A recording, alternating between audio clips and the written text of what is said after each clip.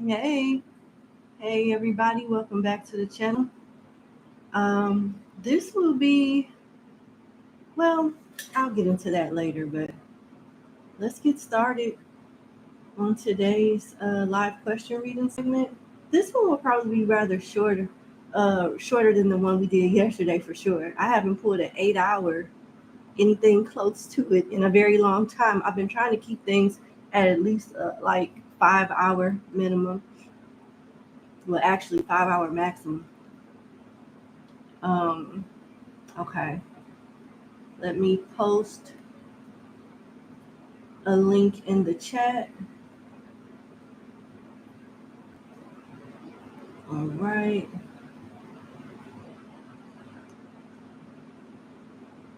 All right, there we go.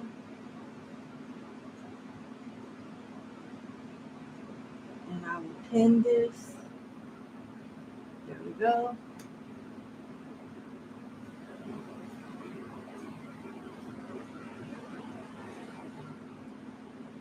right.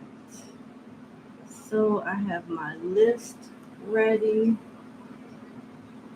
And let's see.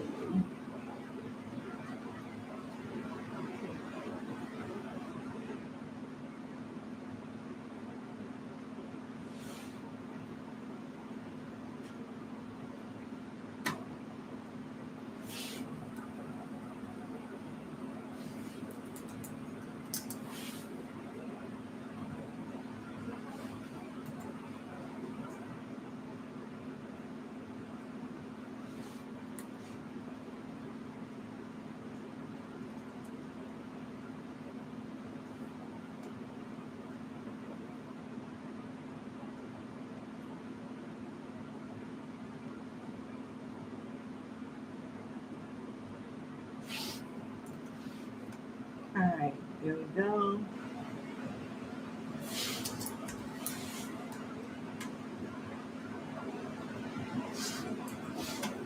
All right. Uh-oh. Okay, let's get started. All right, number one, thank you so much for booking with me. Let's get into your 3-question reading. Okay, so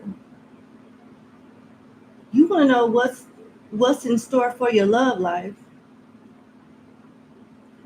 You're a Scorpio. You reconnected with someone, Jay. You were told that you guys were soulmates and will ultimately end up together. But you do have ups and downs with this person. You feel like he holds back a bit, but you're willing to be patient with him because you do love him. You guys want the same things out of life. You have a young son from a previous relationship, marriage, and he loves your son, which is great.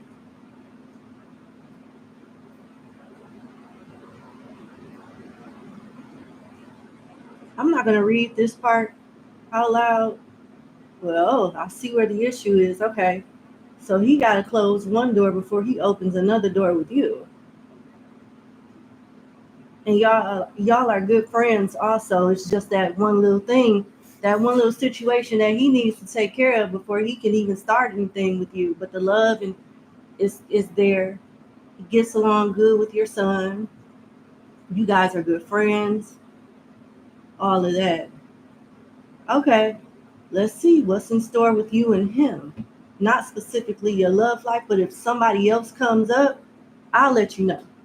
All right, let's see. Okay. All right.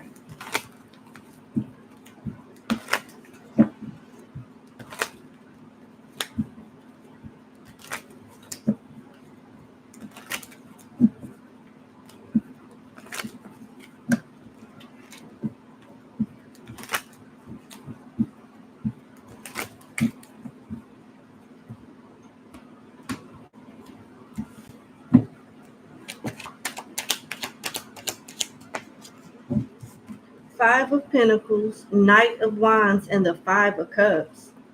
And you got Justice here. I'm Okay. All right. All right. Can you clarify justice?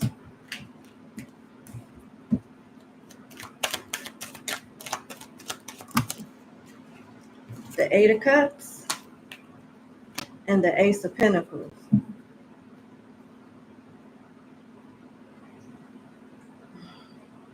It looked like you're gonna be waiting for this person for a long time. And to be honest, I understand. I read the backstory, but the juice may not be worth the squeeze, and it may be beneficial for you.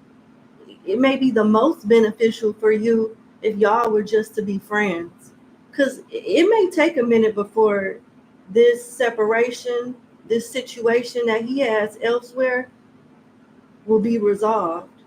Because here, I see it going from one extreme to the next. It looks like your person is already worried about money. And your person, it could be nice and y'all could be good friends and all of that. But this, even though this person doesn't want to be in their current relationship, they don't want to be completely tied down to you just yet either. The Knight of Wands is the Knight of Wands. It's not a page, but it's not a king. And it's a person that just wants to be happy and still figuring things out. And for the time being, doing what feels good for them. So it doesn't look like that will work well for you as a partner either, but as a friend, maybe so. But you got the Five of Pentacles on one side of the Knight of Wands and the Five of Cups on the other side of the Knight of Wands. So I don't see you being satisfied with that. And it makes me feel like you'll be waiting in vain if you wait for this person. I would advise you not to. And because you have, listen, the Justice, and it goes perfectly with the backstory you sent me. The Justice is being clarified by the Eight of Cups and the Ace of Pentacles. It looked like, he may have all intentions, genuine intentions to separate and just call it quits altogether with the divorce. But he may back out of this because he may have a pretty penny to pay. It might be cheaper to keep her. With the Ace of Pentacles and the Eight of Cups, he's going to have to pay. Because right now, Five of Pentacles, he's worried about money. He's worried about how he can start over and have a clean slate. Because he don't want to be flat broke trying to leave that situation and build with you either. And it's going to create more stagnancy. And I just don't think you should wait like that. I think you should keep your options open for sure. Because it doesn't seem like it's fair to you. And it seems like, I'm just telling you what I'm seeing. You're going to be waiting for a long time and still may not get what you want.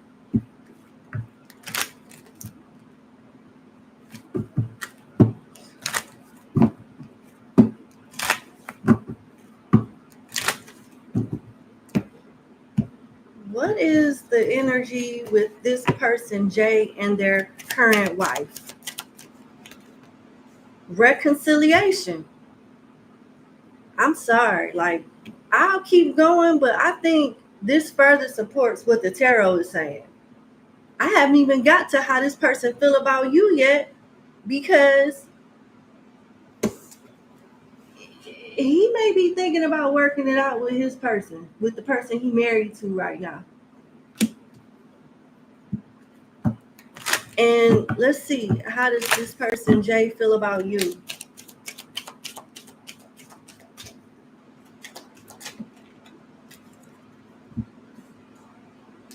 I don't like it. You got unrequited love in reverse, and you have separation in reverse. So this is the type of shit that the Knight of Wands do.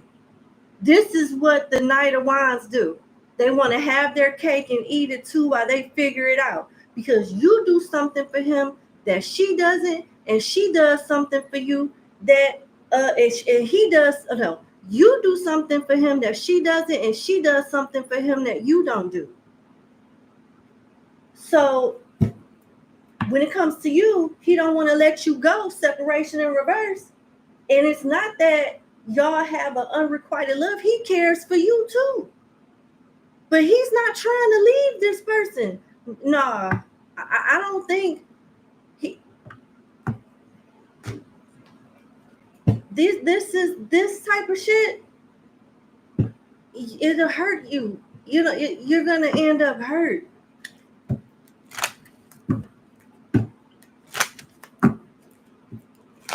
Because he's not trying to let neither the two of y'all go.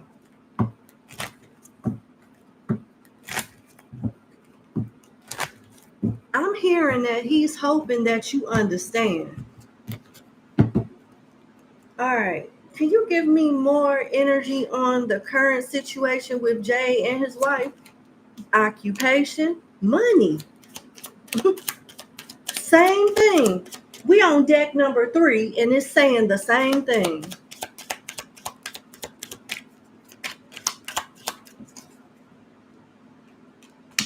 Imprisonment in reverse.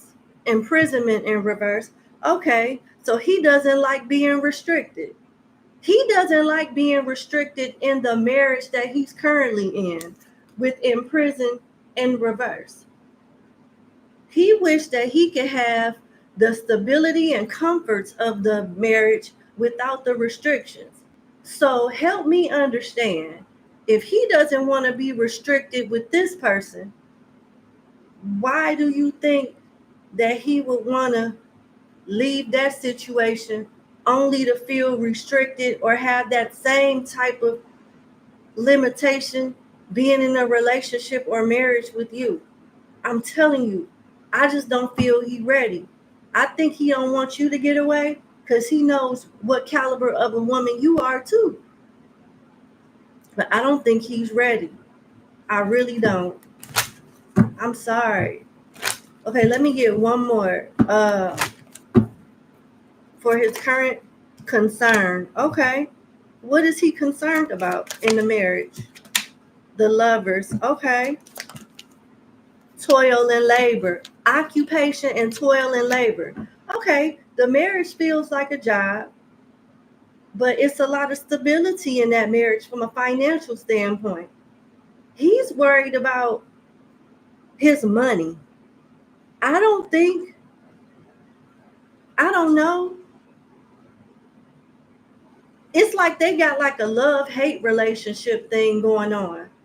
But it seems like with reconciliation, he's going to try to fix this and just set a whole new ground of rules and stipulations down so they both can be happy and cordial in the marriage. How does Jay feel about you?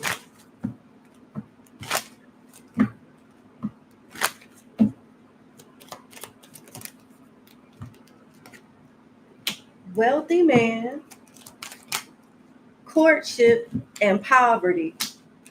He's more good. He feels like he's more good of good use to you staying with this person and just having what y'all have on the side. Because if he was to get into a courtship with you, again, different deck, same message. He's gonna take a substantial loss, poverty. Do I be a cheating, wealthy, married man and have this woman in my life that I care about?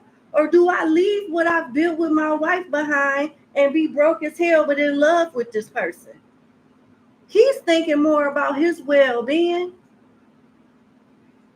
financially speaking, and his livelihood than with his heart. And it's looking like he will choose to suffer in silence in this marriage as long as he got a means to an end and got some money. And just find a better way to cheat or have his cake and eat it too. It may be cheaper to keep her.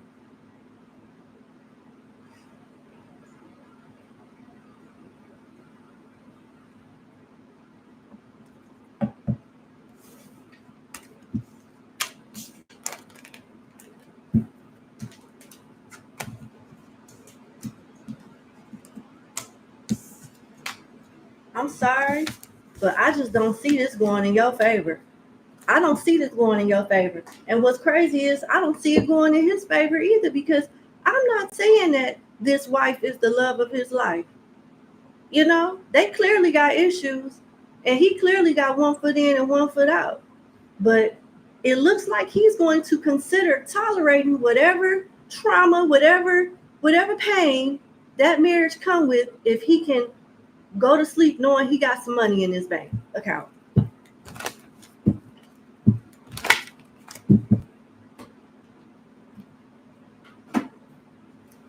What's the potential outcome of this last message? And I'm going to your other question because I've been too long on this. Okay.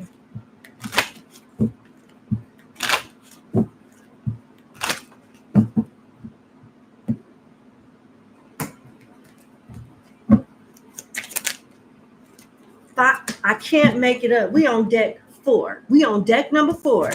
I said, what is the outcome of this? Finances. Financial challenges are affecting this connection. He's gonna stay because he don't want to come to you broke. He feels like he's of better use to you staying in the marriage while keeping his stability. He is afraid because, okay, forgiveness.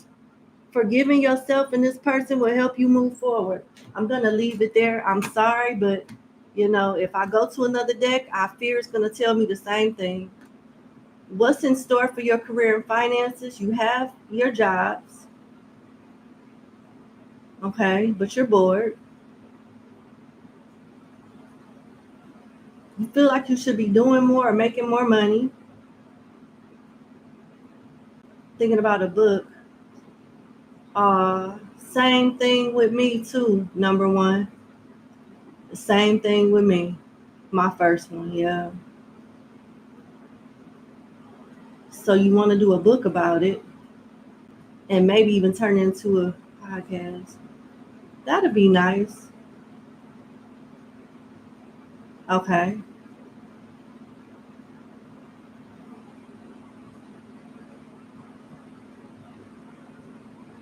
You know, you want to see if this is the right thing to do. Okay, let's see.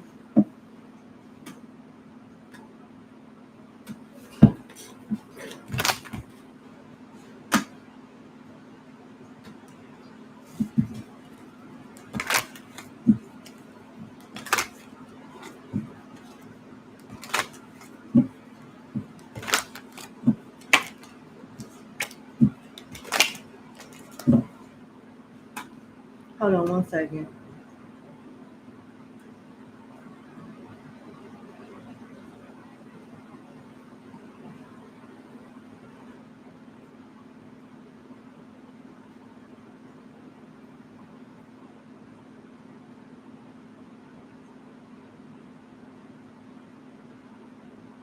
Oh, thank you for telling me that. I misread, but yeah. So the energy that I thought I was picking up on for J is really for C. Is really for C. Okay, I see.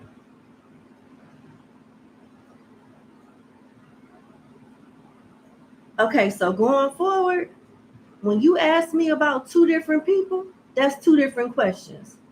I have a tutorial that specifically says I don't do general readings for this segment because so many people participated in it. I need specific questions. I don't do general readings live. I have a website for that. So just so we're clear, this is why I put all that energy into that tutorial, so everything is laid out so you can know what to expect from this segment. I don't like for us to wait until the segment comes to figure this out. Everything is laid out for you to figure it out prior to even reaching out to me, respectfully, because I got other people waiting that did understand a little better. You know what I'm saying? Just for the sake of us not wasting time. Okay, so it looks like, okay, let me go back.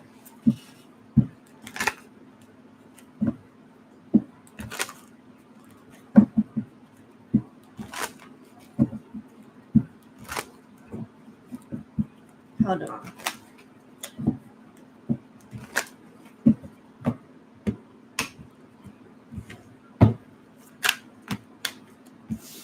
J.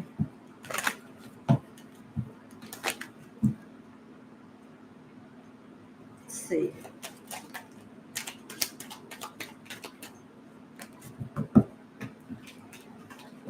All right, let me see.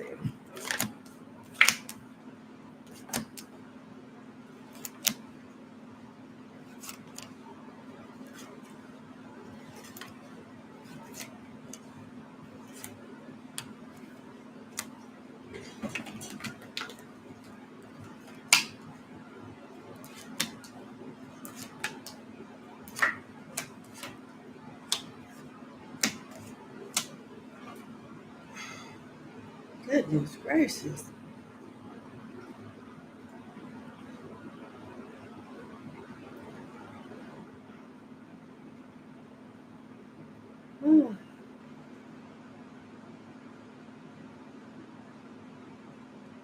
One thing that I'm noticing about both people, Jay, where are the cups? It seems like this person wants another chance with you and they do have regrets, but they're in the process of, it looked like they may be going through some financial issues too. And honestly, they don't feel good enough for you. They're trying to work on their finances with the Two of Pentacles here. They're trying to like be noticed and seen by like higher up, like executives or people in leadership. They feel like they have what it takes to be with you and to be happy, but something about them measuring up makes them feel like it's going to be easier said than done. With the Ten of Wands, it's like it's hard. They need to work on their confidence. They do look at your baby as their baby with the King of Wands and the Page of Wands. And being with you makes a lot of sense to this person. But at the same time, they don't feel good enough.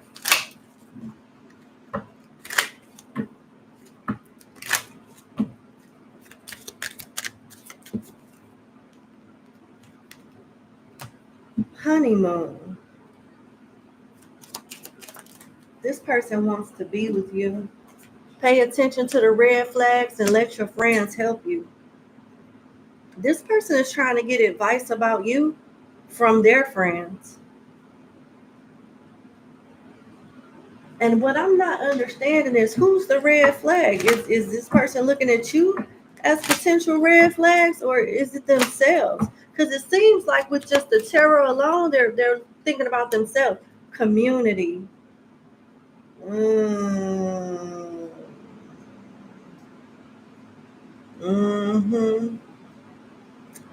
It's them. It's not you.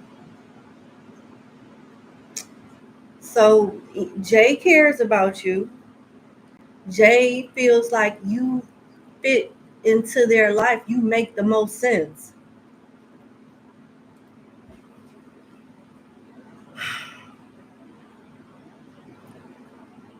Jay cares about your kid too. He wants to work on his finances. He wants to be a better person for you, for himself, for the kid. He consults with his close friends about you and his situation. And he's identifying himself as a red flag, as if he's not ready for you. He still wants to have his cake and eat it too as well.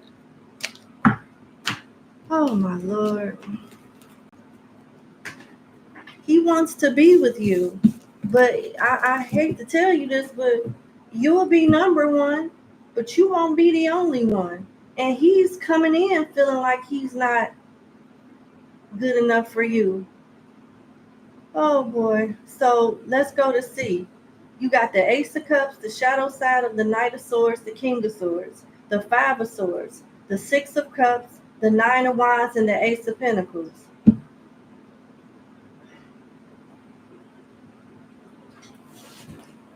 It looks like C wants to move forward with you and does care about you, because at least with him, I got the Ace of Cups. But he's deceptive too with the Five of Swords. And there's another side of him that you don't know with this shadow side of the Knight of Swords. He could come off as a know-it-all. He can you guys have the potential to bump heads once this cycle is closed in his marriage. It looks like he's consulting with attorneys or looking at, divorce attorneys to figure out what's going on. He's coming across a little guarded too and skeptical about what he wants to do, depending on the consultations he have with professionals, whether it be attorneys or people that have been in his situation prior to, will determine if he wants to move forward with his divorce and with you. Because right now, he's focused on protecting his money.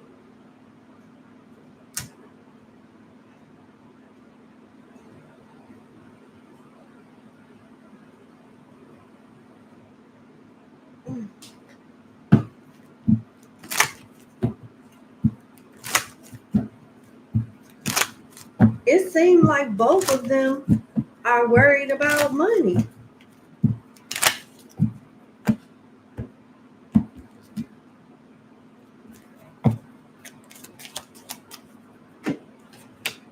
Reconciliation.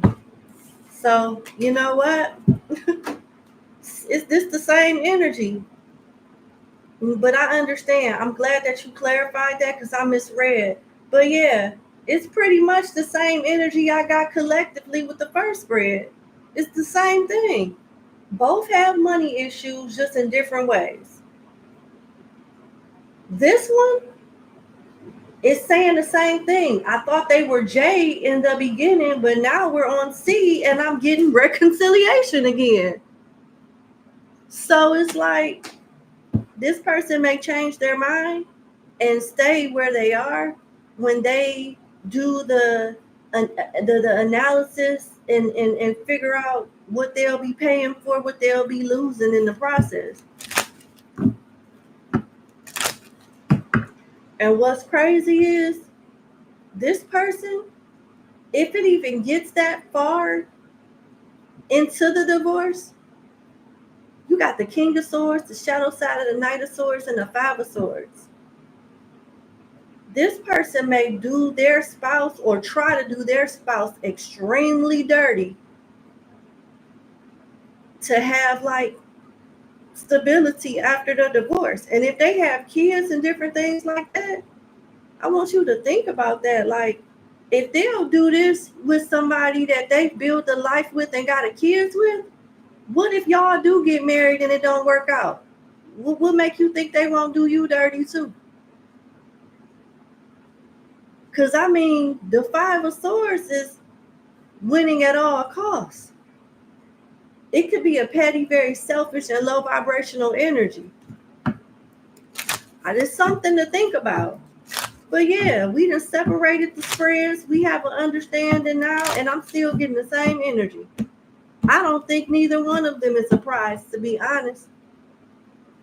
And I've already explained why J isn't, and now I'm explaining why C isn't either.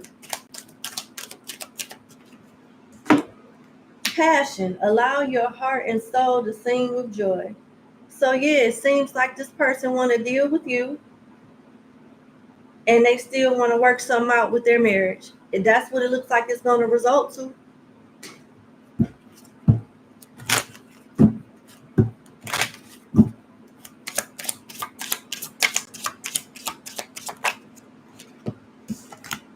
Self-care and balance at the bottom of the deck.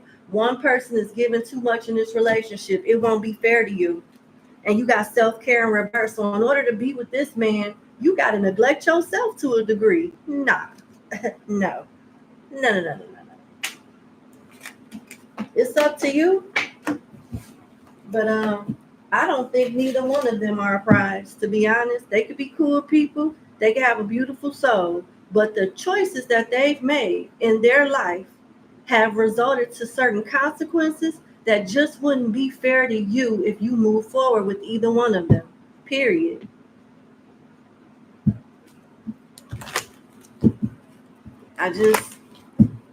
That's just what I'm getting with that. I think you should keep your options open. Either one you choose, you'll be settling in different ways. Not to say that you won't settle in some way with someone new, but I feel like it'll be more beneficial to you to move on. Because the losses that you will take with these two, it's just, I don't think it's worth it. All right. So question 2, what's in store for your career and finances? I read the backstory already. Let's go.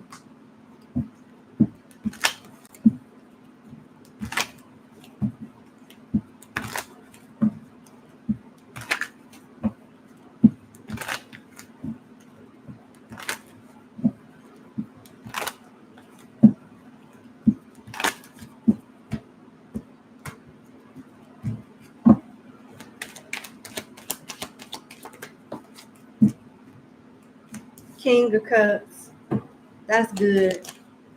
Oh, wow. The sun tried to pop out, which is great. The Ace of Cups, the Lovers. Ooh, the Fool. Ooh. The Ten of Cups and the Ace of Cups. Yeah, this is great. You should do both. Just one at a time, but do both. Do both. Do the book. Start on that. You should do the book first. Oh, this is all talking about love, parenting, family. The Fool sometimes represents a pregnancy, a new child, a birth. Yeah, whether it's a child or the birth of a new beginning elsewhere. And here's the thing. You push the book first, and then it expands into something else with the Lovers being here.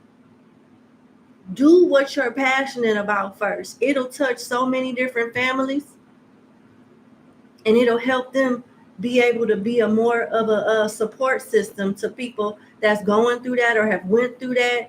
It's something not only for the person that experienced that, but the people that's trying to support the people that go through things like that or have went through things like that. You should do it. If you do the book first, you have a better following for the podcast or whatever else, however else you want to expand with it. For real.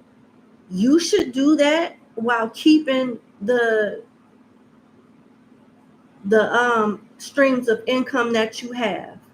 This is not going to be something that you do overnight. To be honest, it looked like if you were to start right now, your book won't even get on the shelves until like 1 to 3 years from now. But it'll be worth it. Take your time.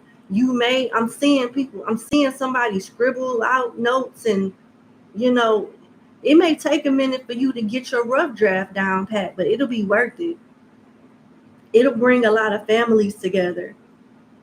You could expand this to different nonprofit organizations to help families, and that you could, create charities that help raise funding for researchers on how to prevent certain situations like yours from happening again.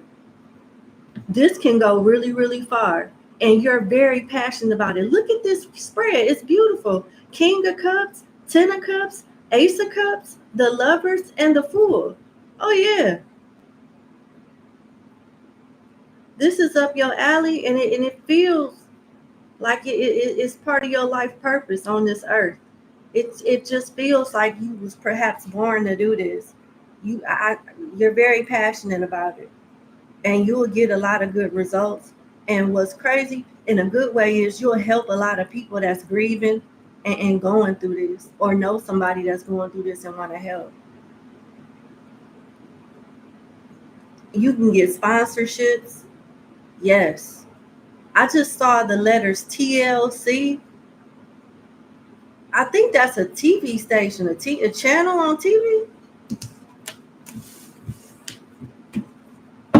You should do it.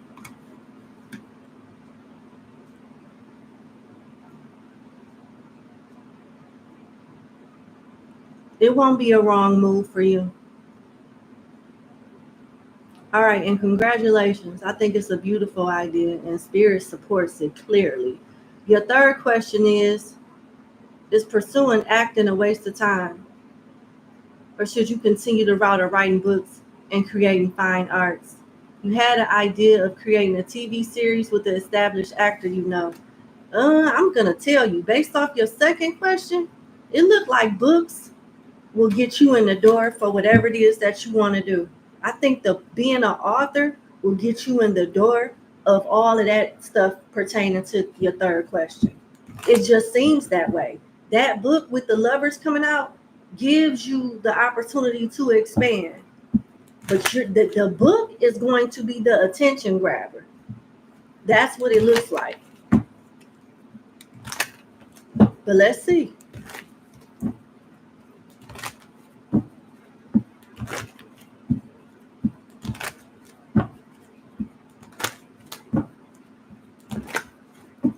One more shuffle.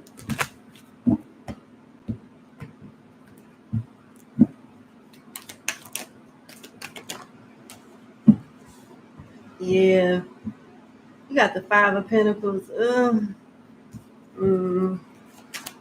Yeah, it further supports like what I picked up on in your second question. And you got the Five of Pentacles with the Three of Pentacles. What's gonna open up the door is you going down a completely different route. The acting is not a bad idea, but it looks like that's something that you may explore 3 to 5 years down the road. What's gonna be like the door opener for you is your book. You writing that book will establish even better relationships that you have right now. And it can gradually get into that down the road. But that book is gonna be what busts out the seams, bust through the seams when it comes to your career.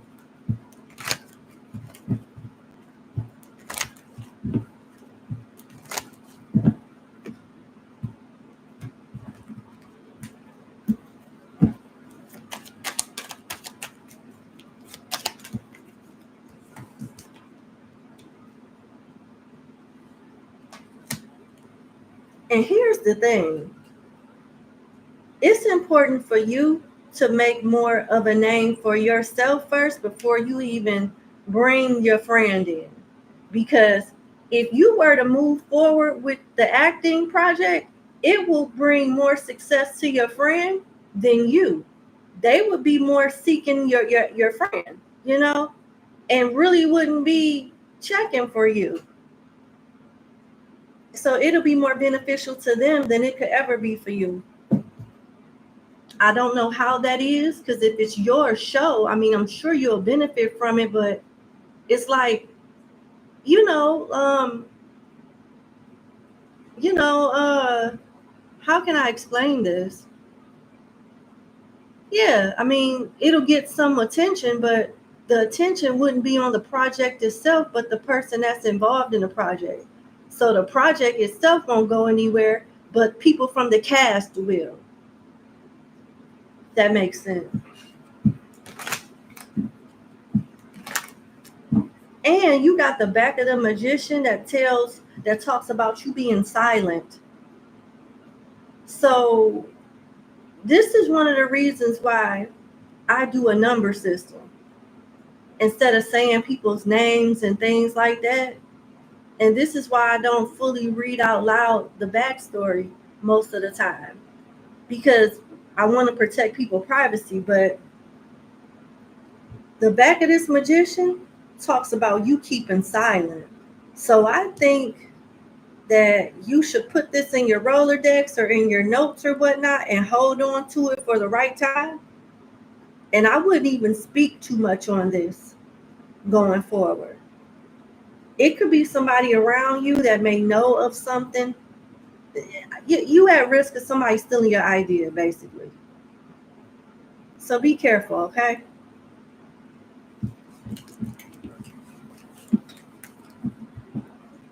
All right. That's what I have. All right. I wish you the best. Uh-oh. Thank you for booking with me, and you have a good day, number one. All right. So let's see.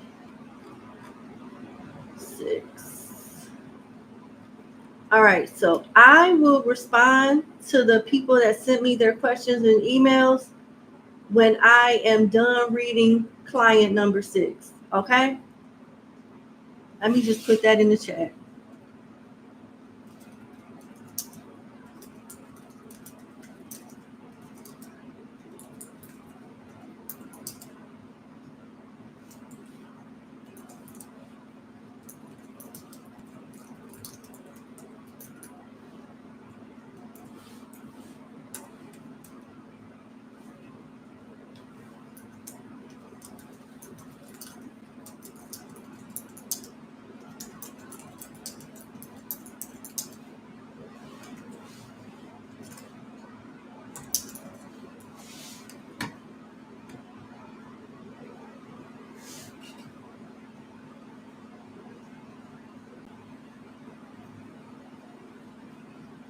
All right.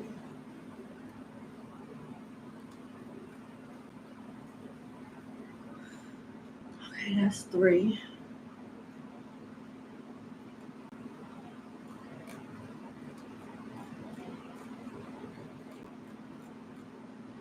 Number 2. All right.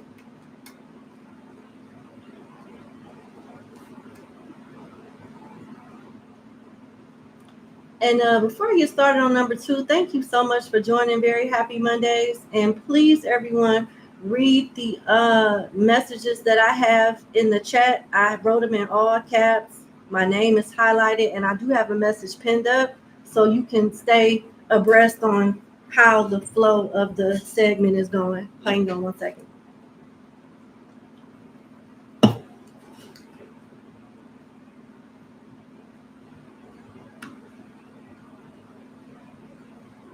All right, so let's go to number 2. All right, number 2, thank you for booking with me. Let's get into your 3-question reading. So your first question is, what will become of your relationship with your friend ML once you experience your transformation? All right. I'm being led to use my angels and ancestors deck all of a sudden. Okay.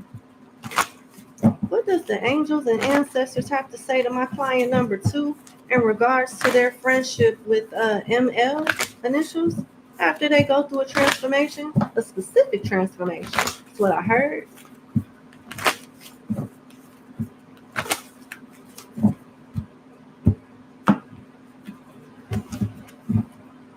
Hold on. All right. Okay.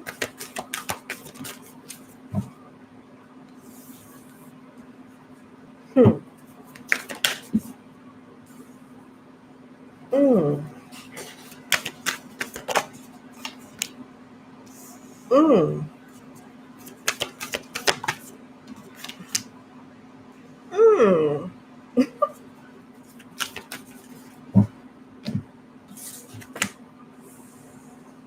Mm-hmm. It seems like ML is not a believer. It seems like ML is not a believer. He's going to think your transformation is linked to some type of gimmick or make-believe shit, or, some type of Goldilocks and the Three Bears type of shit.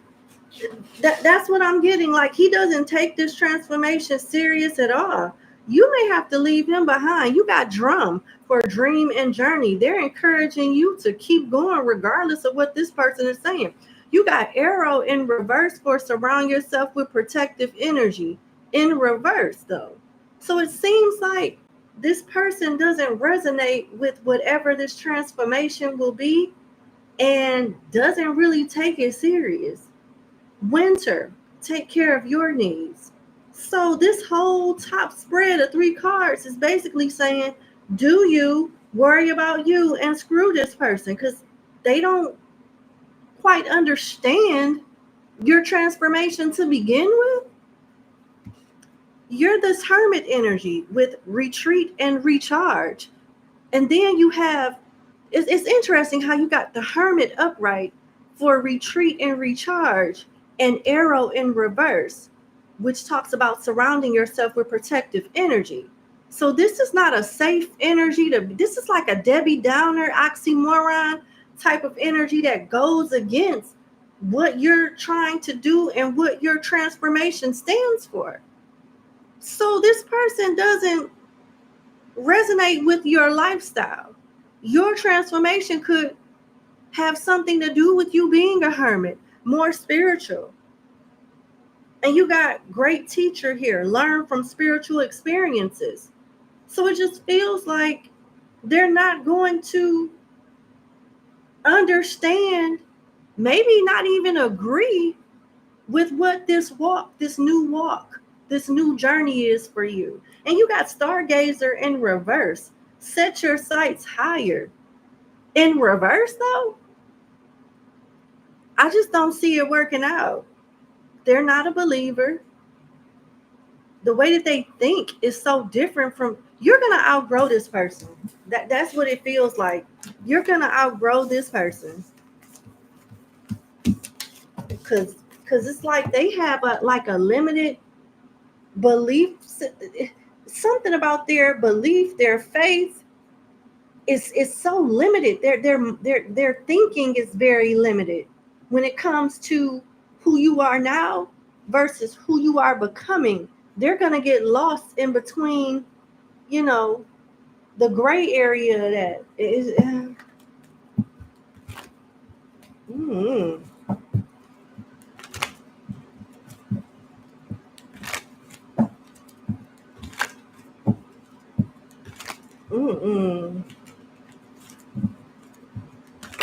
They just, excuse my face expressions, but this person weird as hell to me. Okay, Judgment, the Seven of Swords, and the Five of Wands. So now we know other things here. Now we know other things. Judgment is here, the Seven of Swords, and the Five of Wands. So this person is going to be low-key jealous of you. They're going to be judging you. But you want to know what's interesting? They're going to be intimidated by you because they're going to wonder, do you know the secrets that they're hiding? Seven of Swords. And it looks like you will know the secrets that they're hiding. Because y'all may get into it with the Five of Wands here. And then you got the side of the Seven of Cups that talks about things not being as bad as you may think they are or as they may seem. And try to avoid melodrama with blaming people and getting involved in the blame game. So yeah, you may have some choice words for this person, and they may have some choice words for you with whatever is uncovered from this Seven of Swords, sneaky ass energy. They're going to show you how they really feel. They're going to slip up. I'm telling you. This one right here, low vibrational. They're an energy vampire. I see you outgrowing them, and they may feel judged. You know what I'm saying? It's something about your transformation that's going to trigger this person. And you may have to call them out on their shit. And it is what it is. You're discovering the merit facets of who you are. Period.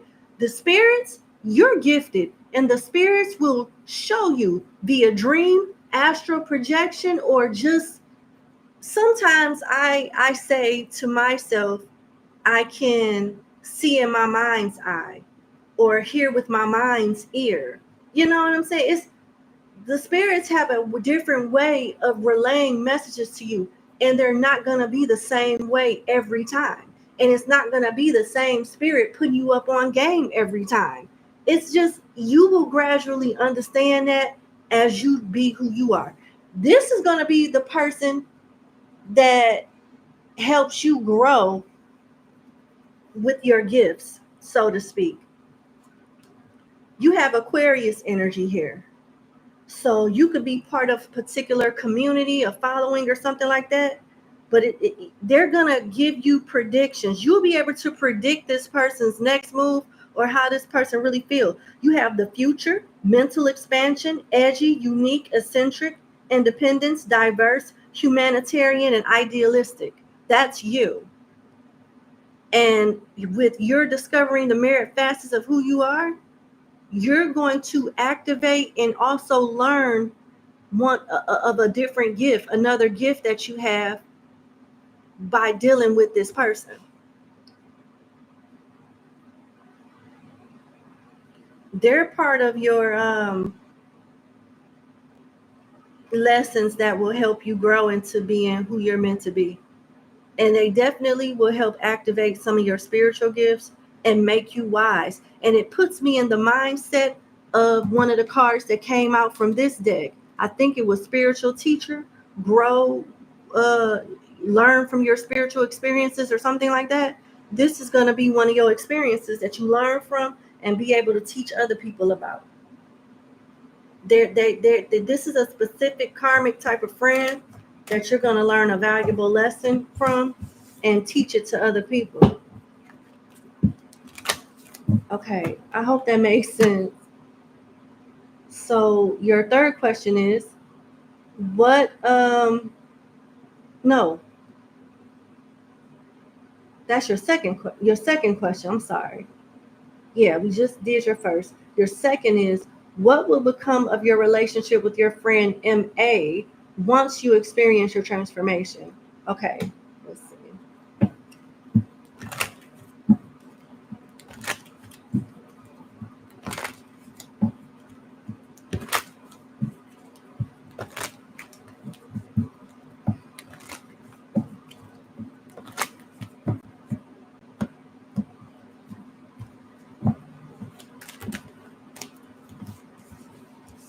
Okay, Nine of Cups, the Magician, the King of Pentacles, and Strength. Okay. All right. I like this. I like this. They will go through a period of questioning their self-worth and maybe even comparing themselves to you to a degree, but they will check themselves briefly after coming to the realization of what they're doing. They will check themselves. They'll be like, well, wait a minute. You know, this person is successful in their right, but that doesn't define me or demote me and downplay my abilities too. I'm special in my own right. They're going to snap out of whatever, envy or jealousy or insecurity that they'll have. They'll have it, but briefly, and they'll snap out of it with strength here. They'll get it under control, and they'll end up supporting you, loving you, and really appreciating the value that you bring to them and to other people as the magician after you go through whatever this transformation consists of. It seems very spiritual, very magical, very like you using spiritual gifts. I ain't gonna lie. And it looks like you'll be growing into other things spiritually, and this person will love that. They'll see the benefit in it.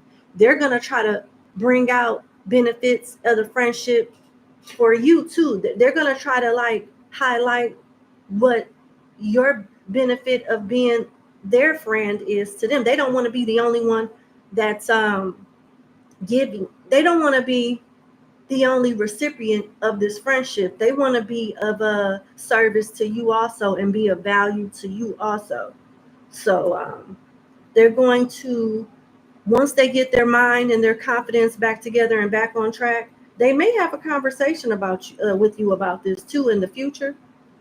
They may have a conversation, say, hey, when you first went down this path, I felt the way about it, but I had to check myself and be like, nah, that has nothing to do with me. It looks like they're going to tell you that, but it's going to be down the road. But they're going to get it together and support you and find out how they can be of service and an asset to you as well. And they're going to be very proud of you. They're going to admire you and really be thankful that you guys are friends. Yeah. I don't know what this transformation is about, but man, it's shaking people up. But I like this energy because at least they're being real with themselves, getting it together, resolving their issues, and then coming to you about it as a friend at some point. I mean, I respect it.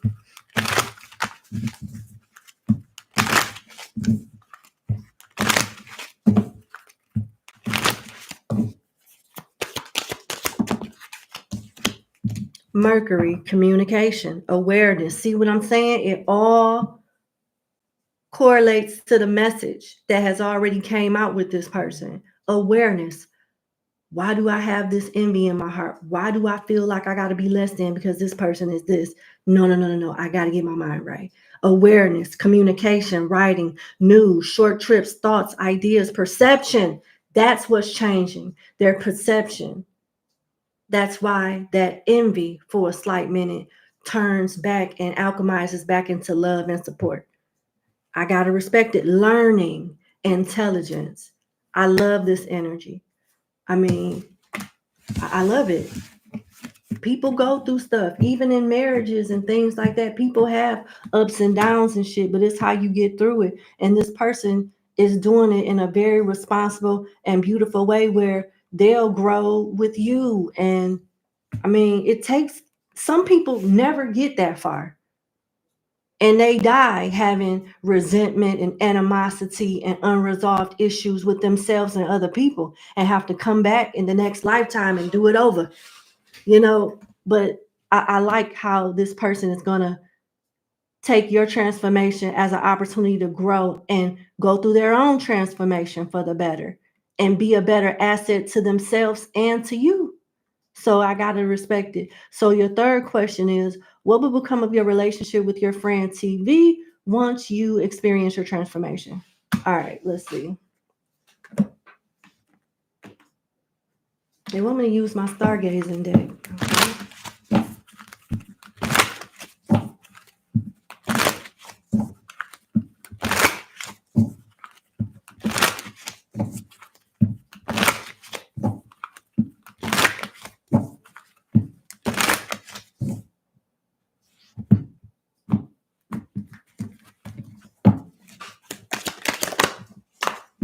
Square creates restrictions and obstacles, pressure, power struggles, demands, motives. No, motivates, my apologies. Confrontation and resistance. Pink moon. New and exciting opportunities, focus on the new, transcendence, maturity, fullness, and fertility. First steps onto a new path. Okay, TV, clarify. Okay, I'm hearing one more card. Okay. Ascendant, first impression, Leo, independent, confident, Sun, leadership, happiness, creativity, ego, and Saturn return.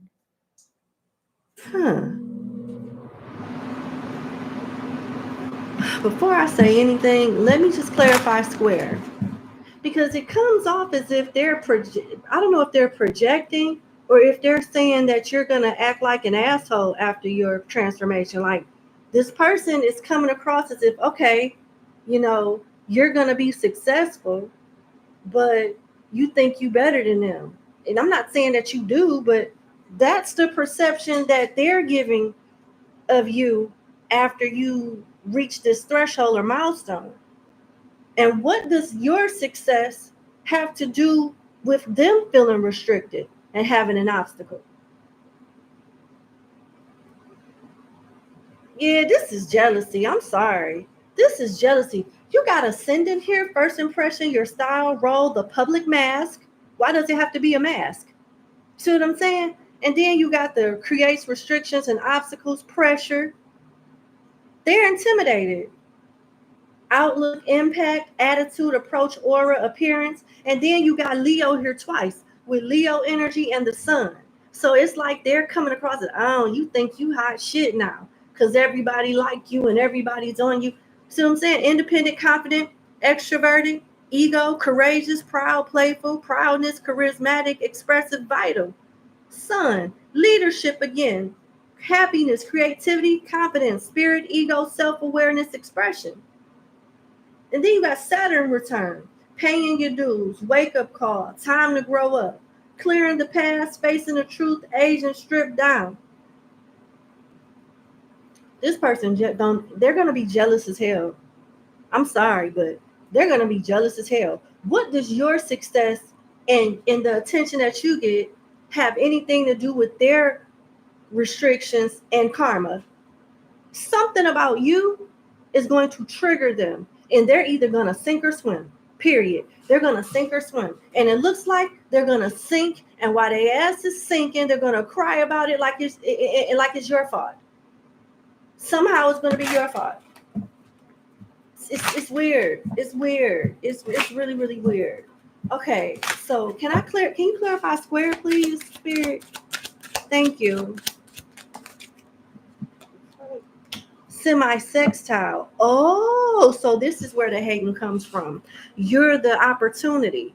So if you don't give them the opportunity or accolades that they want because you're this popular transformed friend that have all of these people that like you all of a sudden, they want to see what they can get out of it. And if they can't get anything with they're going to try to use you as a way to get out of their own shit. Okay, we got to remember, semi-sextile talks about allowing opportunities with effort, energies attracting, lack of ease, potential for growth, and tempers. This card is clarifying the square card, which talks about restrictions. So they're looking at you with all the success and the things that you have going on as a way out of their own shit. And if you're not able to do that for them, that's when the jealousy comes. But they don't see this karma coming. They don't see how this will backfire on them.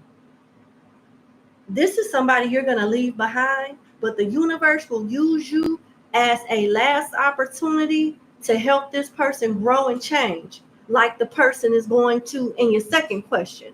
But the difference is this one is not going to do that. This one is not going to do that. They're not going to do it. The other one checks themselves and grow abundantly from it. But this one, they won't do it. And that's where they fall to the wayside. Can you clarify Saturn return? Cancer. Home, family mood, introverted, emotional, lunar, defensive, nurturing, intuitive, insecure, birth. There you go. There you go. There you go. It could be something linked to a generational curse, an ancestral pattern. Maybe they got a bloodline full of haters. And this one has the opportunity to kill that and start anew. But it looks like the generational curse or the ancestral pattern would keep going on and on. Maybe somebody in the next generation will break it. But this one not. This one won't. What I tell you before this card even came out, that they're going to blame you. They're either going to sink or swim, and they're going to sink. And while they're sinking, it's going to be everybody's fault except for theirs. Defensive, emotional, insecure, moody, introverted. This one will take out the trash for you, though. You guys will drift apart.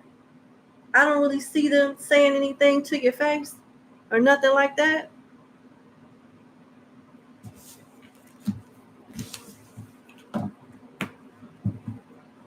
Hell no.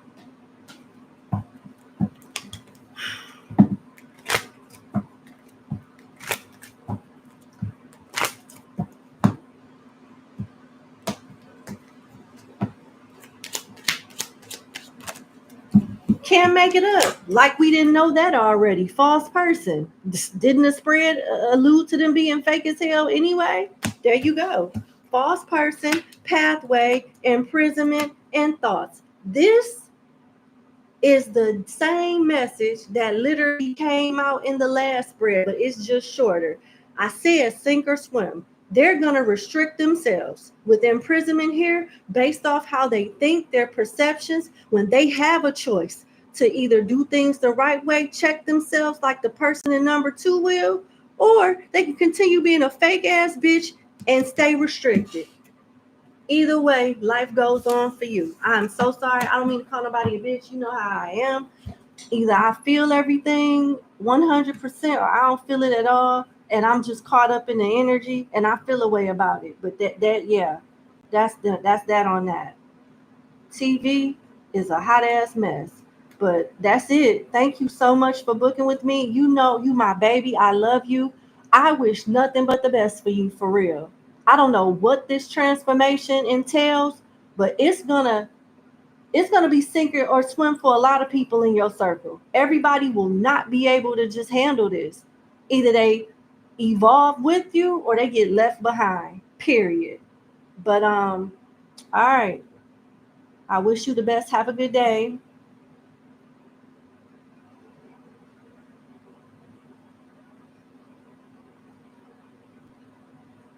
All right, so we on number 3.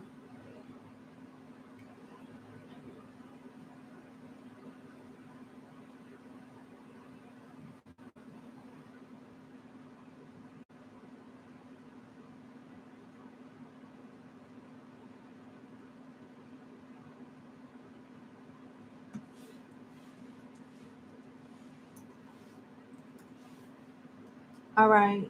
Number 3, thank you for booking with me. Let's get into your question reading. So you want to know what your boss feels for you. He's a Cancer and you're a Gemini. There's an age difference. He's older. Okay.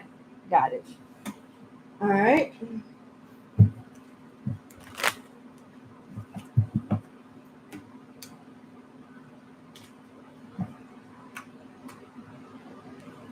What does your boss feel for you?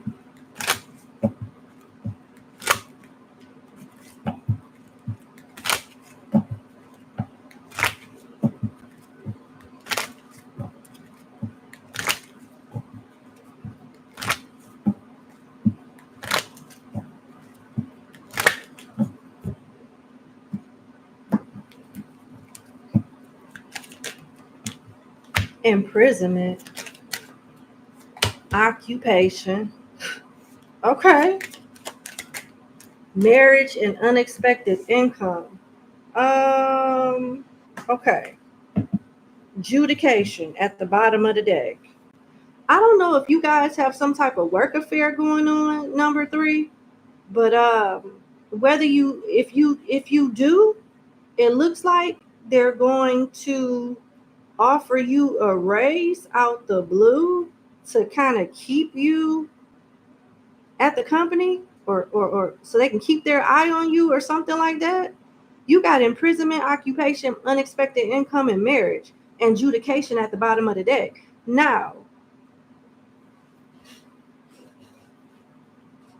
if you're not, okay, whether you are or are not dealing with this person romantically, it looks like they're going to try to keep you at the job by giving you more money. And they can have a thing for you. I don't know if you guys, like I said, are in a romantic affair or not, but it seems like your boss has romantic feelings for you and afraid of anybody finding out because that could be a lawsuit with judication at the bottom of the deck. So, and with imprisonment being here, occupation and unexpected income, they could be bending some rules for you. Either they've done it, they're about to do it, or they're contemplating bending some rules at work for you, giving you the special treatment somehow. And with judication being at the bottom of the deck and imprisonment being here, this could be something that is frowned upon if other people knew about it at the job. So they do have good intentions for you to a degree, but it looks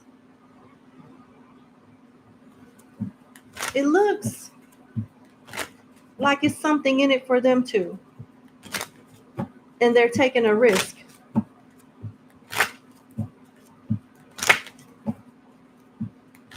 How does my client's boss feel about her?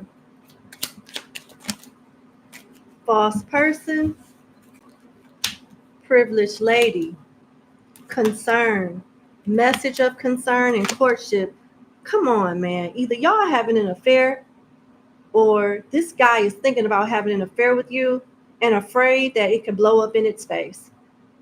This person, this boss wants a romantic relationship with you, whether you know it or not, whether it's somewhat obvious or I don't know. But it looks like this, if you guys are not in a relationship now, and with married coming out, this person could be married and have you on the side, or that's what they want. It seems like your boss wants something with you, and they're afraid to either keep the affair going or start the affair up because it's grounds for a lawsuit. They could ruin their whole career. With false person, privileged lady. Privileged lady come from the courtship y'all have, which is a concern. Because if you don't hold up your part and keep it confidential, they risk losing a lot with concern and message of concern. For real. You got 4 here. It could be Cancer, 14, Aries, 4, 1 and 4 is 5, Leo, Scorpio, Taurus, Gemini, with 3 being here.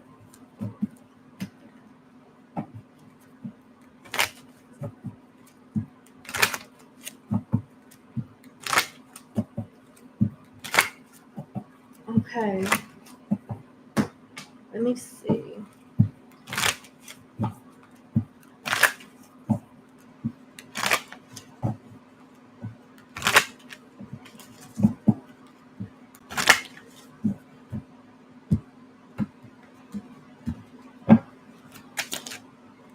New moon, a new start, fresh phase. Look ahead. Pay attention to new people, opportunities, and experiences the universe puts in your path. And then you got 7th house, which talks about marriage, relationship, business partners, justice, legalities, friendships, contracts, rivals, enemy. It seems like this boss wants you to be more than an employee, but they don't want to face any repercussions for crossing the line with you. And it looks like they're going to offer you a new opportunity or extra money. This boss, I feel, is married, but still want to pay to play with you. For real. It just, I'm on my 3rd deck, and I'm getting the same message. Well, the 3rd spread and getting the same message. Opposition. See what I'm saying? They're afraid. Opposition talks about unbalance and being called out. Called out on what? An affair? Sexual harassment? Like what is your boss is afraid of something. Power struggle, polar opposites test. And what happens if he fails this test? He loses every damn thing. Confronts, mirrors, calls out.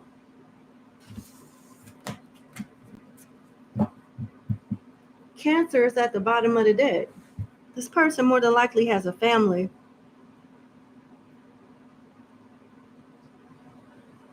They're thinking about taking a risk with you, but they don't want to get caught. Let me get one more, because what the hell is going on here? How does my client's boss feel about them?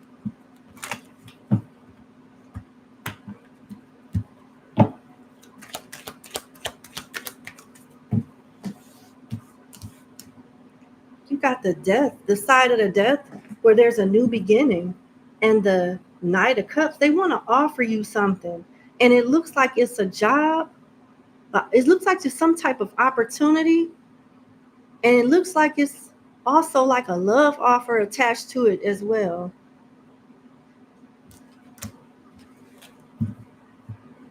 That's their feelings. I keep getting the same thing.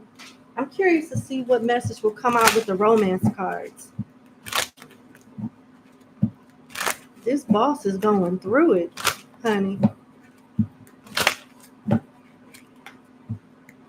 This boss has a thing for you, romantically speaking. You couldn't pay me to think otherwise. Apology and children. You can expect the apology that you want to hear in children. Children are important to this partnership. Time apart, some distance will help bring clarity. Are you guys messing around? Either you're going to stop messing around with this person because they feel guilty, or they will just let go of the idea of pursuing you in the first place and think about what it is that they have to lose.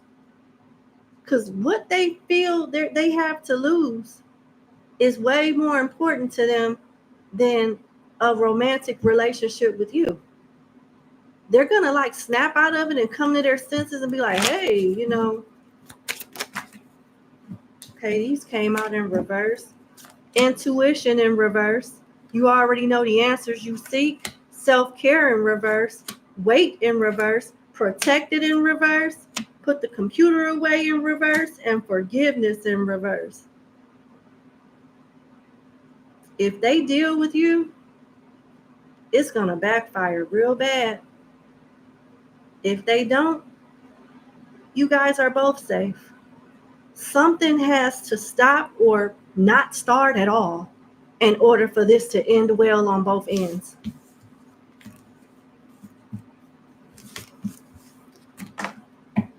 But it seems like they have romantic feelings for you and have contemplated risking it all.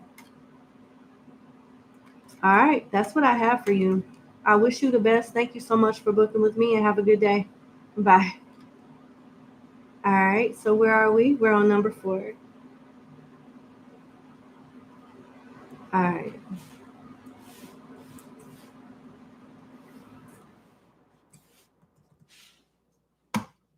All right, number 4. Thank you for booking with me. Let's get into your reading. You have 2 questions. All right, your first question is, you would like to know, who are your spiritual guides? You're asking so you can better connect with them. Yeah, someone asked me that yesterday. I don't know why I'm thinking about this, but I feel like you probably get the same answer they got, to be honest.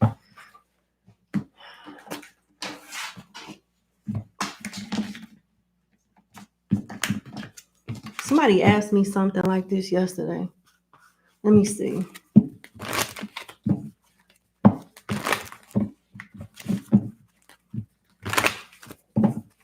Okay. Who are your spirit guides? Hold on, they want me to use a different deck. Okay. And there we go.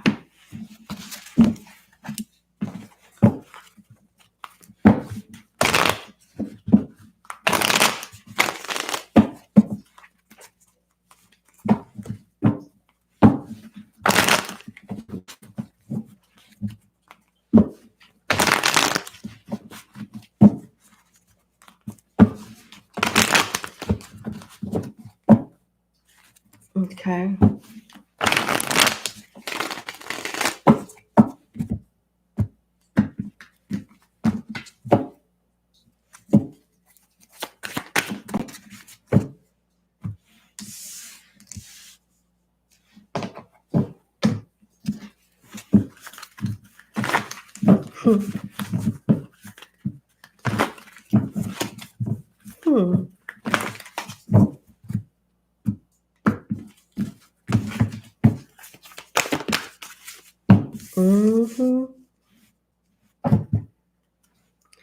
Okay.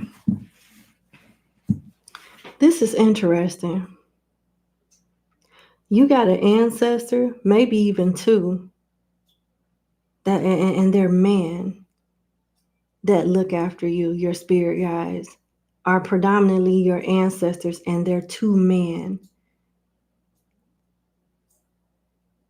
You've lived quite a few lifetimes in Brazil.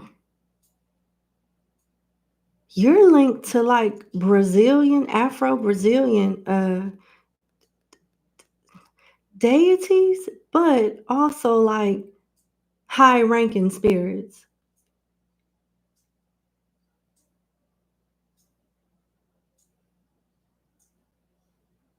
If you wanted to like get into agriculture and like learn how to grow stuff and work with herbs, you will be very good with that because you've done that in lifetimes before. Like you were a merchant, like you know how to grow stuff and sell it in the marketplace and things like that. You have an angel that looks after you too, and a spirit animal that is a cat and a bird. And you have the ability to shapeshift too.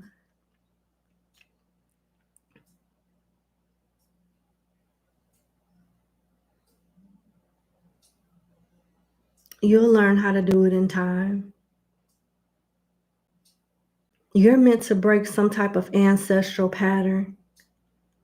You got elder here, move beyond ancestral patterns. There's something that these two ancestors that are now your spirit guides failed to do in their waking life. And it has something to do with money management and matters of the heart.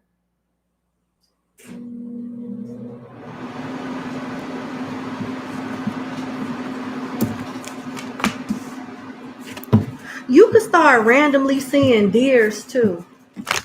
You have the gift of intuition as well.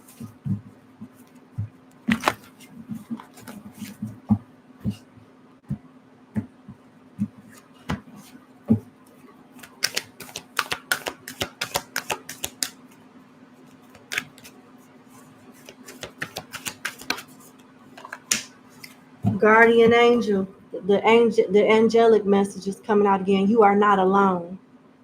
You are not alone.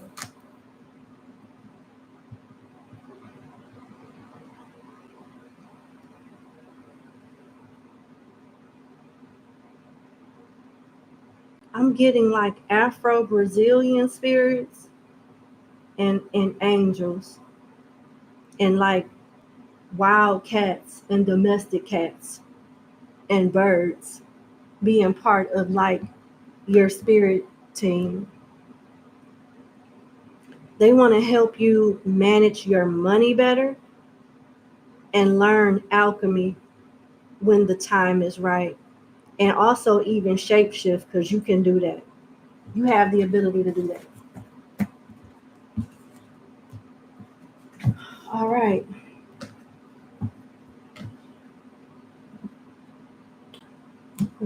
What would be your spirit guides advice on like how to connect with them easily, more easily? What would be their advice, if any? Okay.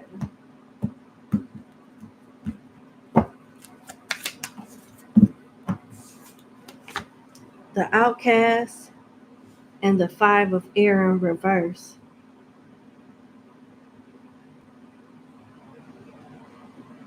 Do you compare yourself to others? Are you like the type, and I'm not trying to trigger you, but I gotta honor the cards that's coming out. You got the outcast and the five of air in reverse. The outcast is self-explanatory. You feel like you're not accepted, like you have limited, uh, only a certain amount of people accept you, or you feel like you're different, you don't fit in. Maybe you do feel rejected in certain crowds or even the popular crowd, quote unquote. You know, there's a level of insecurity here, a level of uncertainty of where you belong, still trying to figure shit out type of energy. And there's a level of you possibly being a little jealous from time to time because your insecurities can get the best of you. You get swords, air energy is about communication and thoughts and things like that, or lack thereof. You know what I'm saying?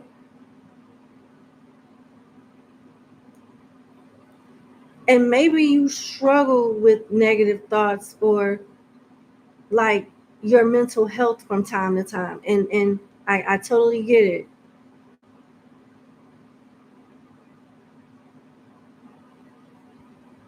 They want you to work on that. But how? Like, okay, they're identifying what is a potential setback. But what is the cure? Like, what is the remedy to reverse this? I'm hearing stop caring. Just stop caring. Stop caring about being an outcast. It's about acceptance. I'm hearing Cat Williams say, there's a chemical in weed called fuck it. There's a chemical in weed. They want you to stop caring so much. You try too hard. Tell me more, please. Oh, wow. The Ace of Water in reverse talks about false, something false or unbalanced.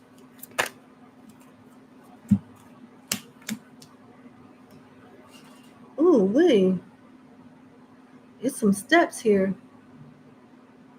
They're going to walk you through a 3 to 5 step process on how to not care about being an outcast. You have trouble with self-worth. That's what I'm getting at. Looks like your ancestors are going to put you through an initiation. And I'm not trying to freak you out, but this can take a few years, but it'll be worth every year. It'll be worth every year, every day of it. Yeah. You're going to go through some type of initiation when the time is right. And this initiation could be in different various stages and last for a few years. Yep. Because what you don't see coming is the world. You closing one door and opening up another one that leads to you living your best life, mind, body, and spirit, honey. But yeah, they got some work to do with you, and that's all right. So, who are you in the spiritual realm is your second question.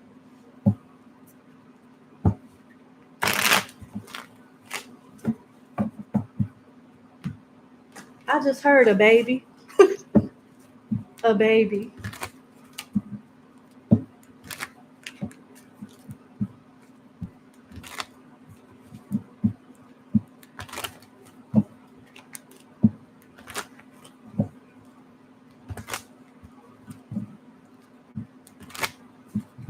Why am I hearing, what's that guy's name?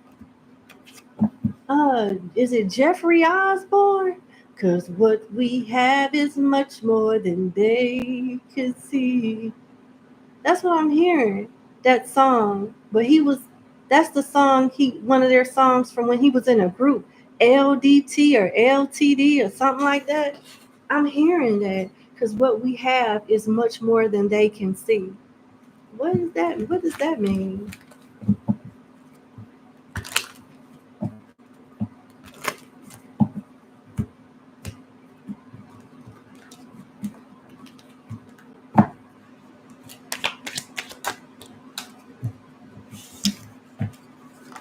Three of Pentacles, two men again, the Four of Swords, meditation. They could be helping you with your mental health as well. The Two of Wands, the back of the Four of Swords, the High Priestess side of the moon, and the Ten of Wands. This about to be so weird.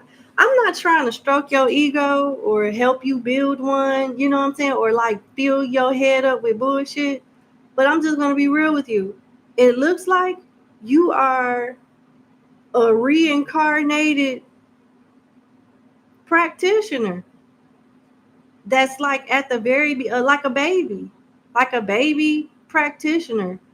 You have magical abilities intuitively first, which is you could have been born with some type of disability or feeling like your mind was playing tricks on you and shit.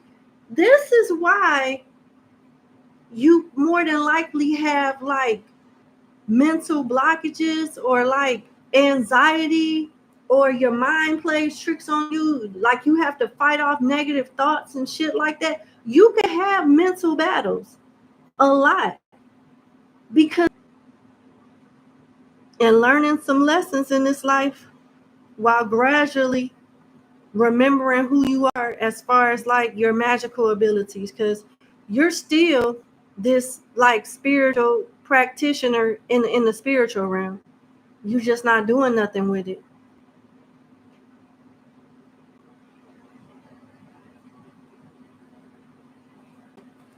Yeah, the high priestess don't come out for just anybody.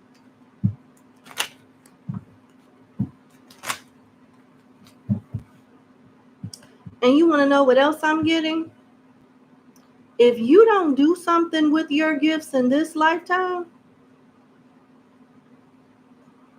your children, one of your children, will end up, the torch will end up being passed to them. And these same spirits that's looking after you will look after them. Because it's not just you that's gifted, it's your kids too. It's your kids. And what we have is much more than they can see. You must be they. Because everybody else can see this shit but you. Hold on. What is they talking about? Yeah, it's you. It's you. You don't think much of yourself. You in this lifetime you seek, like you sought validation from other people. You don't see yourself as this star. It's you.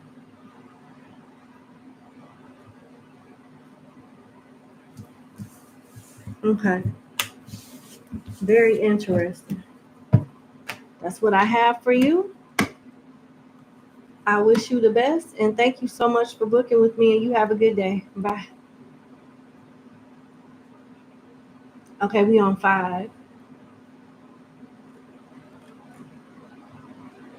Okay.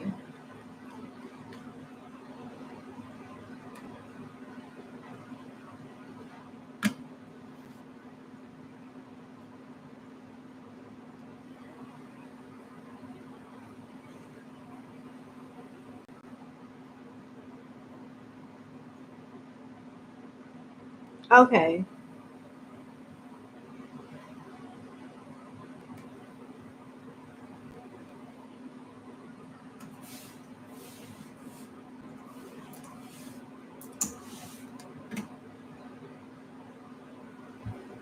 All right, number 5. Thank you for booking with me. So you updated your question at 10:24 this morning. You want to know the energy between you and person with the initials KP. Okay, let's see.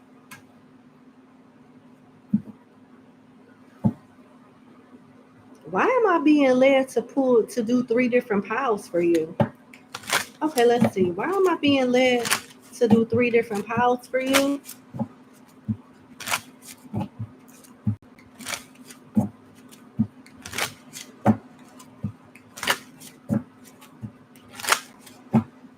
Three different piles.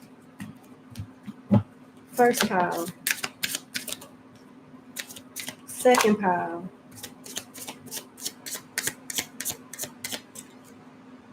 So the third pile. Okay, third pile. Bam. All right. So the first pile talks about young female and mature woman. The first pile talks about young female and mature woman.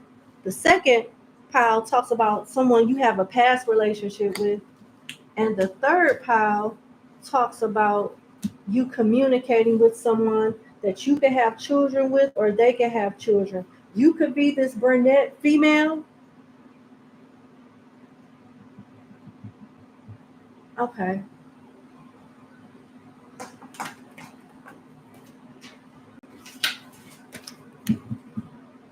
Okay. Tell me about pile 1.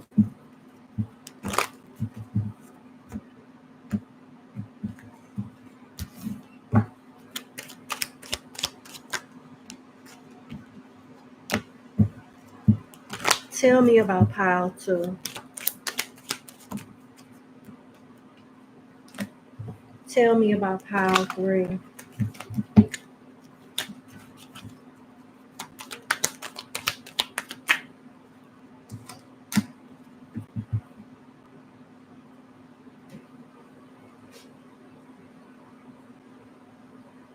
Interesting. Only one card came out for pile 3, which is strength, Leo energy. Okay. So pile 1, Scorpio, Cancer, Scorpio again, and Pisces.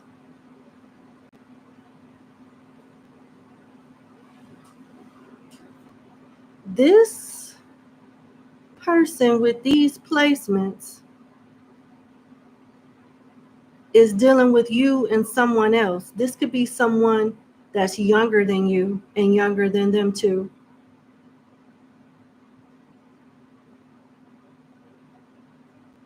I don't know if you know about this person yet because this mask hasn't came off yet. Now, I'm not the best with astrology, but I think isn't 6-9 Cancer? Can somebody let me know in the chat? Is 6-9 Cancer, the symbol 6-9 sideways Cancer?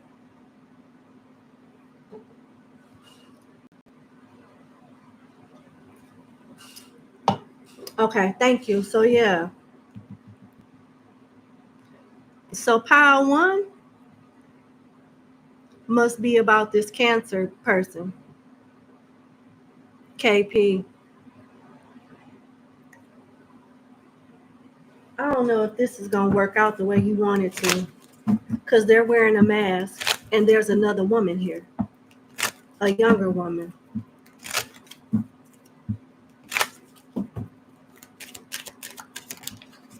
Keep an open mind.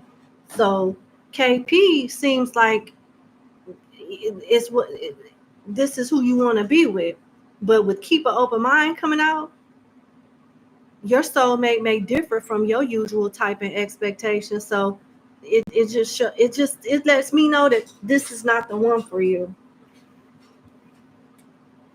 Okay, so let's go to pile 2. You got past life, knowing, deja vu, past love. The King of Pentacles is an earth sign, but usually a spouse or ex-spouse. Yeah, that's why. This is why I was led to do 3 piles. Because, see, you only asking about one person, but you still care about somebody else from your past that either you was in a long-term relationship with or was even married to. You still love them and they still love you, and y'all both may be dealing with other people and still love each other.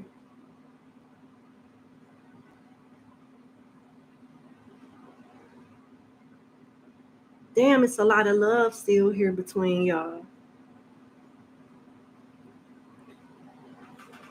And this third pile, I don't know why this third pile, it makes me feel like it's not about a relationship at all. It's about you. I think this strength with this strength card with this Empress taming this lion, I think this represents you.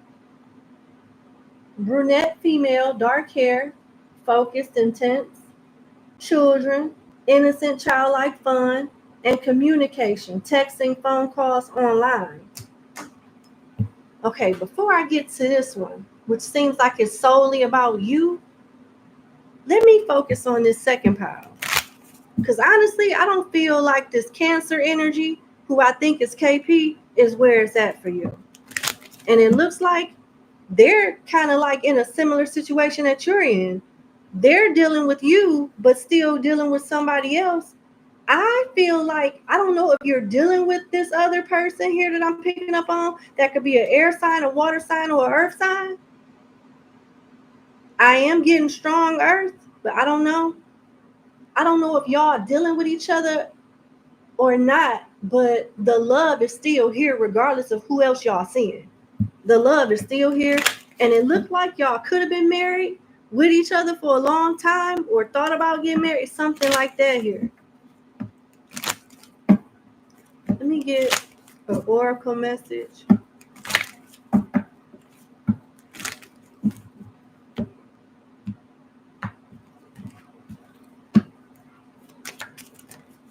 passion. This could be the one.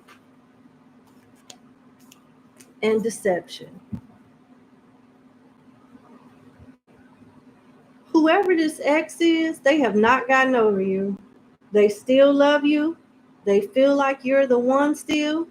They thing is like this for you still. You still turn them on in a crazy ass way.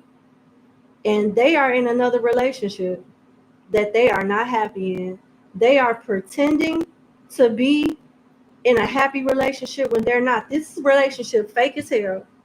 This relationship with this person that you really, really love, this gives me old love, established love. Like, it makes me feel like you've known this person longer than you've known whoever this is over here.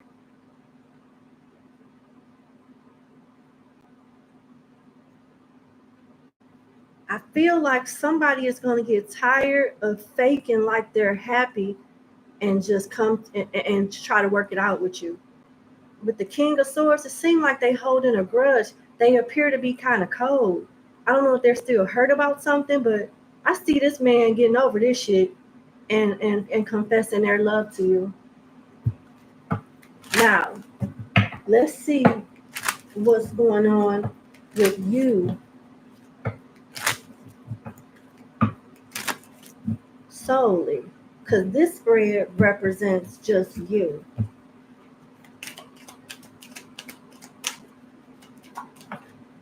Unrequited love.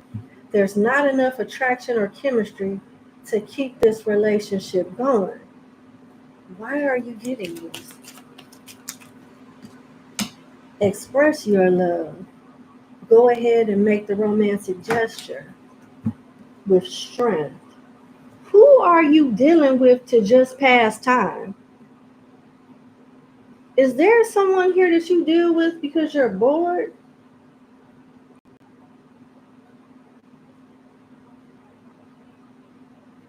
Why is unrequited love here? Why is unrequited love here? Ooh. Love yourself first. Your self-respects make you more attractive. Pay attention to the red flags. Children and forgiving and learning. Did someone have a baby on you?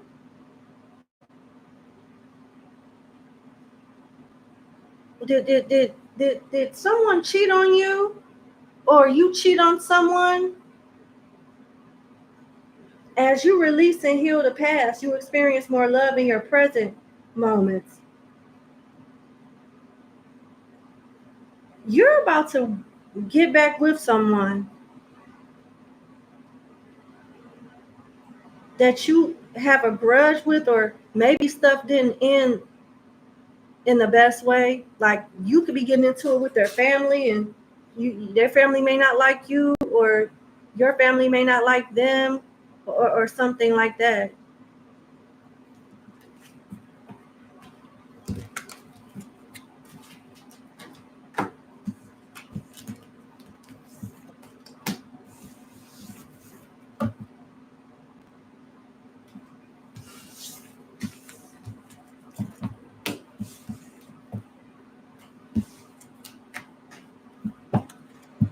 Look like you got some extra messages.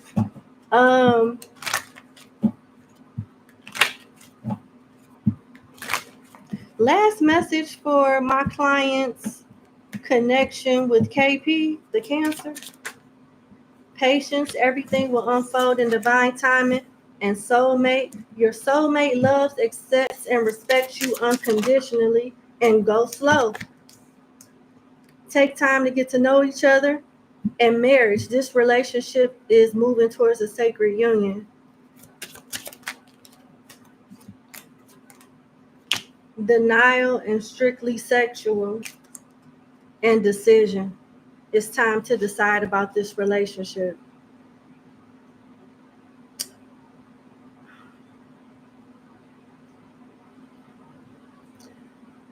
I feel like you got choices that you need to make, and so do they, because I picked up on a third party with this Cancer. I picked up on a third party with the other person too. But it seemed like whoever this other person is, they love you more than this Cancer does.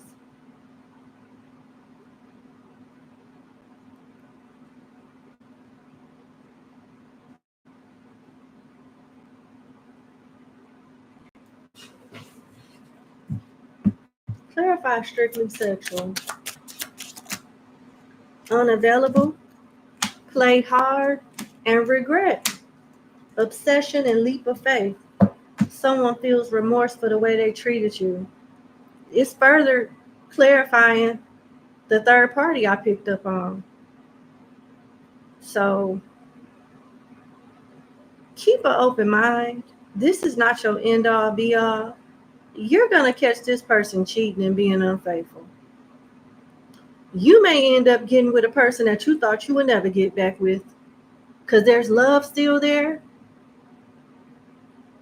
And it seems like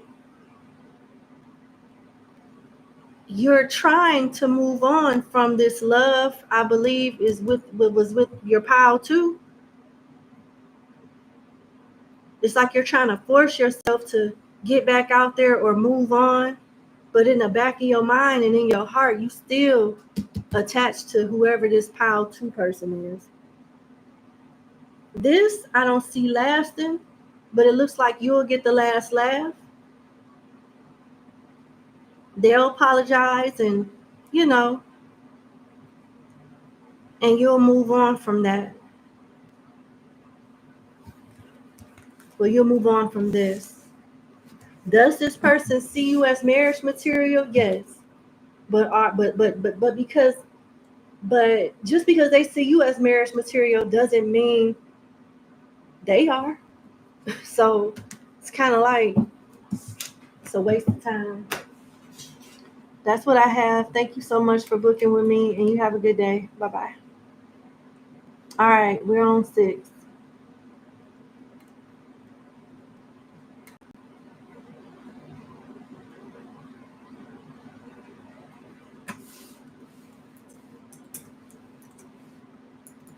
All right, number 6. Thank you so much for booking with me.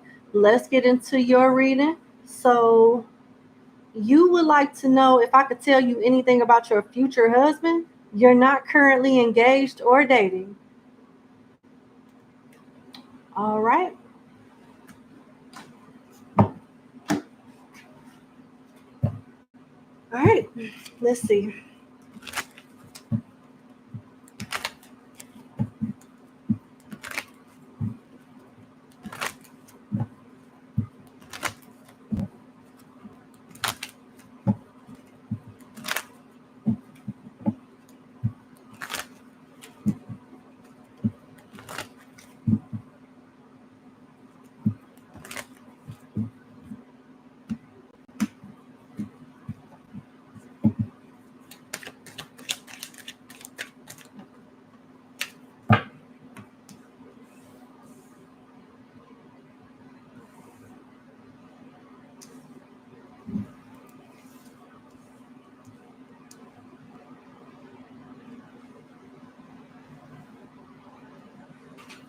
The 10 of Cups, the 3 of Swords, the back of the Hierophant, the back of the 9 of Swords, the High Priestess, the World, the Page of Wands, and the Fool.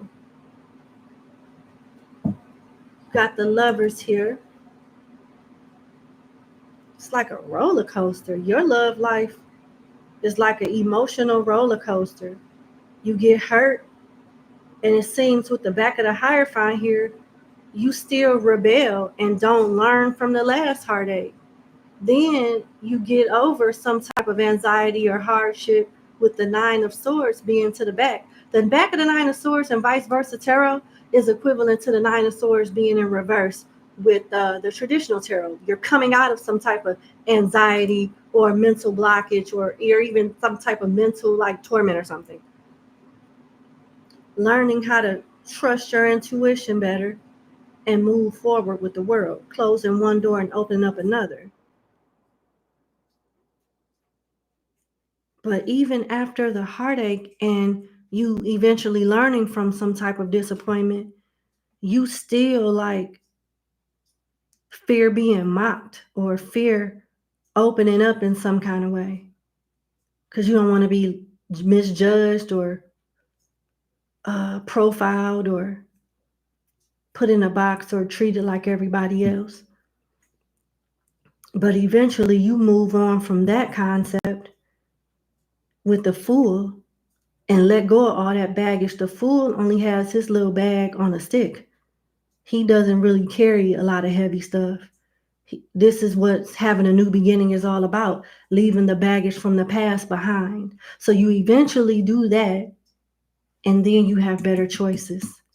You get to choose.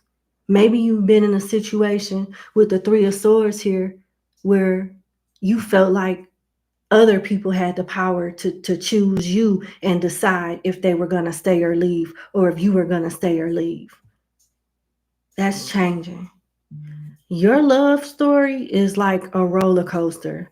And to be honest, I don't even see anything about marriage right now. I don't see anything about marriage right now. It seems like you're breaking some type of pattern here and starting anew and learning some lessons. It seems like when it comes to love, you've repeated the same lessons several times. And one of these times coming up in the future, you're going to get sick of it and understand the assignment. And then things start picking up.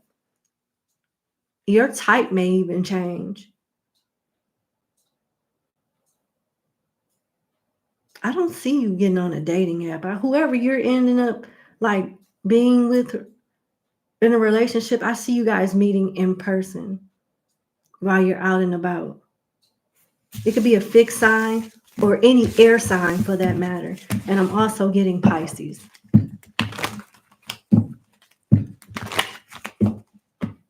What can you tell me about my client number 6, future husband?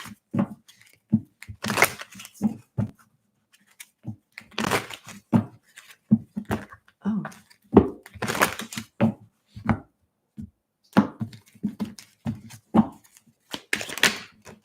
Courtship and child. I see a relationship and a home front, family situation, but I'm not getting marriage at this time. Change. So your living situation will change and you'll have a family with someone. I don't know if it's you guys having a child together or having a blended family. I don't know. Main male. Still not talking about marriage, but being in a long-term relationship. False person.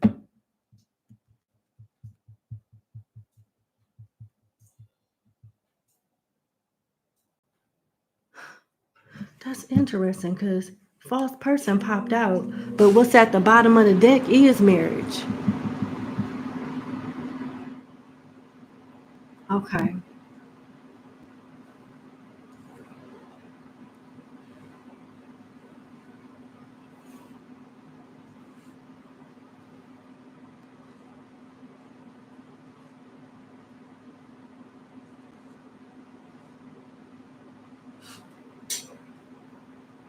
I see where the changes are coming from now. It took me a minute to figure this out. All right, so basically, this Kipper spread is repeating the message to a degree of what your tarot spread just said. Your tarot spread talked about you repeating a lesson over and over again until you finally get it and make a different choice. And it looks like you have the potential to get into a relationship with someone that already has a child, or you guys have a child together and you try to like have a family dynamic with them and you realize history repeating itself with this relationship with false person being here. The change represents you.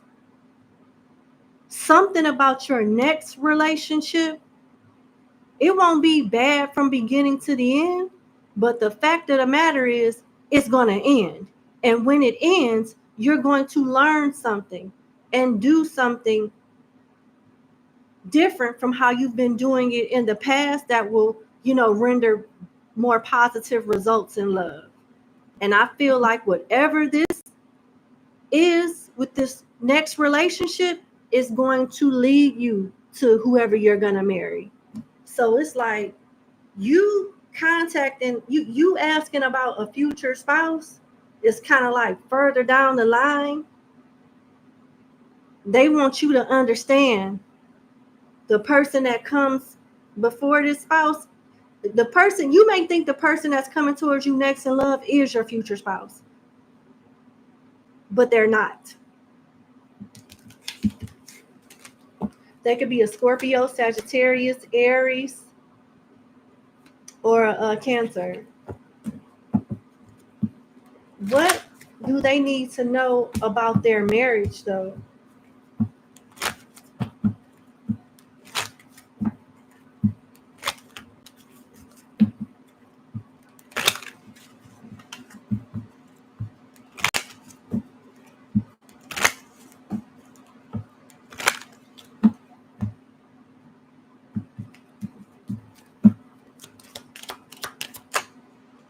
Child and community is in reverse. Dang, they being real detailed with you. What I do know so far, I don't know if you and your husband will have children, or if your husband can have children, or if they don't have any children at all. You know what I'm saying? It's something about not having any children here. Not having any children, not wanting any children.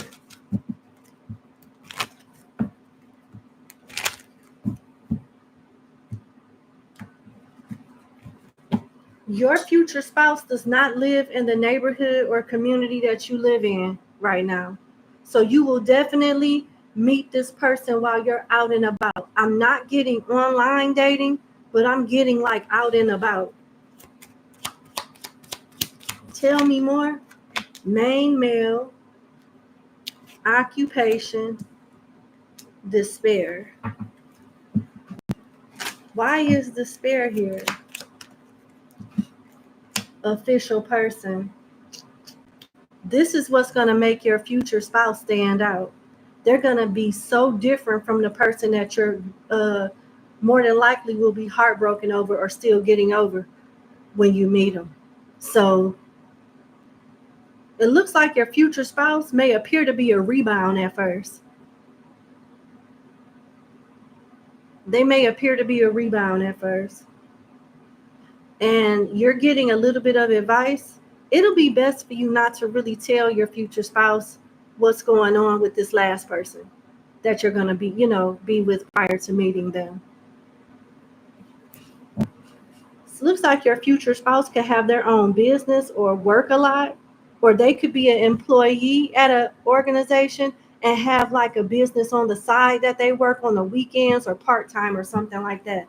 I do get the energy of two different sources of income, more than one source of income rather. This person is older than you. They could have a government, military background. They could work with the legal system or something like that. They could be over a lot of different contracts. They're very mature and they are stable, but they had to work for it. With sudden wealth here in reverse, they didn't earn their money easily. They worked really, really hard for their stability. And it also shows that they're real good with money management. This person could know, they could be a CPA. They could know how to do taxes really good, things like that.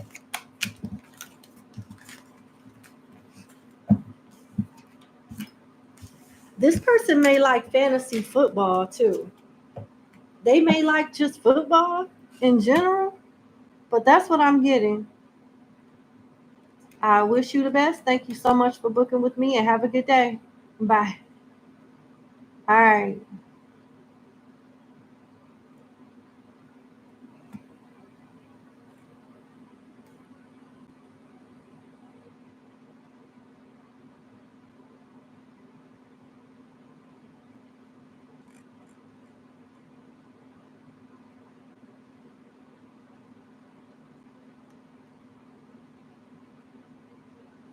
All right, so I'm going to focus on sending these emails out really quick so everybody can get their number and we can move on with the segment.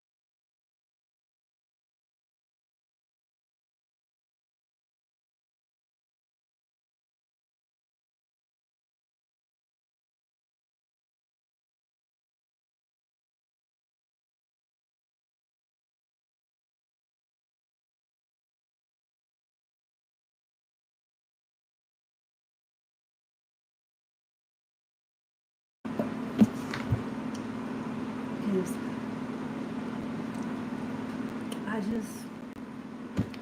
don't even know what to say no more. I don't. Because if I say something, I'm an asshole. So I don't know. I don't know. I love you. I'm just,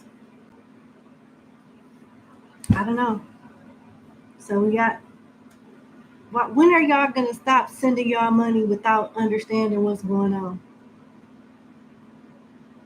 My energy is good because I put it out there with the intentions of y'all knowing everything. I do everything I possibly can on my part to make sure you have a thorough understanding about everything. But that part always get overlooked. The part that y'all do remember is when I'm cussing y'all the fuck out about not taking advantage of the information being there and wasting my time and the other people's time that did take the initiative to read.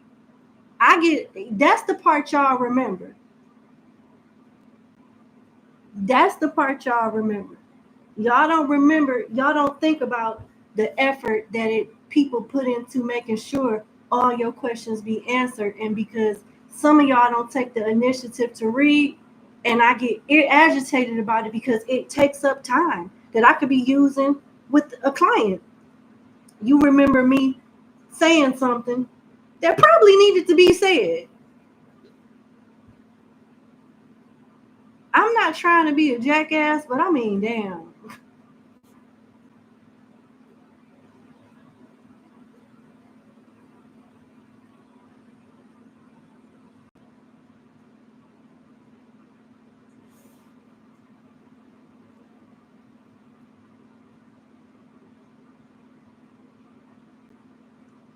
And what's crazy is, I just got one more thing to say. Everybody say that. Everybody use that same excuse. It's my first time. Okay, since we're going to use that, it can be anybody's first time at a lake. And because it's your first time, are you going to ignore that sign that says, don't swim past this motherfucking limit? Or are you going to be like, well, it's my first time, so shit, I'm about to try to, and you fuck around and find out? We need to take more accountability. That first time shit is no excuse. It's no excuse. You spend your hard-earned money on someone. Before you give them a dime, you want to make sure that you understand the services that is being rendered to you, because y'all are my I have an obligation to give y'all the service that you expected. But if you don't read it and you give me trouble in the chat, blowing my emails up because you failed to read something, it defeats the whole purpose of me even what I'm doing. And it makes me not want to move forward because you're not respecting what I'm going through to respect you and make sure you understand everything. And I don't have an issue with you. I'm not going to say your name because I don't want you to feel like I'm singling you out. But every now and then, that shit right there, it triggers me. Because no matter what I put out there, I put the link to the damn video in the chat. And people still just out to lunch. They just don't listen. They just don't read. I don't get it. Yeah, or the sign that says alligators in the water will eat your whole face. But it's your first time, so you didn't know. You meet your maker. Hey, what brings you here? Shit, I got ate by an alligator, but it was my first time going into the water, so shit, I didn't know. It's like, and please don't think that I'm not mad at you. It's just so aggravated. It's triggering sometimes when I see that. That's all. I'm not upset with you. I'm just okay. All right.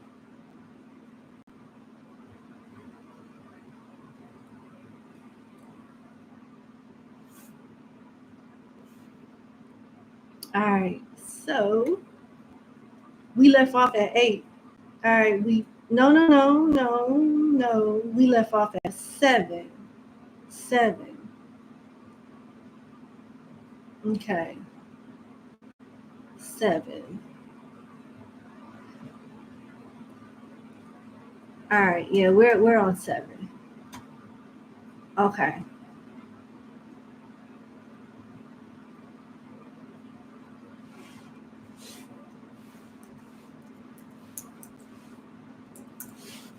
Okay. All right, number 7. Thank you so much for booking with me. Let's get into your reading. It looks like you have one question, and you would like to know, can you trust this Cancer man's intentions towards you? Currently, just getting together, but he's indicating that he wants more, and there is an age difference. He's much younger than you, and you're not feeling. You don't know for sure if you can trust what he's saying. If he's serious about being with you, seriously. Okay, so can you trust the Cancer man intentions towards you? All right, let's see. I got friends that love older women. They love older women. They wouldn't talk to they won't talk to anybody their age. They just love older women. Sometimes that's just how it is. But let's see. Can you trust this person's intentions?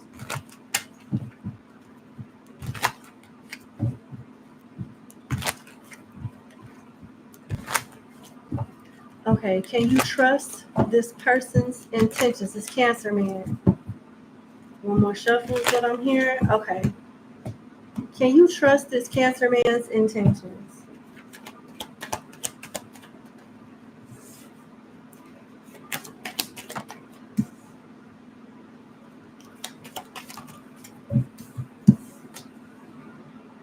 Mm, no. And here's why. You got the Ten of Swords where the soldier is looking at someone throw the Ten of Swords in his armor suit, that the person that's throwing the swords assumes is him. They assume that whoever's throwing these swords in his back are assuming that the soldier is in his armor, but he's not. He's looking at them throw the swords at a distance. And then you got the side of the Eight of Cups that talks about you looking at a situation without putting your emotions into it and just seeing it from a logical circumstance. That way, your heart is protected because of your perception of the connection in itself. You know what I'm saying? So this is not somebody basically that you should take serious. You got the Magician here and the Queen of Pentacles, and you got the side of the Queen of Pentacles that shows how battered and broken down her throne is. She takes care of everybody else but herself. She neglects herself. She chooses other people over her own needs and herself and well-being. That says more so about what you bring to the table versus what this motherfucker could ever bring to the table, which is nothing. So yes, you are this person. When this person says they want to be something serious with you, what they're really saying is, will you be my mother? Will you take care of me and put up with my childish shit and look out for me? I want you to do it to me, and I want us to have the same relations that we have, but instead of me showing up as your man outside the bedroom, I want to show up as your son. They're expecting you to take care of them. I'm serious as hell. You are the magician here. This spread says more about what you can do for him versus what he could do for you. You are the magician and the Queen of Pentacles. You have all the tools to make this relationship work and make him great again. Not him contributing to you. And it's like this Ten of Swords, how this soldier is seeing this person or whoever this person is stab them in the armor, thinking that it's them. It's going to be you watching them. Like, you know how they had those playpens in the mall where everybody could, eat their little pretzels and shit and watch their kids play on the dinosaurs and the swings and shit. Hey, little Tommy, be careful. Don't go that far. Come back over here. That's what I see you doing. Like, wait a minute. Come back. Don't go that too far over there. Bring your slow ass back over here. That's what I see. It will be a mental and emotional roller coaster. This person is slower than you know, and they're slower in so many ways. They're just, they have a multifacetedness of slowness, honey. It's just, they're not good with money. They're not good with relationships. They're outside the bedroom. They ain't worth shit. I'm so sorry. They would make a perfect side person, but putting them front and center, shit. No.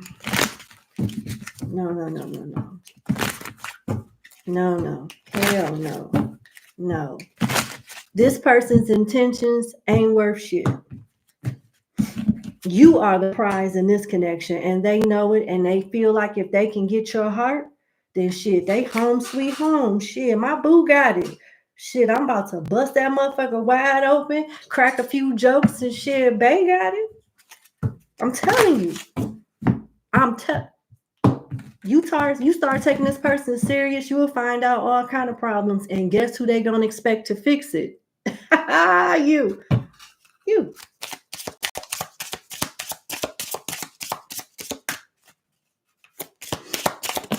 Hell no. Money. Yeah, that's what they see. Wealth, luck, finances from you. What this person bringing to the table? Let's just see. What they bringing? Uniform, professional male, courting man. We in a relationship. Everybody know we together.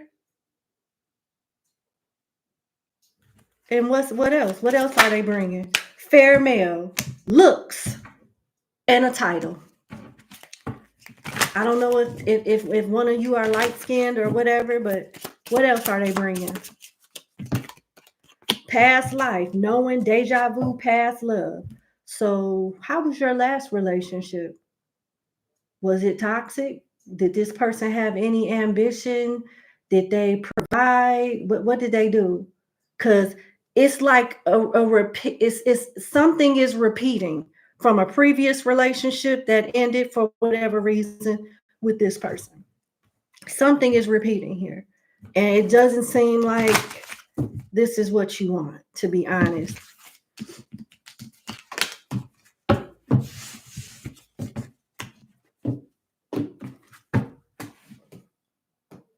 Okay. Child. All right, so let's see. Last message. This Cancer's. Didn't you say it was a Cancer, honey? Let me make sure. Yep, it was a Cancer. Last spread on this Cancer's true intentions towards my client. Number 7.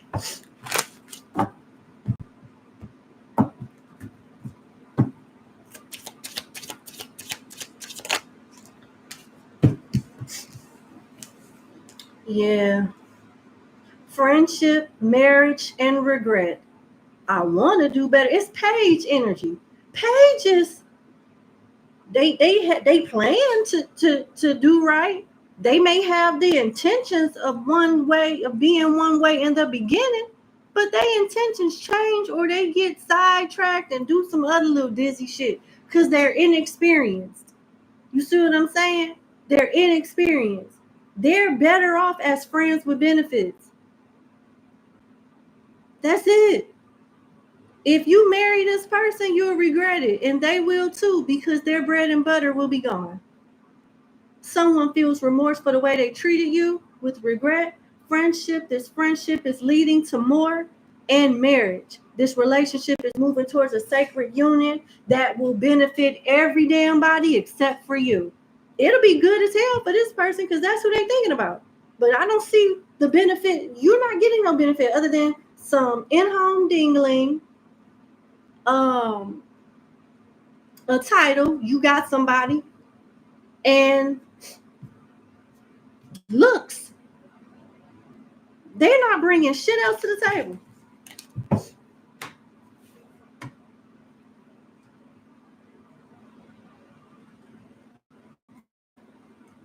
Are you from California? Do you like E40? Because I just heard that man voice in my head. Oh no, I'm not trying to save you, hoes.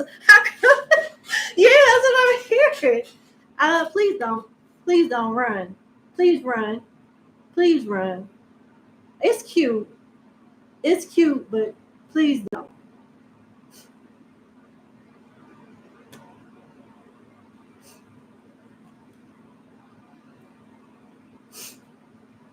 Man, but that's what I have for you, number 7. Thank you so much for booking with me. I wish you the best.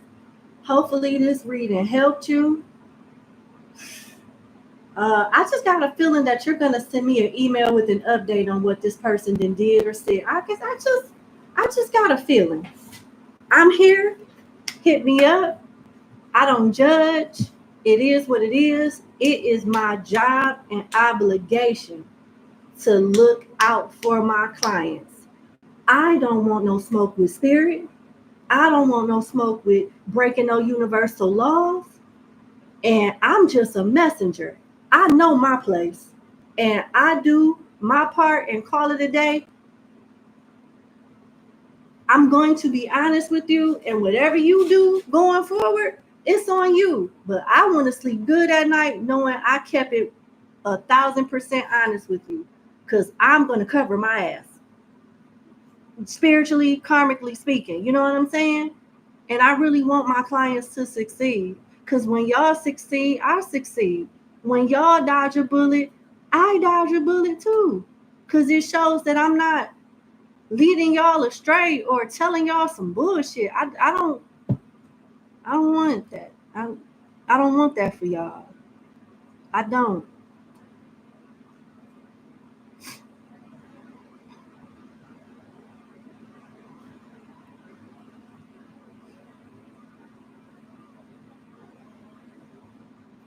All right.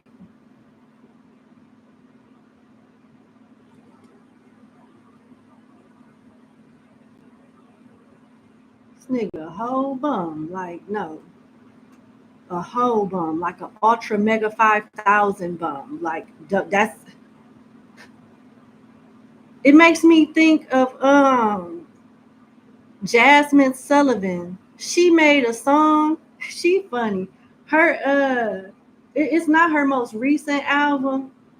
It's about I think it was her album Reality TV Show or something like that. She got this song called Mascara, but it's from a man sack chasing standpoint. Is how I'm listening. You know, it's how I'm looking at this situation. I can't believe the audacity. Okay.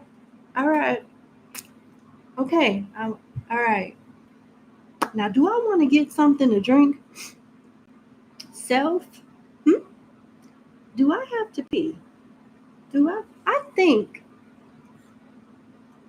that my weak ass bladder is calling. So I'm gonna be right back and figure that out. Okay. Bye. Give me 1 second. Oh shit. Okay, hold on. Sorry about that.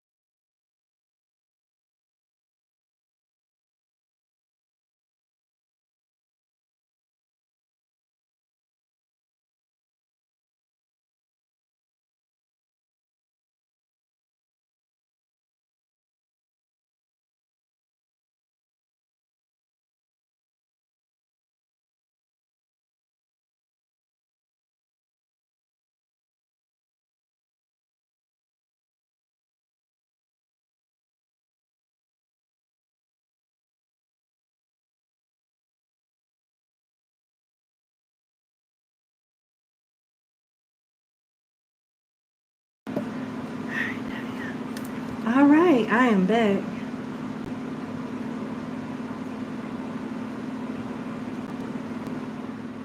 All right. Aw, give me 1 second. You gotta go upstairs, baby.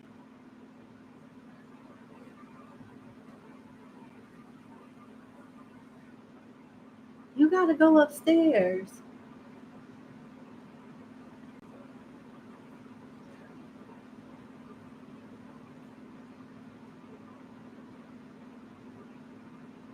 You gotta go upstairs.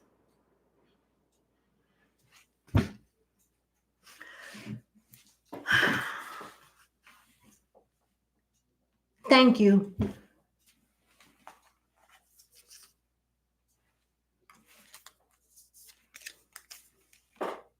She goes retarded over these things.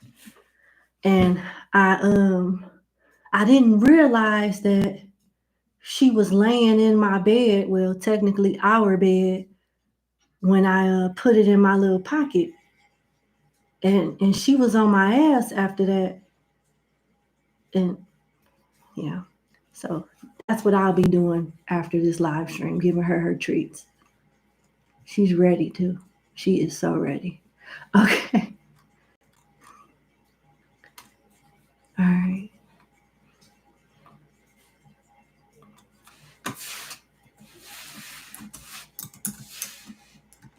Uh-oh. All righty. We're on 8. Okay. Hi, number 8. Thank you for booking with me. Let's get into your 1-question reading. Okay, so what can you expect in the upcoming months in love? Okay, so here we have another person that didn't see the video and you just sent your money. I'm not trying to call you out, but I put the information out there for you to read it so you can know what to expect. I don't do forecast readings. I have 23 people today that I'm reading. If I did forecast readings, it would drain me so much. This is why for this segment, I do specific question readings. This is a question, but you want me to give you months on end what your love life is going to do. If I did a reading like that, it would cost more than $30. I'm just saying respectfully. That's why I keep it at like a basic specific question. I can see what's to come in your love, but I can't do no several month forecast reading on you. That's not what this segment is about. But let's see. Okay, let's see.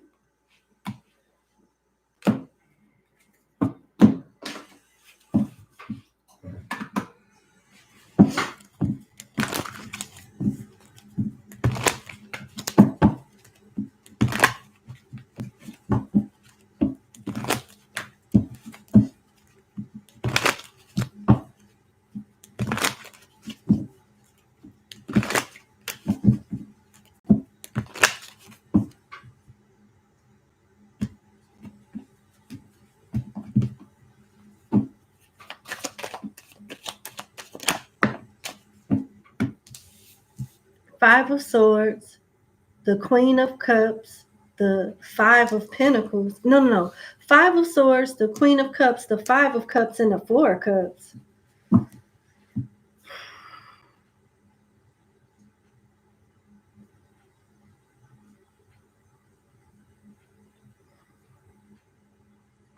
Five is sticking out very strongly.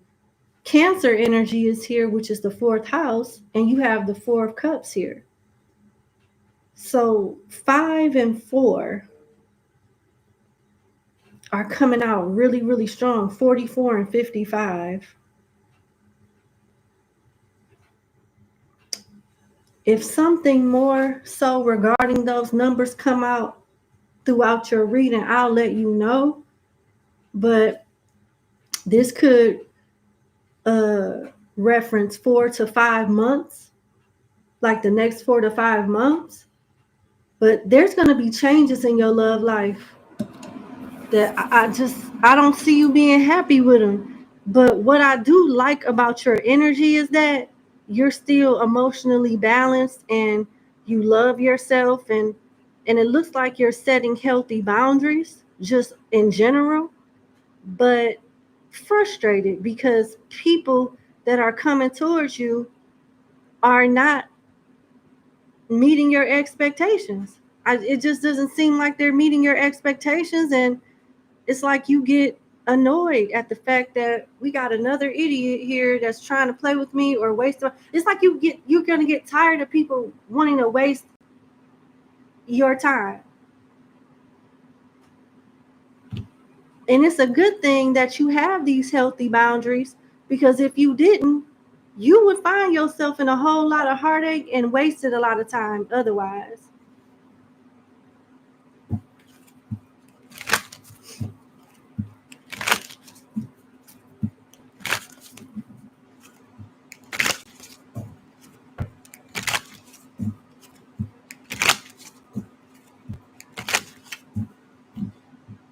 This could involve a Cancer, Scorpio, or Gemini. Ice Queen, this is you.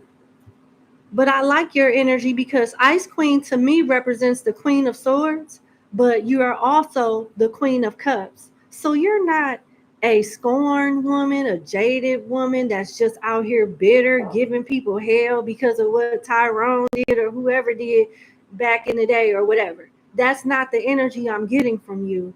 I'm getting a very smart, intelligent woman that's just not, that don't have time for games. And it seems like this is the season where people are coming towards you with the damn games, and you're gonna reach a breaking point where you're just so agitated by it. Ice Queen talks about a divorcee, a mother, and someone that uses discernment. And I gotta applaud you for this. I know I understand that I'm not giving you a reading that says, oh, this guy is gonna come sweep you off your feet and this is great. But you being in this energy is commendable, because you're on your way to meeting somebody like this, because you're not settling for mediocrity. You know, this is good.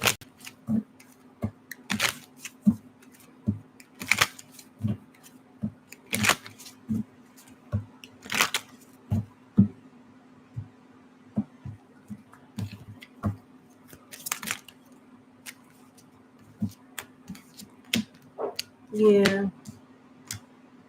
Huh. I'm just gonna be honest with you. It looked like you won't meet anybody that's like worth your time in love till around Aries season of next year. Career came in reverse and dating came in reverse. And the only card that came out upright is mature man. So this person will be older than you, established, and emotionally intelligent, and know what they want. You're going to be rejecting people, whining, dining, romances in reverse with dating. Why? Maybe because career is in reverse with business, success, and advancement. Your people coming towards you, these people, it seems they don't want much out of life, or they just not on your level. They just not on your level.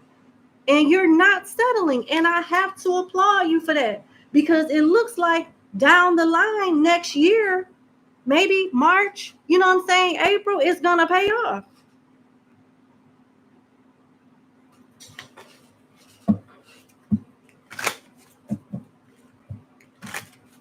This is good. I just got to keep applauding you for keeping your standards high. And it's not like you're unrealistic. You're realistically, courting people. Your expectations are realistic. And it seems like you know your worth. And this is excellent. So this is what I see. Let me see. Tell me more about this mature person coming around Aries season. This person got their shit together. They are professional. They could work in corporate America. They work in corporate America. They wear a suit and tie. They could work in they could be a teacher, an instructor, a trainer. But this person has an established career. They could be in some form of leadership or a very respected role. For real.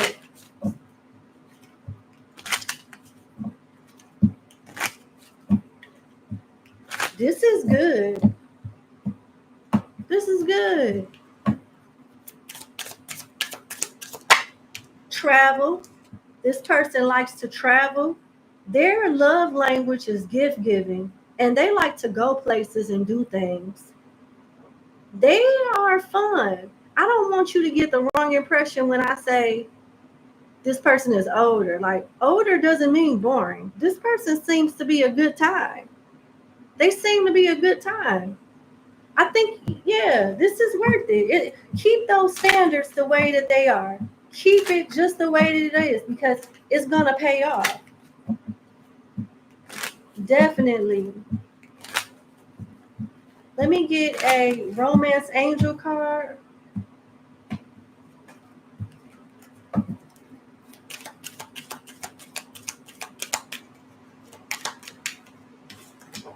Trust. This situation is calling for you to have faith. So here's a little bit of advice, also a message of encouragement from your spirit guides. You're going to get fed up. You're going to get frustrated and want to give up. And you may want to even settle after being disappointed with these mediocre ass options coming towards you. But do not settle. With trust being here, have faith. This person, you're in alignment to meet this person, but you will come across some scrubs or some people that just don't measure up prior to. But don't give up. If someone tries to like tell you, oh my goodness, you just think you all of that, you want somebody perfect, you want this, you want that, it's not that. Don't let them project and do that reverse psychology shit, try to trick you into settling for them. Don't fall for that. This person is right around the corner. What you're wanting, what you're requiring is not unrealistic. It's very realistic. You know what I'm saying? We just live in a world where people just try to be on bullshit. But no, you should not settle. That's your message. I wish you the best. Thank you so much for booking with me, and you have a good day. Bye.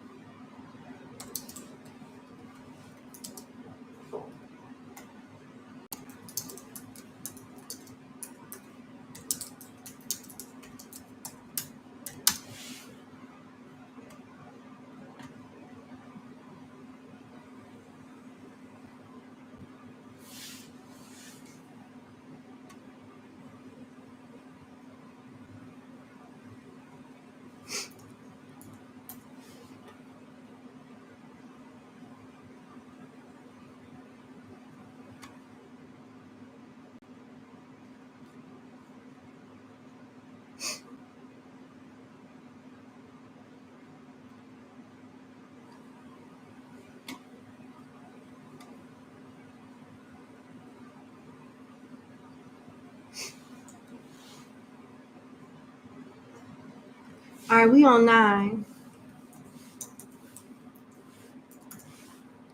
All right, number 9. Thank you for booking with me. Let's get into your question reading. Do you have good things with your career coming your way?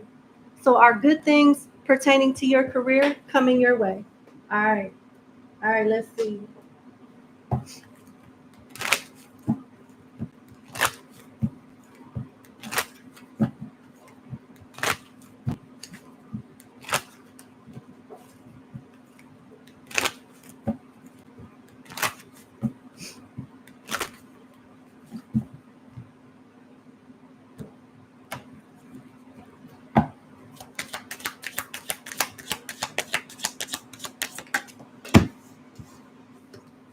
butterfly in reverse, spiral, nugget, and gears. This is good. Something started off rocky because butterfly is in reverse. Butterflies represent transformations, but in reverse is like some type of delay. I don't know if you were planning on leaving jobs or going somewhere else. It looks like you are, but just it's gonna be that movement is gonna be delayed. I do see you moving on, but it looks like there's a delay with you moving on and moving up. There could be some type of awkward energy at work because this card talks about fun work, but in reverse, maybe not so fun. You know what I'm saying? Maybe not so fun, but I don't see you getting fired or anything. I see you leaving a job just a little, you may have to wait a little while. You might want to leave sooner rather than later, but it looks like you're going to leave later rather than sooner. But the good news is when you do leave, you're going to be making more money. You could be going back to an old job or revising a business, doing something over with a business or going back to an old job. Something results in you making more money. And it looks like it's a new job and you working on some type of side venture, doing something over with a side venture.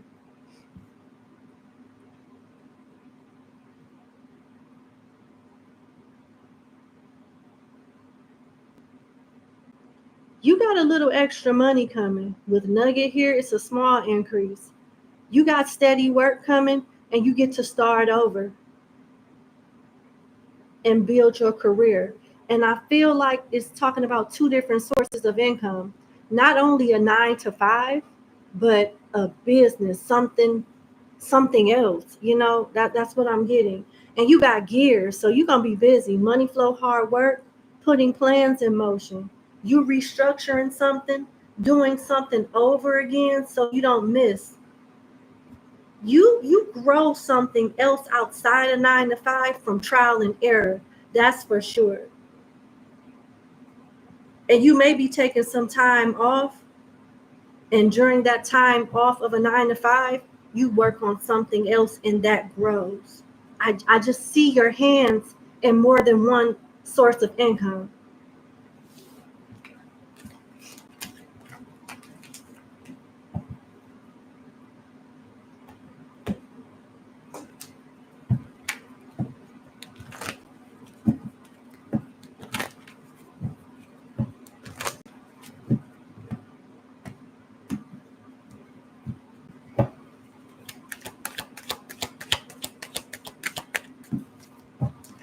Nine of Cups, the Hangman, the Five of Pentacles, the Lovers, the Page of Wands, and the back of the King of Wands. So yeah, and you got Death here. Something is ending, but it may be a delay before it ends.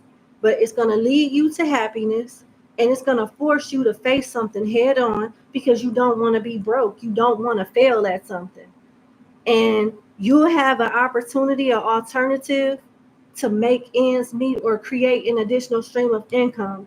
You're going to start over in some type of business venture and make it a success. I don't think you're going to stay at the job that you currently work at for much longer. I do see you moving on, making a slightly a little bit more money, but building something else on the side that's going to be lucrative. Okay? That's what I see. Let me see. I usually don't do this, but I'm being led to ask for a time frame.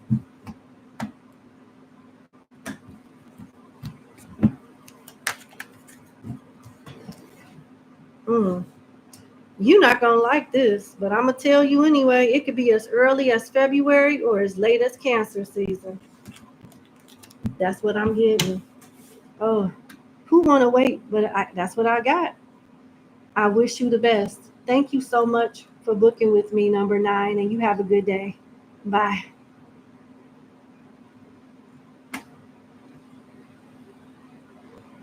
All right, we on 10.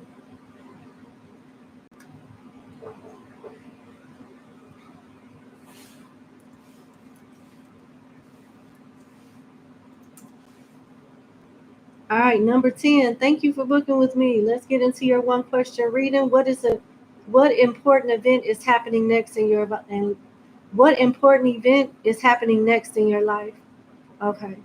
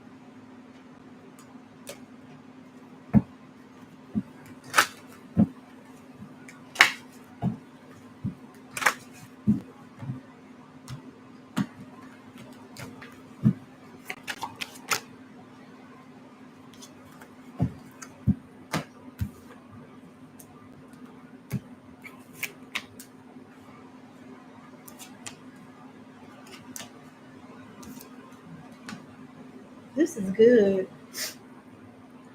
All right.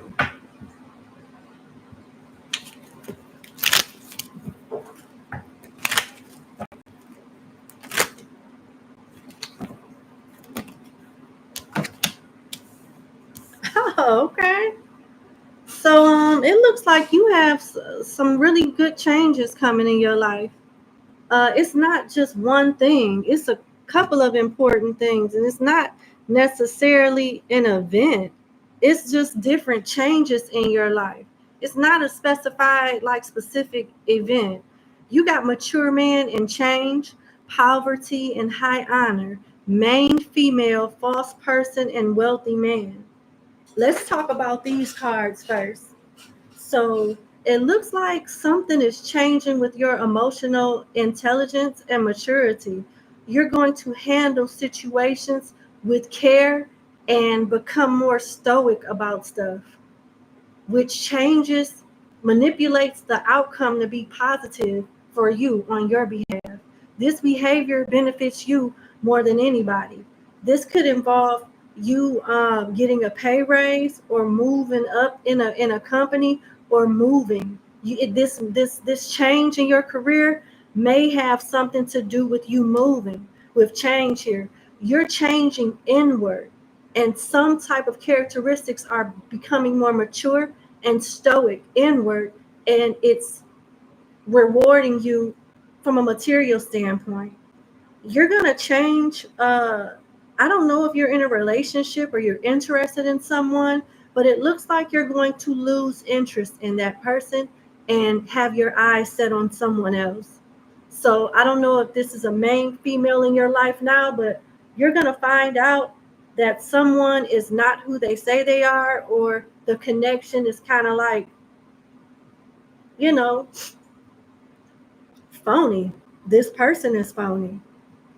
I see you coming into more money and having chemistry with someone that is ambitious in their career as well. This person is single. This person is single.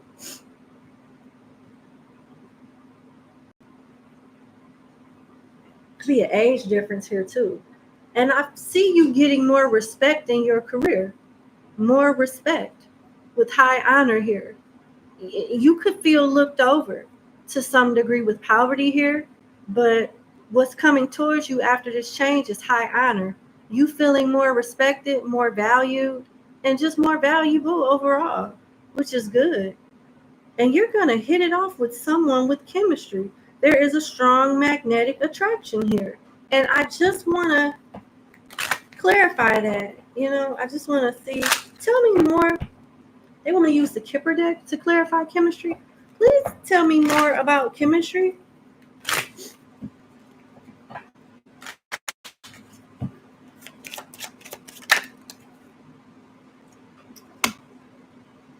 Thief. Occupation. This could be someone at work or someone that you may meet while you're on your lunch break, leaving your lunch break, going to work, going back to work. They could work in the same vicinity of your place of employment. And this person could, have love interest. Well, they could be someone's love interest.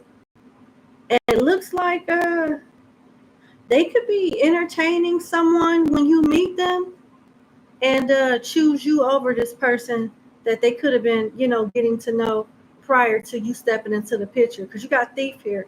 Someone's going to feel like you stole their person from them. Can't steal with something that doesn't belong to you. If it's yours, you ain't got to worry about it going nowhere. So I guess this was meant to happen, but yeah, this person has options, and it looks like they're going to drop their options and come towards you, choose you, because they have a stronger connection with you over whoever this person is that they're going to be dealing with when you first meet them.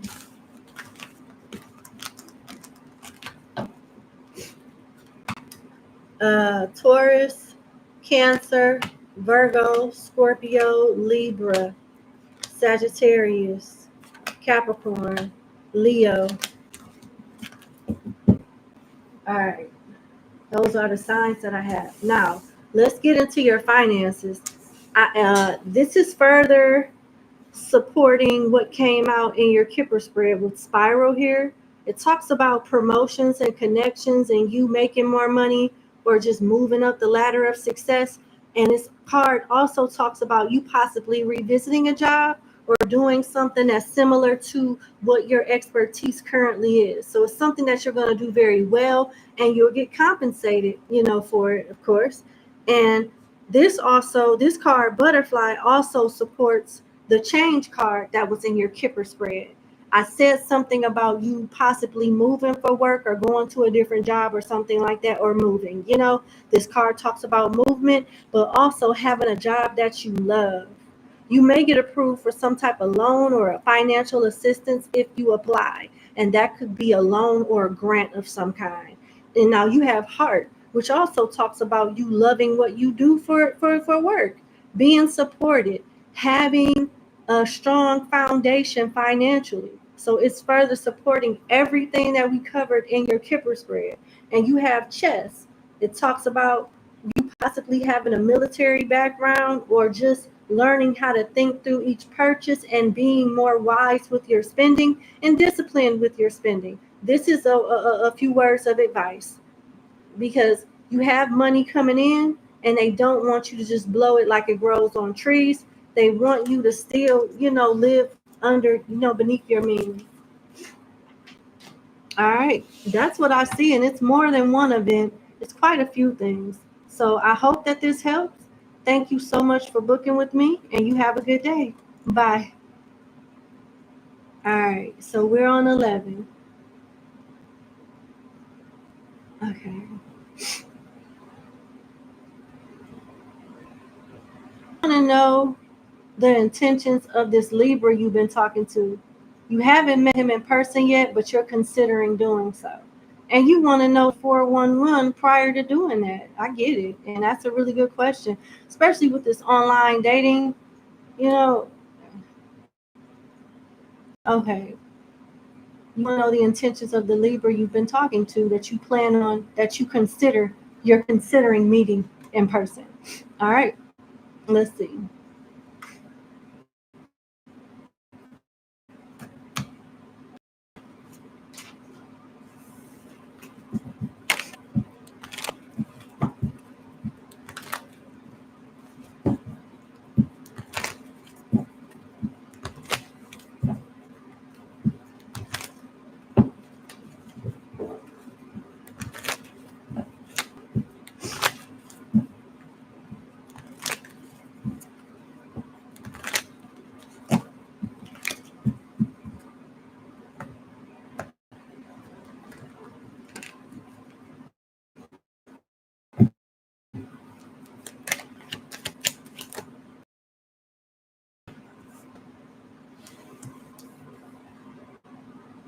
I'm going to tell you right now. I'm going to pull some oracle cards on this, but I'm going to tell you right now. Okay, you have the shadow side of the Knight of Wands, the Ace of Wands, and the Queen of Wands here. You have the Knight of Swords and the Six of Cups. This person toxic as hell. This person is toxic off the bat. Now, they're fun, but it you about another person that they're dealing with. And this person could be low-key bisexual. You know, some people don't care, but it's coming out, so I'm going to talk about it.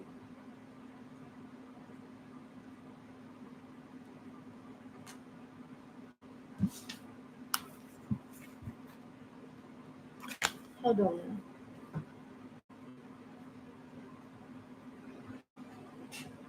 Let me clarify.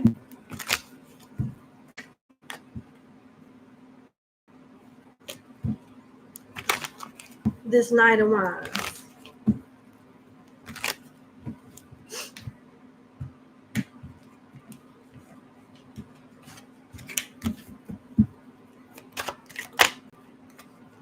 The Sun. This person has a reputation. Have you done thorough research on like their social media? Because there's something that's public information in regards to this person. With the Sun here, if you look for it, you can't miss it. With the Sun here, this shouldn't be hard to find at all. We can look out our window and see the sun. You know what I'm saying? I don't know if this is in regards to a child or some type of known information or information that's not hard for you to find that further supports the theory of this man being toxic, this Libra being toxic. You may want to do a background check, do a Google check or whatever, look at the white pages or something like that and see what's going on with this person. It's something that you need to know that you don't know about this one.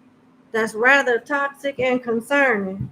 And I hope it ain't got nothing to do with kids. Because the Sun is a kid on this card. You know what I'm saying? I hope they not into no pedophilia.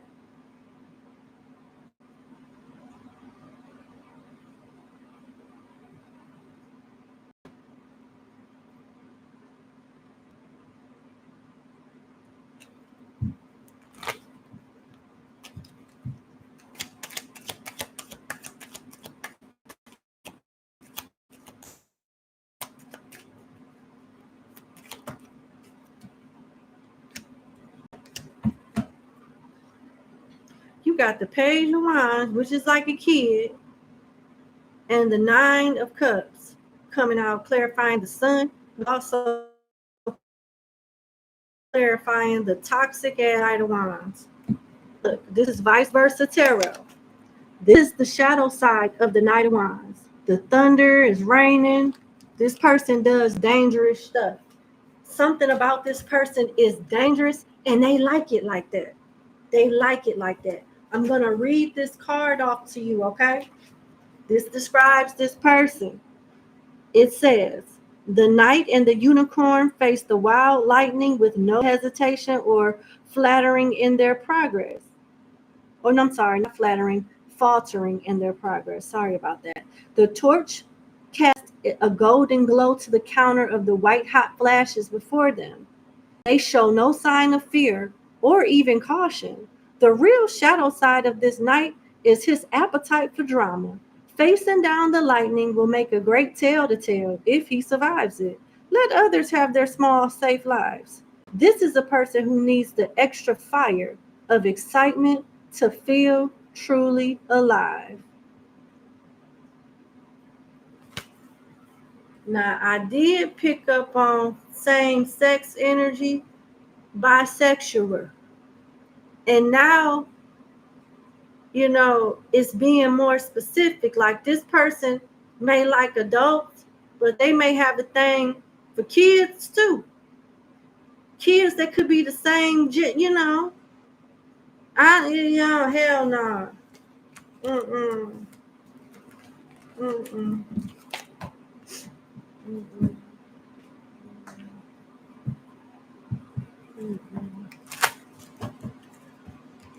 Mm-mm. I'm not trying to scare you, you know what I'm saying? But this one, I no. Mm-mm. This one ain't right. There's something ain't right with him. Uh. Let's see. Let's see what else come out. I don't like doing people like this, you know.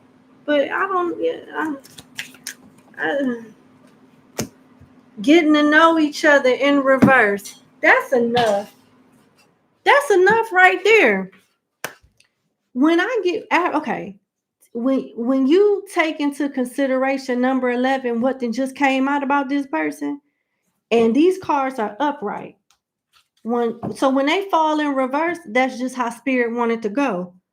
Taking everything I just said about this person, the pedophilia, being bisexual, and some things that you may could pull up on this person if you search them up online. Do you think it's a coincidence that getting to know each other would be in reverse? Do you think this person would want you to know that they into that type of shit? Thus getting to know each other in reverse? They don't want you to know this shit. They hiding it. Hell nah. Not only should you not meet up with them, you should not even respond to any of their messages. Do your due diligence first. You can, I mean, you could play stupid and talk to them while you do your research. But I'm telling you, if you look hard enough, you're going to stumble across something with this person. I don't even know if you know their real name, though. Let's see. Mature man in reverse. This person got a rap sheet with adjudication here. And I hope that I hope that nothing on that rap sheet has anything to do with kids. You know what I'm saying? But it's further, we in a different deck. We on a different deck. And it's further supporting that this one right here, mature man. What grown man would really want a child anyway? Definitely not a mature one. Thus, in reverse. Judication at the bottom of the deck. Pedophilia. It's pedophilia. Mm-mm. Hell nah. I'm done. Mm-mm. Mm-mm. Mm-mm. It just keep leading us down the same trail of this person lying to you about who they really are. Ain't no telling what else they lying about. And you shouldn't waste no gas money or no kind of money, you know, other than maybe doing some research on who this person really is. Cause you don't know this nigga here. He's different. This is different. Nah. You know. Run. And I know that ain't a baby on your profile picture. Oh yeah. You know what I'm saying? Oh no. You damn sure don't want to deal with that. You did God bless you. It's gonna be a no. But you have a good day. Thank you for booking with me, okay? And be safe. Yeah. Yeah, it's giving freaky ass nigga. He a 69 guy. It's giving that. He free. Yeah, this nigga weird.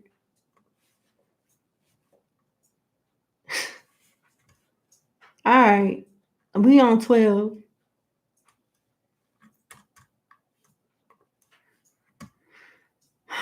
And I know I be making some weird faces, y'all. That type of stuff, it just it strikes a nerve. You know what I'm saying?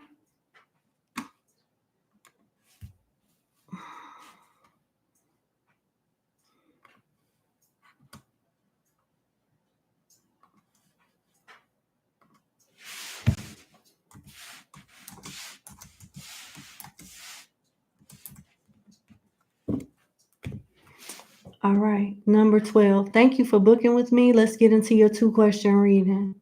All right. Your first question is, what are the best steps for you to take to grow and flourish in your career?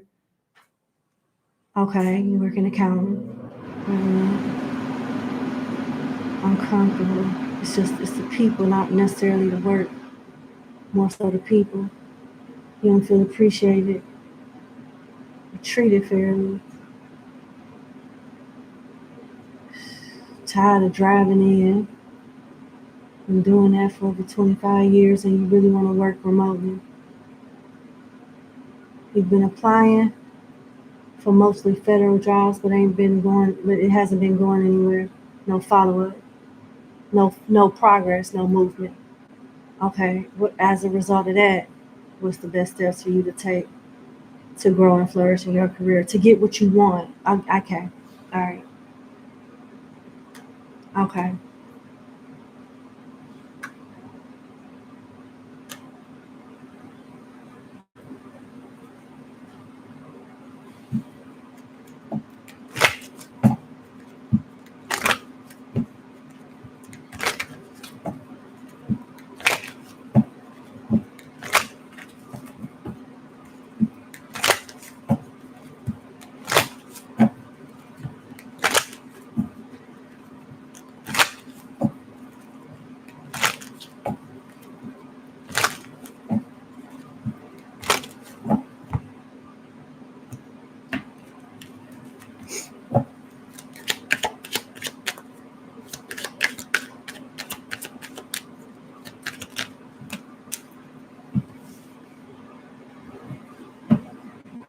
Damn.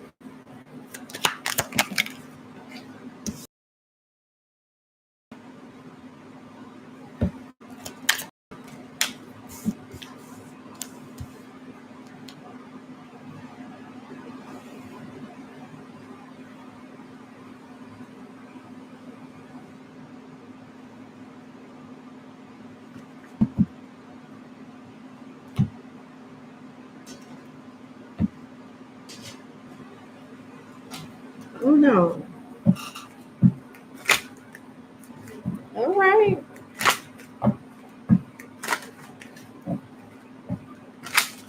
Can you clarify? Okay, I'm gonna tell you where I'm at. This is why I got the weird face. You got despair, which has a man with his head down with a sign behind him that says not hiring. I know what you're thinking, but I'm gonna keep explaining. You got mature woman and you have poverty. I know what you're thinking, but it's not that bad. You got courthouse, sudden wealth, gift, and false person. It's not that bad. It's not as bad as what you think. You got a hand. You just gotta know how to play it. You gotta know how to play your hand. Let's clarify courthouse.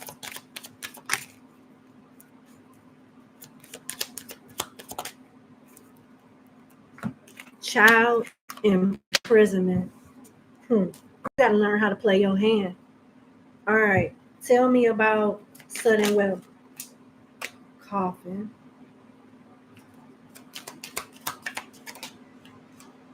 Distant horizon.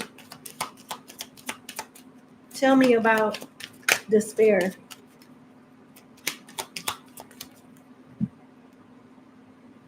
Main female and privileged lady. Okay. All right. So, as far as the jobs that you've been applying for, you probably won't find anything until a year from now. I don't see anything opening up that fits your expertise that's even worth you leaving your company for until a year from now. All right. Doesn't mean that you shouldn't. You should keep applying, because what I'm not sure of, if an old job will reach out to you, or if a year from now you applying, I don't know, wherever you apply, and it just finally move forward with the process. It's one or the other. But the fact of the matter is, what I'm seeing is, I don't see nobody hiring for whatever job you've been looking for from in a federal industry. Now, what I do see is corruption at your job that could work in your favor and result in you winning a lawsuit. You being advised to keep a record of everything that proves that you've been treated misfairly.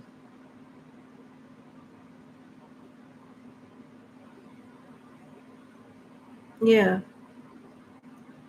And now it seems like there's a issue with you at work where you're not lying. They are treating you unfairly.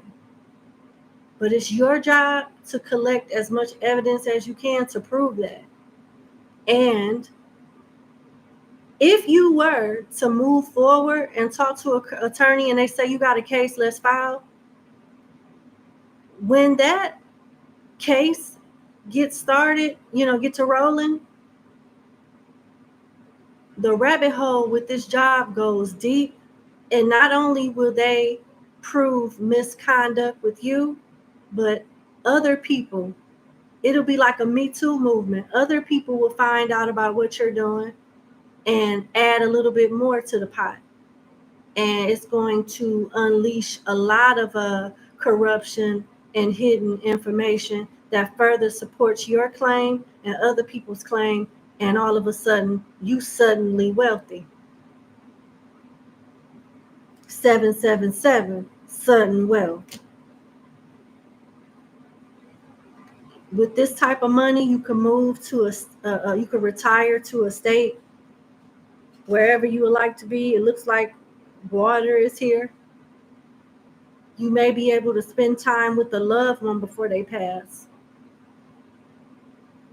There could be a loved one that's already on the other side that is helping you or will help you with your situation at your work, at your job. Whoever this person is at your job, they've been getting away with this type of stuff for a long time. They smile in the powers that be face, but abuse their power, behind the powers that be back and make them think, oh, I'm doing things the right way. And this person does good hiding their deception. So it's up to you. You know what I'm saying? It's up to you.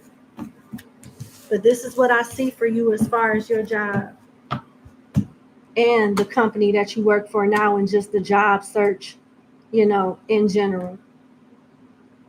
So as far as the best steps for you to take and grow and flourish in your career, it's nothing that you're doing wrong.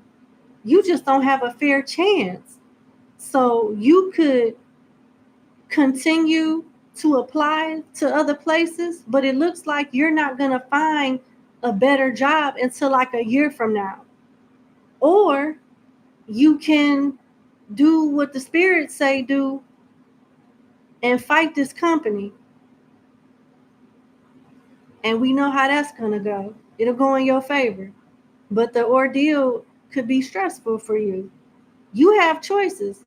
Either way, it involves you staying put for now and dealing with whatever they got going on until something better opens up.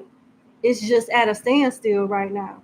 It's nothing that you need to do. I'm not saying anything that is in your control when it comes to this situation. So it's nothing that you can do different that would change what's going on.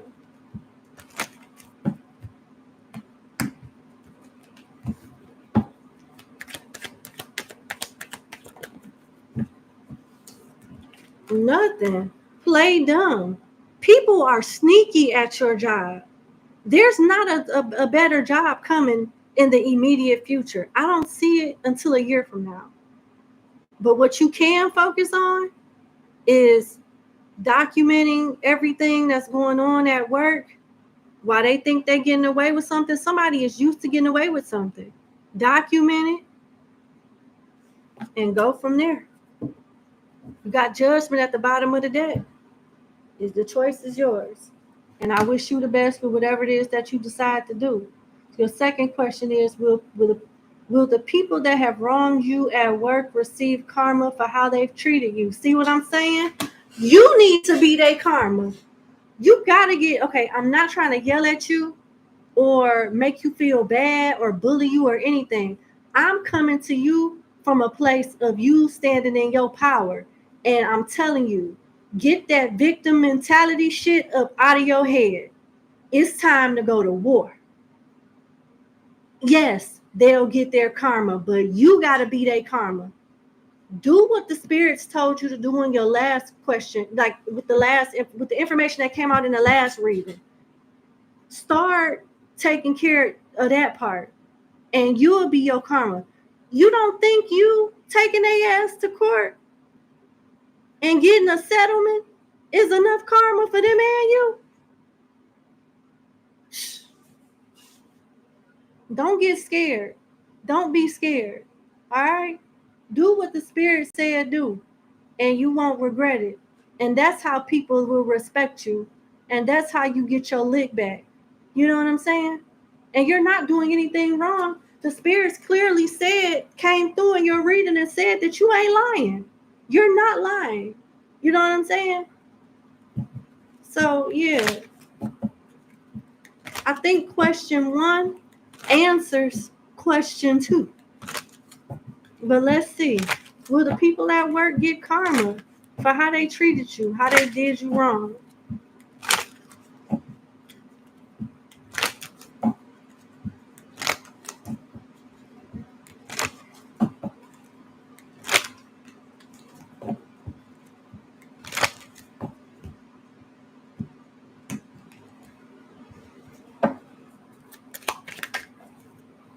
Distant horizon. High honor in reverse. Wealthy man in reverse. And message of motherfucking concern. Didn't I tell you? The answers that came out in number 1 is what you need to do for number 2. This is your confirmation. This is going to put a stain on this company and take their ass to the bank with wealthy man in reverse. Yeah. And then you got message of concern. What do you think that message of concern is? I don't know. It could be your attorney serving their ass with papers, letting them know that they got a lawsuit and they about to take their ass to court. Shookers. Okay? Whatever it is, it can make this company look real bad with high honor in reverse. It'll be a hella stain on their name. I think I've answered the question, and it's up to you. I hope you do the right thing. All right. Yeah, it's pretty much confirmation of what already came out. So 6 of Cups. Things may get a little better at work for you, because this card talks about you being caught up in the rapture of good times, love, giddiness, No. I mean, y'all can keep it, keep it cute with each other. But nah, don't let this shit slide under the, don't let this go. Remember everything and document everything. And with this 6 of Cups coming out, you may want to check your deleted inbox, like your deleted messages, before something that you could use expires, before an email that you could use expires. Check your deleted folder, your folder with your deleted messages at work. There may be something there that you can use before it expires from your inbox and you can't retrieve it anymore. That's what I have for you. I wish you the best. Thank you for booking with me, and you have a good day. Bye.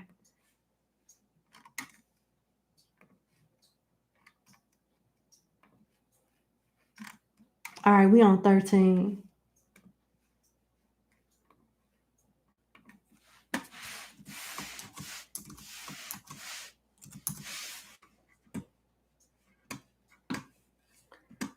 All right, number 13. Thank you so much for booking with me. Let's get into your question reading. Will you ever truly get over your breakup with your ex and move on to a healthier romantic relationship? I'm sorry that you feel like that. Yeah. Let's see.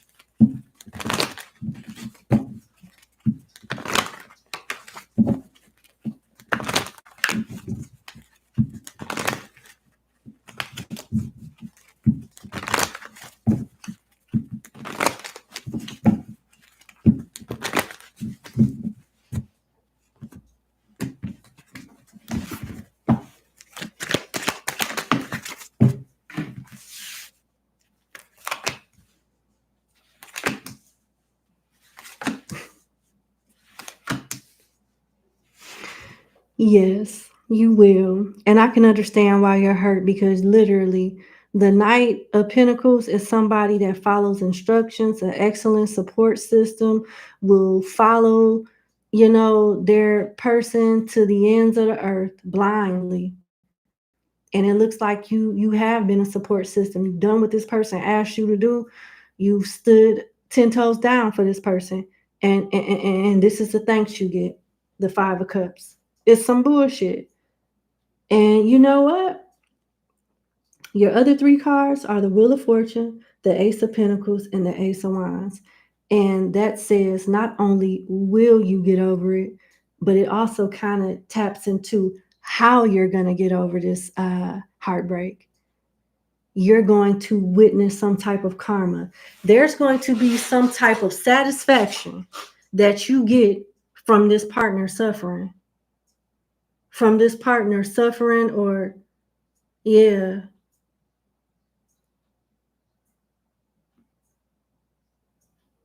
It looks like you're going to get satisfaction from them, something going ass backwards for them while you move into something more stable and rewarding.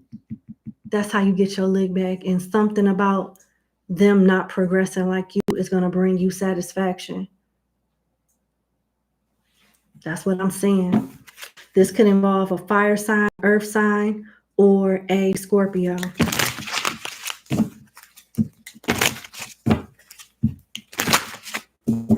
But yes, you'll get over it a little better around December. But I'm gonna be completely over this shit until like a year or two from now. You won't care.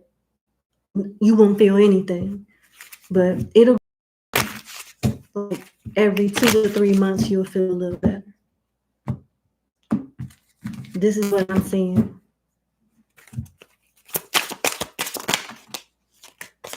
New love. I told you. New love and true love. See? I don't know if this person called themselves leaving you for what they thought was true love and new love, but it looks like you get the last laugh because instead of them having the outcome that they thought they were going to have, you're going to get that outcome instead. And they may be stuck with a fugazi type of lover. It's going to give you satisfaction. This person may try to come back towards you, and it's going to give you even more satisfaction that they have regrets, and it's going to make you feel good to reject them. I see you falling in love with somebody else. New love is here. It says new person and unknown person. And you got true love here for pure love and honest connection. Yep. This shit is going to hurt your ex.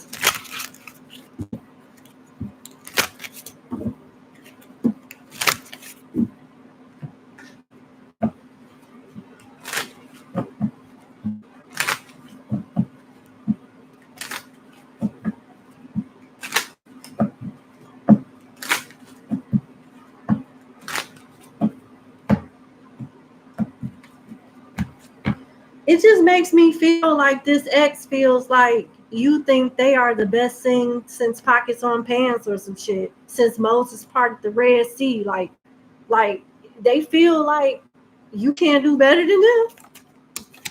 Release your ex, and that's exactly what the hell you're gonna be doing. That's exactly as if the cards say, release your ex. The time has come for you to clear your energy, and you will. Hey, that's exactly what's gonna happen, and they're just telling you how you're gonna do it. Express your love. Somebody is about to go ahead and make the romantic gesture. I don't know when though. It could be by November or within a year or two from now. I don't know. But I do see you moving on with somebody new. Okay. Love yourself first. So this is what you're going to do before you meet this new person. Your self-respect makes you more romantically attractive. And you want to know what the karma is with your ex? The more you reject them when they do come back, the more they're going to be obsessed with you and want you. Because they'll be back. They ass is coming back. They're coming back. It's going to make you feel good. Because right now you could feel like, what this bitch over here got that I don't have? You know what I'm saying? And when they come back towards you, it's going to be like, well, damn. I really am that bitch. All right. It's going to make you feel better about yourself. Not that you need this person's validation or anything, but they hurt you.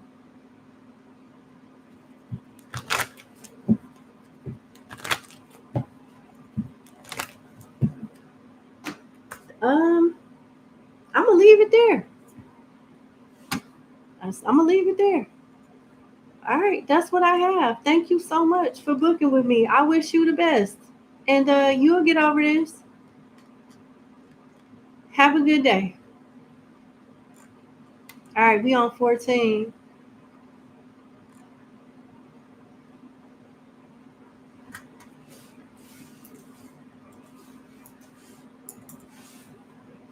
All right. Number 14. Thank you for booking with me. Let's get into your reading. Let's see.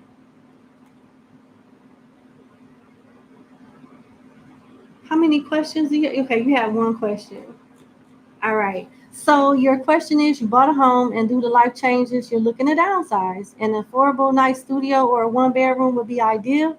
You would prefer to go back to the state that you're from, as your home is in. Okay. As your home is where your home is. I don't want, people don't need to know that. Will you have luck finding what you're looking for in your preferred state? All right, let's see. Will you have luck finding what you're looking for in your preferred state?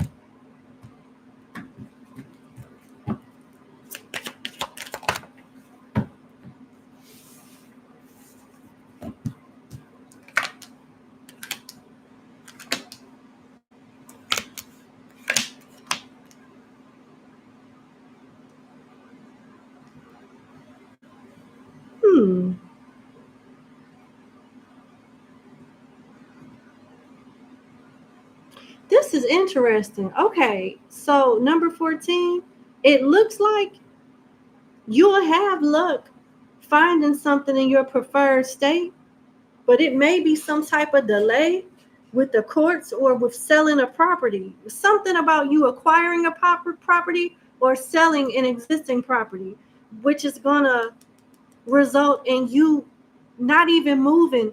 Either you're going to move later, some type of movement will be delayed, or you'll just stay where you are, but you'll definitely have the money, sudden wealth, and unexpected income. You may even, I don't know, like you said, you're downsizing. You may rent your home, you may sell it. You're doing something with that home that's going to bring in more money. And it's going to require you to work with the state or the legalities in your vicinity. And it's going to be a nice source of income with sudden wealth, occupation, and unexpected income here. So I see you being able to have the option to downsize if you want to, or upgrade because you're coming across some more money. It'll be your choice. You know what I'm saying? So I don't know what your situation is, but you may be doing it because, you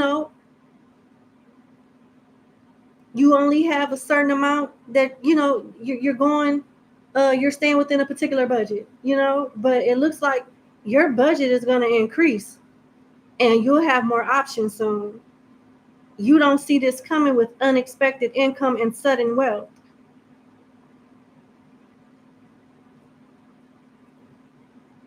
And you may not end up leaving at all with journey in reverse.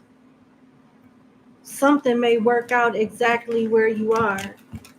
Now, let's see.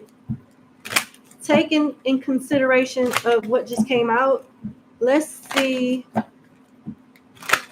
if you were to move in your ideal state, what is the potential outcome with that? Because it looks like you'll have choices in the near future, you know?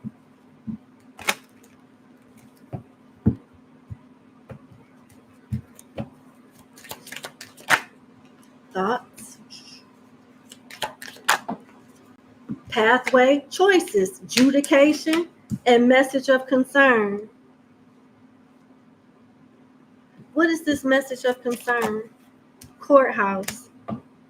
It's coming out again. Something with the legalities may make you stay behind for a little while longer. And whatever you work out with the legalities or some type of powers that be, whether they're with the courts or not, whatever you work out with them, whatever arrangement comes about, it gives you an alternative with pathway here. And it results in you getting some money.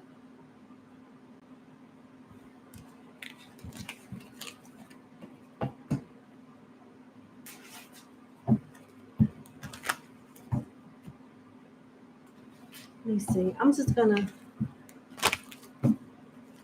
pull from the Money Oracle deck. I just want to see like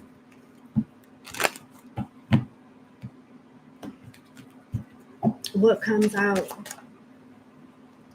Extra money. Law and order.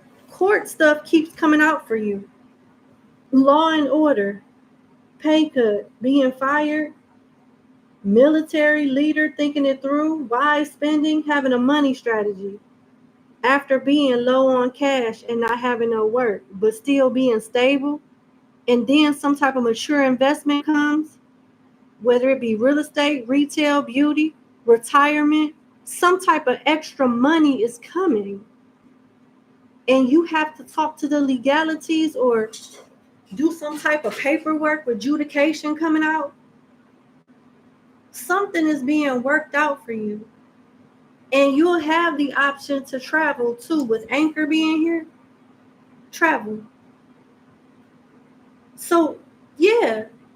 It's basically still saying the same thing, like you get options. Something is not over for you. So to answer your question, yes. If you were to, things will work out if you moved in your preferred state, but don't be surprised if a chain of events happen where you're staying, where you're at a little longer and it results into you making some more money.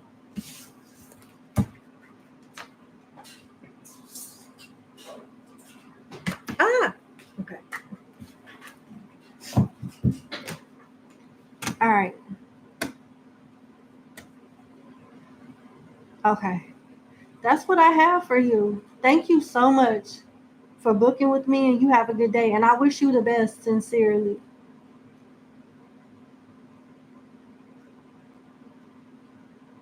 All right. We're on 15 now.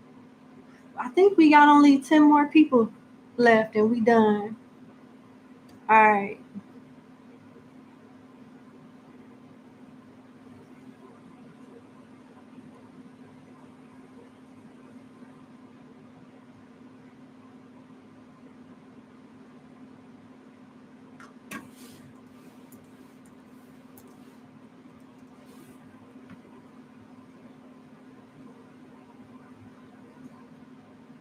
All right.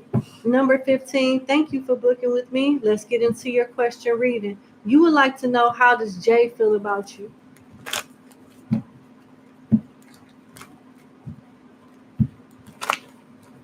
How does Jay feel about you?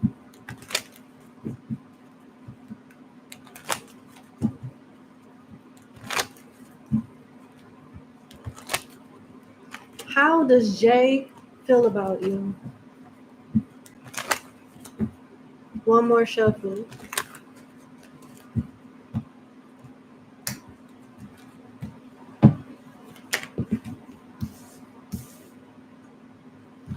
The Emperor and the Tower. The Nine of Swords. The shadow side of the Ace of Cups. The back of the King of Cups. And the Page of Wands. Okay. Now, Jay strikes me as the type of person that deflects and projects onto people. He has trust issues and he's insecure. I don't know if he shows this to you, but it's coming off as if the thought of you being with somebody else it kind of stress him out. He feels like there's a dynamic of trouble when it comes to being in a connection with you. I don't know why I'm hearing Sean Kingston. You are so beautiful, girl. That's why it'll never work. You'll have me suicide. Sorry, I'm not supposed to say that word. I almost said it, but yeah, you get it. Something about you make this person feel like that. And they try to hide that with the back of the King of Cups here. They try to hide it. It's something about you that they do not trust. And it stresses them. It's something about this connection that stresses their ass out. Nine of Swords is a card where this person's nerves is bad when it come to you.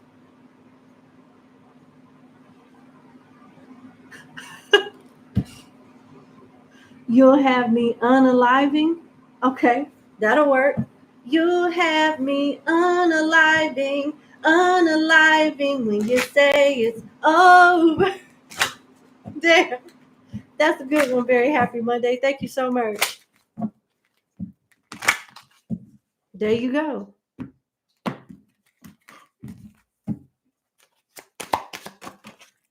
Mature woman. Courtship.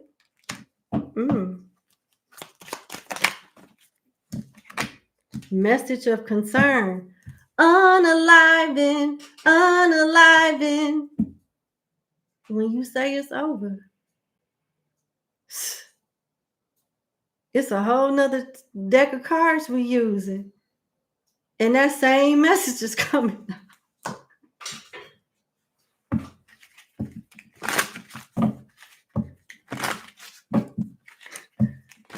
For real. You got the Nine of Swords already here in the tarot. And then with the Kipper, you got message of concern. This man nerves is bad as hell. Let me see what else can come out. Let me see what else come out. Because Lord, work, fair male, true gem, and destiny in reverse. They don't feel like they deserve you. Luck, chance, meant to be in reverse. They look at you as being valuable, quality, a true gem. Somebody that they need to put in more work with. But they feel like somebody else is more qualified for the job. You know what? It seems like to me that you must be like the best person this person has been with thus far. Maybe they're used to dealing with butterheads and those types. You know what I'm saying? Bottom feeders and shit. Maybe they're used to dealing with that because your character, your looks, and everything, like the quality of a person you are, it scares the shit out of them. Like, you know, it's like they want you to be a hood rat so they could be comfortable. And for real. They kind of want you to be a little fucked up so they could feel like, you know, good enough for you. I know you're going to watch this like, what? But that's what I'm getting. They kind of, yeah. it's goofy, but there's a lot of people that think like that, you know. They have to be the baddest bee in their relationship so they could do little, and you know, be treated and looked at and be held to a high regard without really doing anything. This person don't know how to keep you. They don't know how to earn you. They wish it wasn't so damn hard. Something is hard for them, and it stresses them out because it's almost like they fear messing this up. If they already messed it up, they fear messing it up again, and they feel like you deserve somebody better. I don't think this person has um emotional intelligence, to be honest. They look like they doing you a favor. The fact that I got unaliving, you know, that's kind of fucked up, you know. You got the chaser in a codependent relationship, fear of abandonment issues. I literally just said this shit and it came out. I said they have to be the baddest bee in a relationship because they don't want to chase you and put in work. They want you to chase their ass. They want you to chase them. Then you got not enough, frustrated in a relationship, lack of confidence, self-sabotage, fear and ego issues, and jealousy. This is the energy that I've been picking up throughout your whole reading, and it just came out and confirmed everything with 2 cards from a different deck. But this is how this person feel about you. They're not ready for you. And they don't think they'll ever be good enough for you. They just don't want to put in the work, although they know you deserve it.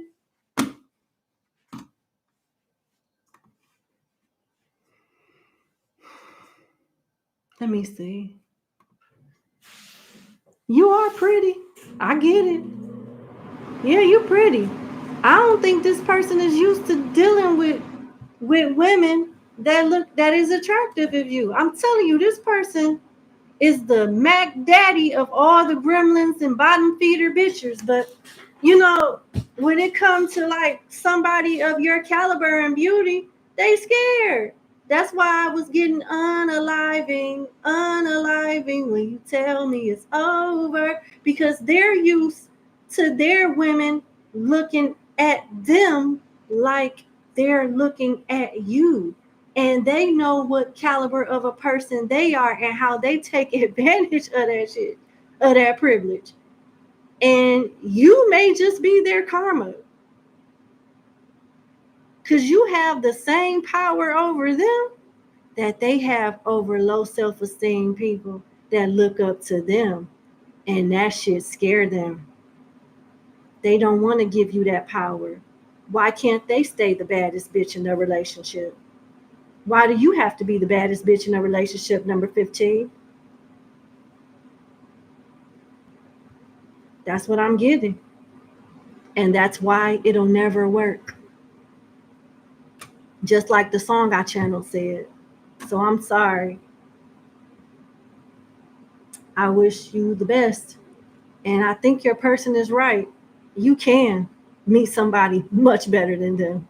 So, you know, it's nothing to take offense to. It's definitely a compliment, okay?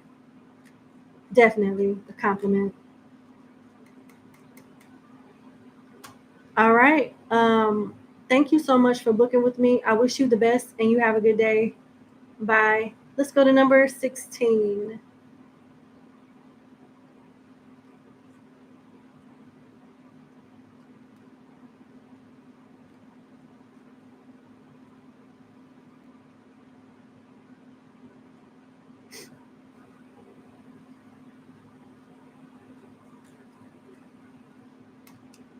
Where's 16?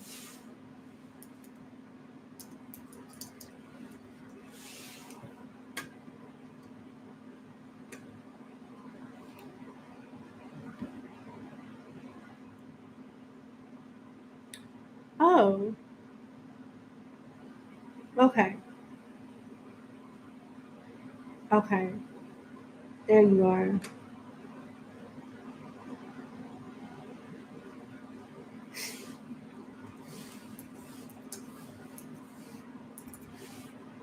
Okay, number 16. Number 16, thank you for booking with me. Let's get into your one question reading. Yep, it's one question. So in the previous reading, mentioned something about paying out some type of karmic deck, but also someone playing or pulling on your energy. Your question is, why is this person doing that? All right, let's see. Stargazing.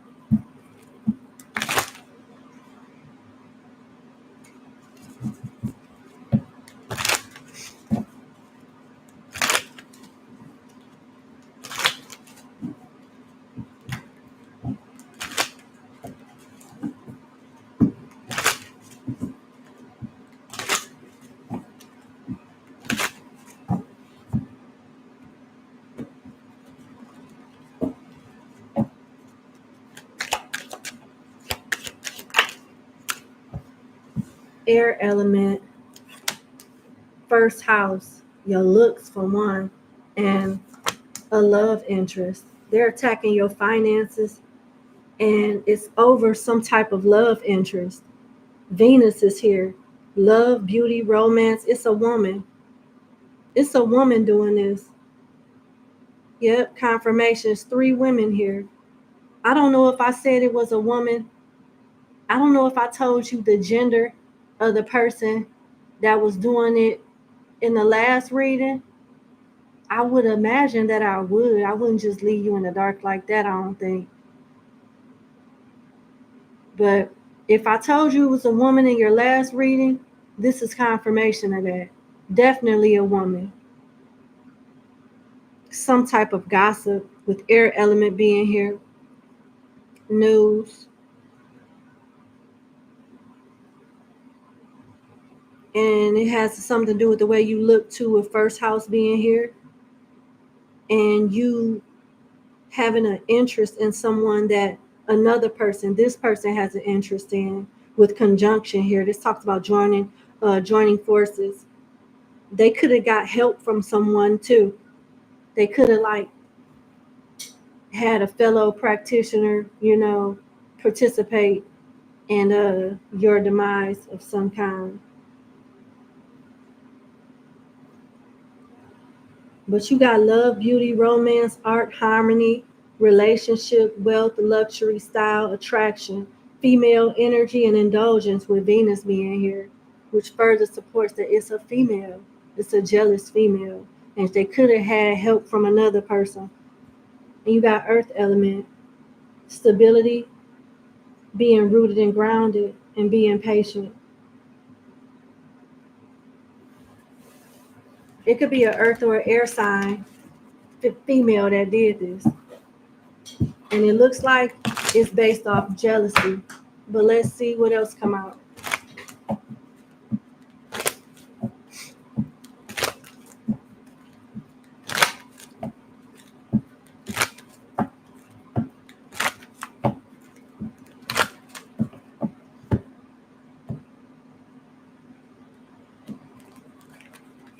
Unexpected income flipped over.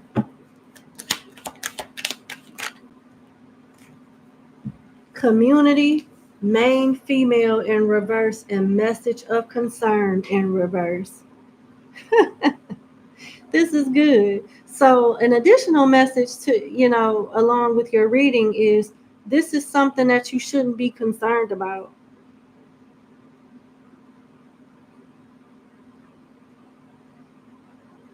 This person coming towards you is linked to some type of karmic debt, but they're not going to let this person destroy you. They're not going to let this person get the best of you. They're actually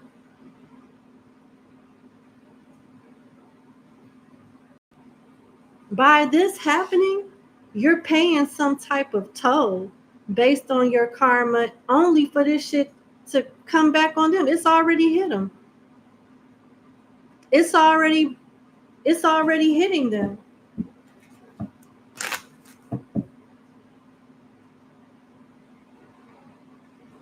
This person could have lost a loved one behind this. And they could lose their job. Coughing, despair. and poverty and still not get the man with main male upright, main female in reverse.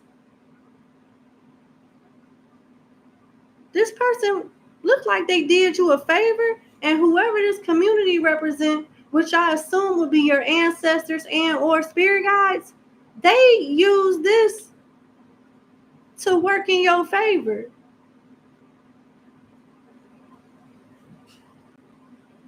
I had a situation. Okay, it's okay for me to share this. I had a situation several years ago where someone tried to do work on me to get me in a bad car accident. And although I did get in a car accident, right after, the police came and I took my report and I gave them my insurance and all of that. I had back problems, but I came back home and I think I worked for like 5 hours straight on the channel after that. Cause I knew, why it was happening, and I had certain information that I was privy to, but I came back home and I worked on the channel, and my car was still drivable, and I was going to this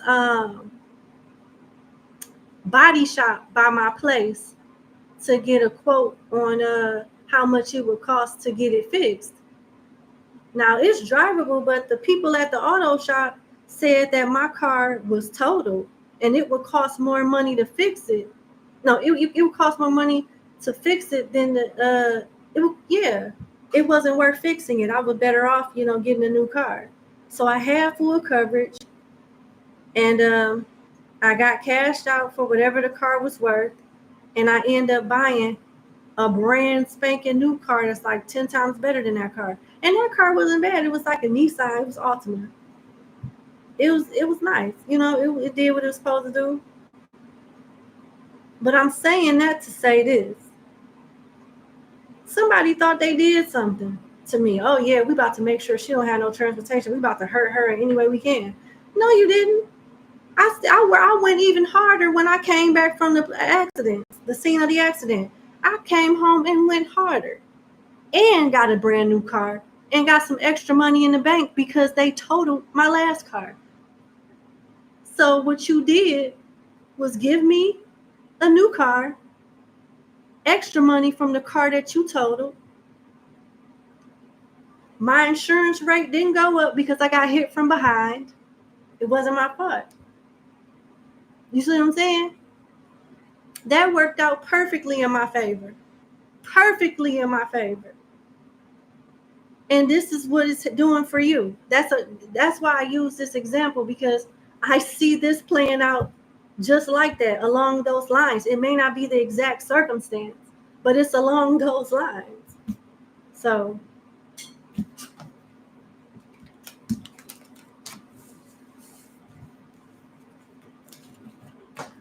and just like main female is in reverse, such and such who? They ain't went nowhere. I'm still here.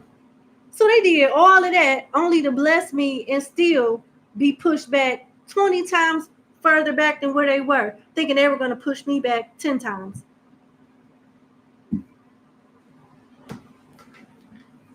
There you go. So that's the point I want you to know. That's the point I want to make. Like,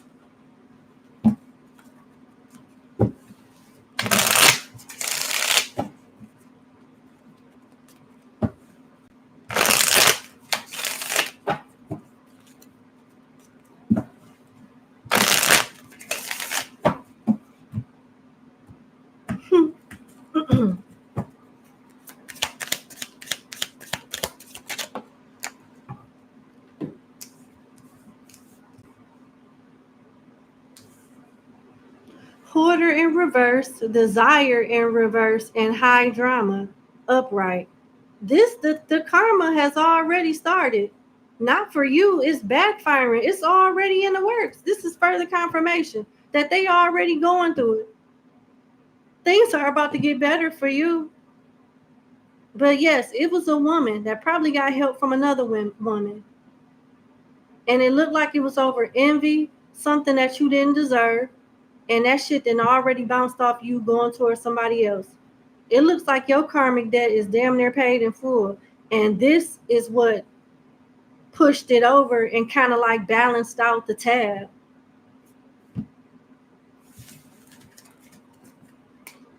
They're not going to let you suffer more than what you need to. You already paying your dues. And somebody going to try to like do this as well. But the way that it's orchestrated, you know, everything balanced out. So your karmic debt is paid in full. That shit bouncing back onto them. And you can expect better things to come your way.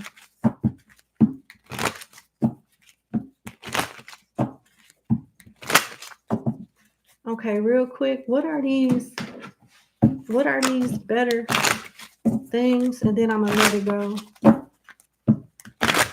I don't want to just leave you out in the dark. Give me a quick little spread on what are some of these better changes coming. This person is going to reveal themselves to you. Yep. This person is going to reveal themselves to you. Hidden truths come to the surface. The power of the hidden. Unwanted change. Necessary void. The outcome remains unclear. They're going to figure out, they're going to get frustrated and expose themselves trying to figure out why nothing is wrong with you. Why nothing is wrong with you. This is so interesting because the person that I told you about, the story that I told you about just a few seconds ago, that same person messaged me and was like, "How you feeling, boo?" They was like, "How you feeling, boo?" Because they too were like puzzled as to, you know, is my magic hidden? You know what I'm saying? Because we were on speaking terms at that time because I always played dumb. You know what I'm saying? I never was in my emotions and made this person, let this person know that I was on to them. So yeah, I knew that this person was puzzled then when they just flat out asked me, "How you feeling, boo?" I'm just checking on you. Bitch, you ain't checking on me. You trying to figure out if that magic that you threw at me is working. And it's not. So I'm doing great, bitch. Thank you for asking. You know what I'm saying? So, yeah, this is somebody that's part of your everyday routine. You could have worked with this person. Nah. No, no, no, no, no, no, no, no, no, no, no, no, no. You didn't work with this person. This is part of the changes that's coming in your life. You're going to thrive because of the everyday routine, sixth house being here. But this person will reveal themselves with the black moon coming out. Better statistics at work, better rapports at work, being healthier, being more productive with your everyday routine, having healthier work habits, better work habits. You're benefiting off something that you do repetitively, repetitiously. It's looking like you're separating from some type of partnership too, with conjunction in reverse.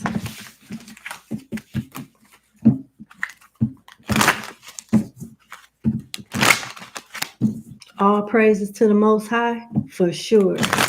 For sure. Definitely. For sure and forever.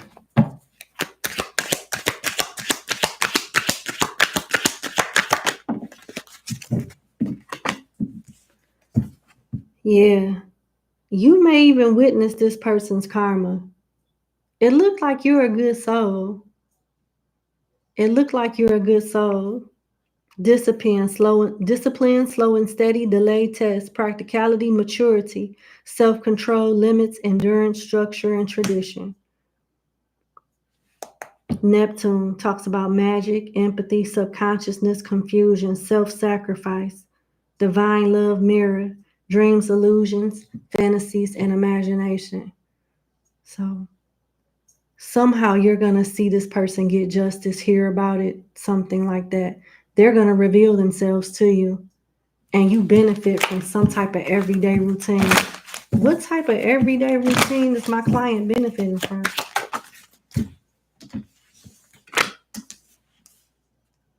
Spiritual growth,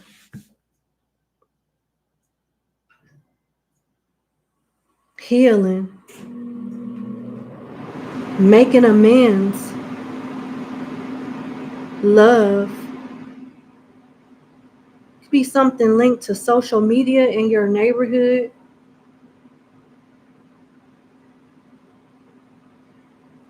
You get a clean slate.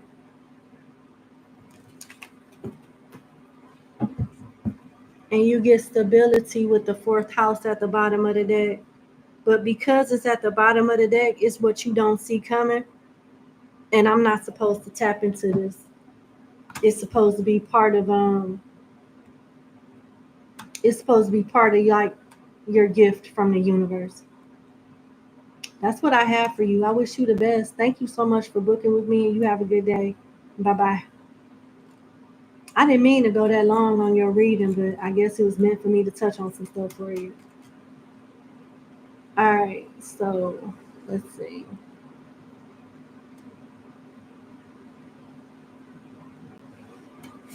$17.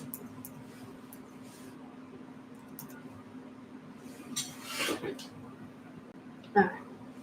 All right. Number 17. Thank you so much for booking with me.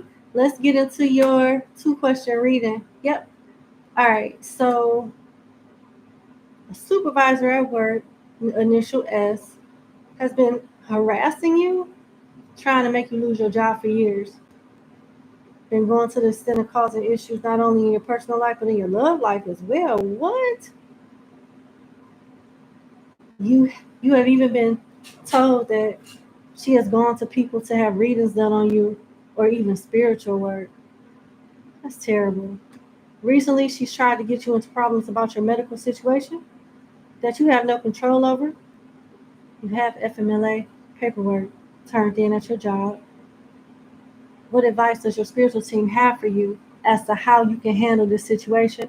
Because you're sick and tired of her harassing you and bullying you. All right.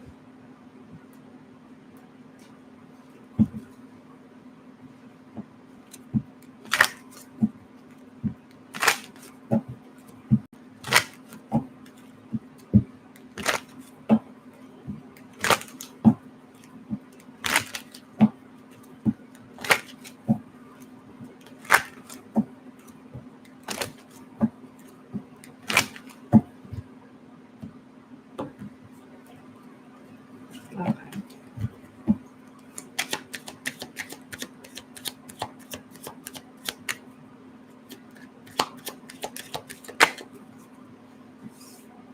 Toil and labor, occupation, gift in reverse, and message in reverse. Okay, so they want you to know that all you need to focus on right now is your job. Continue to do your job with toil and labor and occupation being upright. With gift in reverse and message in reverse, don't nobody care what this lady talking about at your job. Not like that. They know this person is toxic. They don't want to lose her and they don't want to lose you either. They're trying to play mutual and whatever she's saying is going through one ear and coming out the other with message in reverse. So this is the alternative for now is what I'm seeing. She's not going to be granted the satisfaction of seeing you fired because gift is in reverse. And it shows that she is using her gifts or her birthright or some type of power. You know, she's abusing it. She's using it in the wrong way with gift in reverse. And that's, karma within itself. But tell me more about toil and labor, please.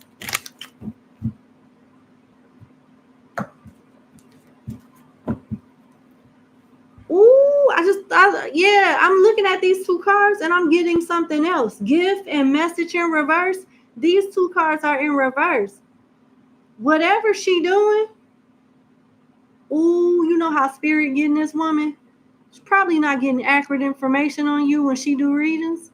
And she damn sure, whatever she did to kind of like manipulate the energy, message did not get received. She more than likely used voodoo or worked with the Orishas. Who's a messenger? Eshu is the messenger for the Orishas. Papa Legba is the messenger for the Loa. You got to go to those two spirits to reach the Loa or the Orisha. And somehow that message, Eshu is not sending whatever message over to whatever, Orisha she's working with, or Papa Legba is not delivering some type of message that she's sending over regarding your demise to the Loa. Period.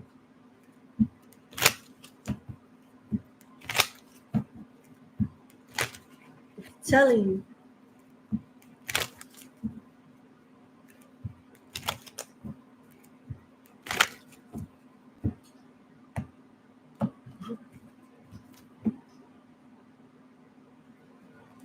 Why is toil and labor here?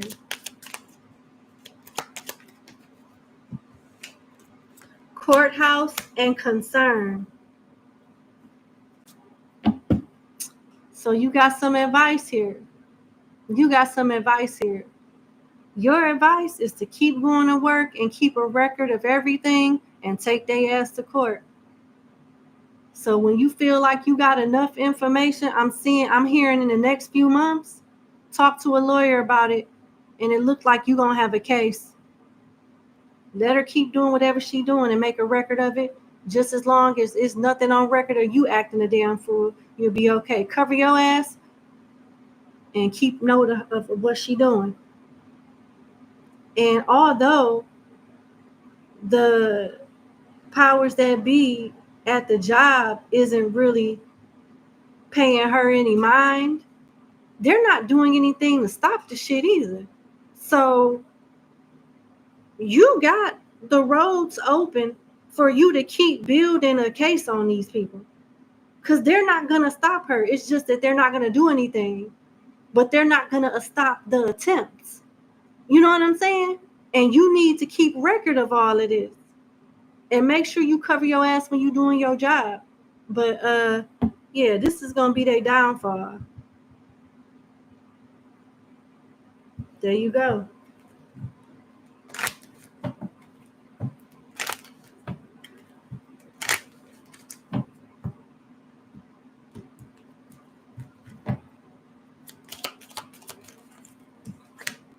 Thoughts in reverse, clarifying occupation. So this person by the initial of S is alluding to the powers that be at your job that you don't know what the hell you're doing. You miss details, you skip steps, you do shit without thinking. You're not qualified. Something like that. This is what she's trying to prove to the powers that be. That's why you got to cover your ass and make sure you do your job right.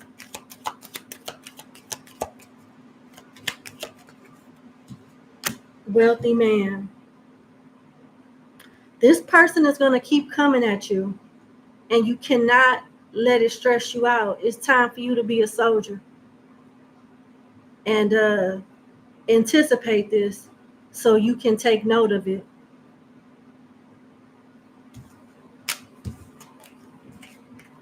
They're setting you up for a blessing. Don't miss out on it.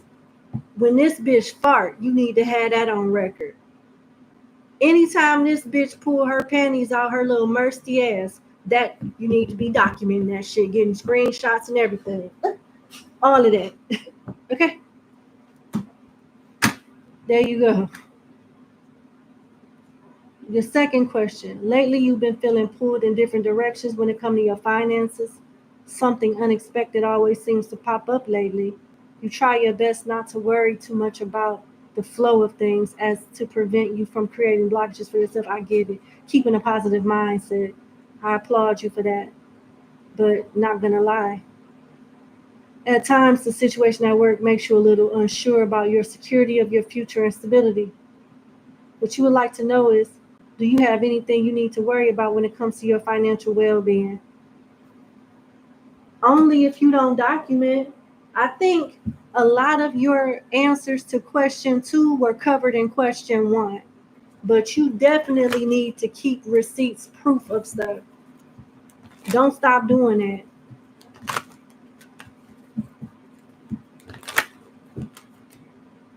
Okay.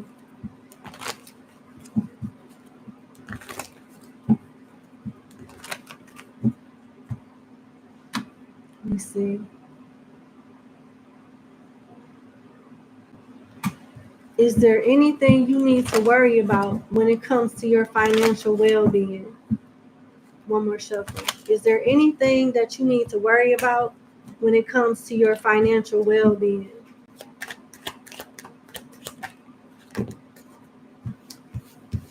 Okay, this is good. This is really, really good because you got the back of the 4 of Wands, the back of the 7 of Cups, the back of the 9 of Swords, which is good because it's like the 9 of Swords in reverse, and the Queen of Cups. You are protected,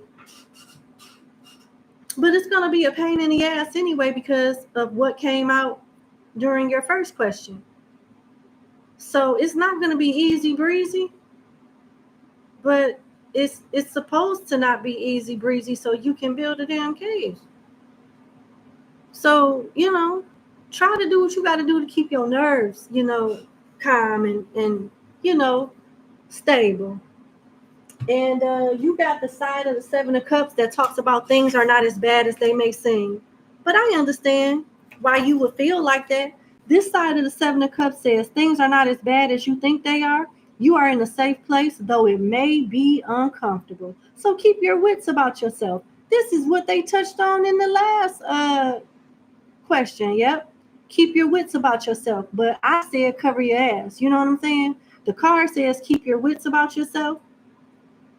Slowly begin to look around for allies, accept advice as it is offered. These things will help you put yourself back into proportion so you can see exactly what steps to take next.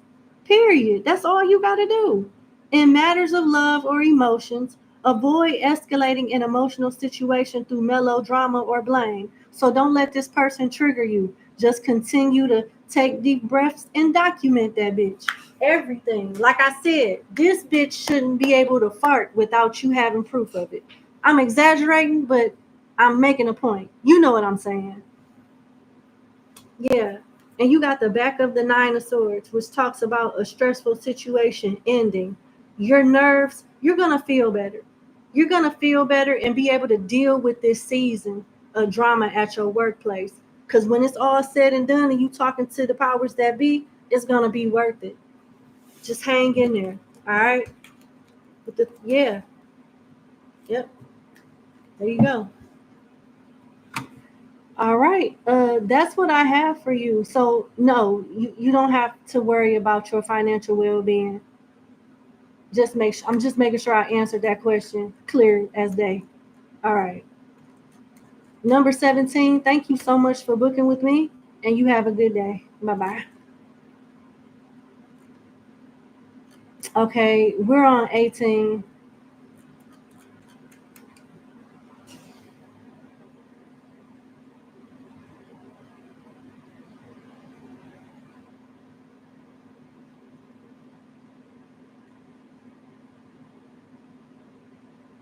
Oh yeah, this person.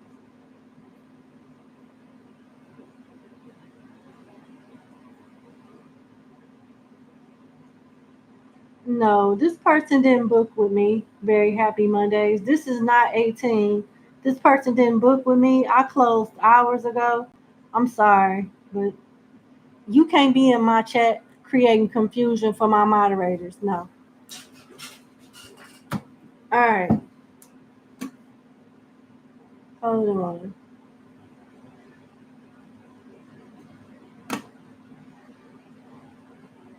There we go.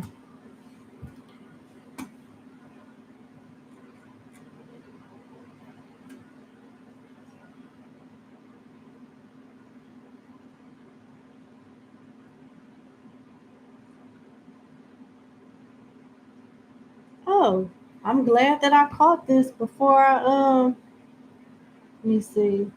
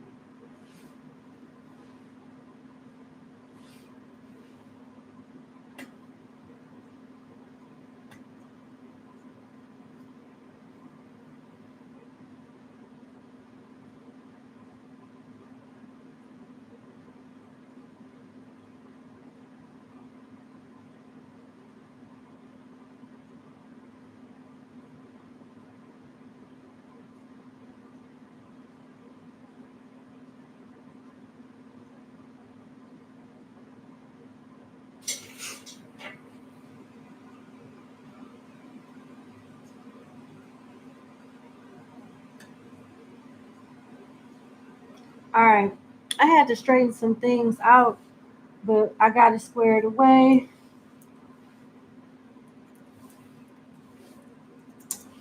All right. So we're on 18. Client number 18, thank you so much for booking with me. Let's get into your question reading. So you wanted to know, okay, you got a reading earlier. You wanted to know about your boss's feelings for you. Y'all not having an affair, but you feel his energy sometimes and you don't get it. He hardly speaks to you, but when he does, it's awkward. Yeah, I know who you are, and that's because he likes you. That's because he likes you. So, as a result of that, you want to know if people at your job think you get special privileges at work. You work extremely hard. You know people are going to hate, but you want to avoid the gossip. I just feel like there's nothing that you can do about how people feel about you at work. You know what I'm saying? Whether y'all was doing it or not, people are going to be jealous of that, anyway. If that's the case, if this person is treating you better, and it looks like if they're not already, they will. I remember you because I remember saying something like this. They're going to do something nice for you, give you extra pay or something like that. But your boss has romantic feelings for you. So let's see.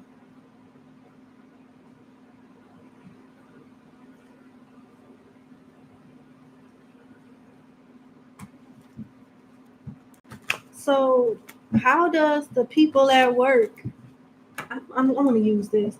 How does the people at work feel about my client as far as like her getting special privileges from the boss there at the job, at the company?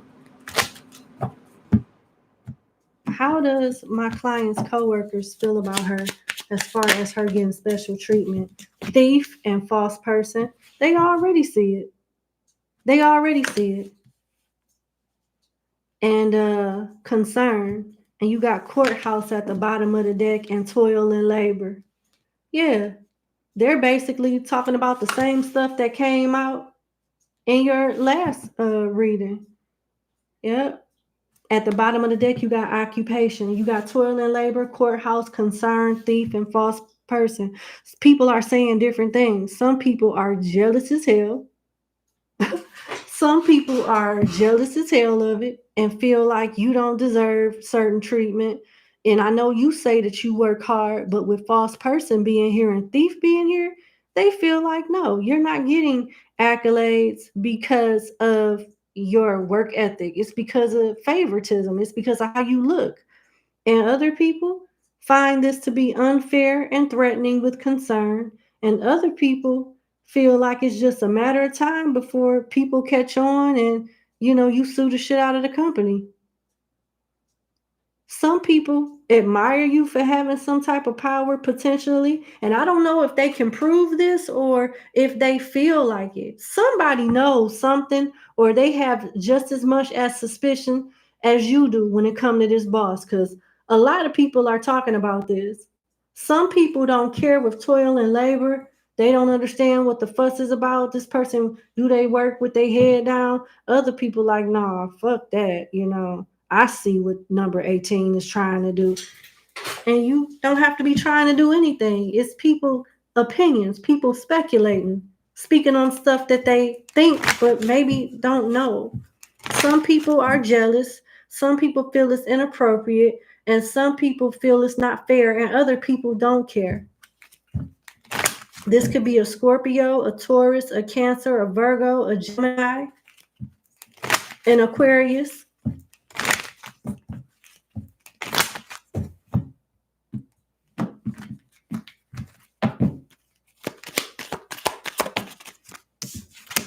Community. More than one person is talking about this, and 3 and 9 is 11. No, it ain't. It's 12. Sorry.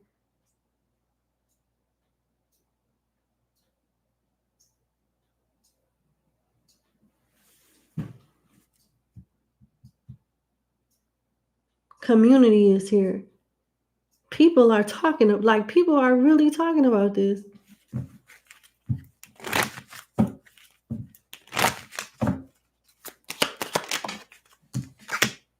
Expectations.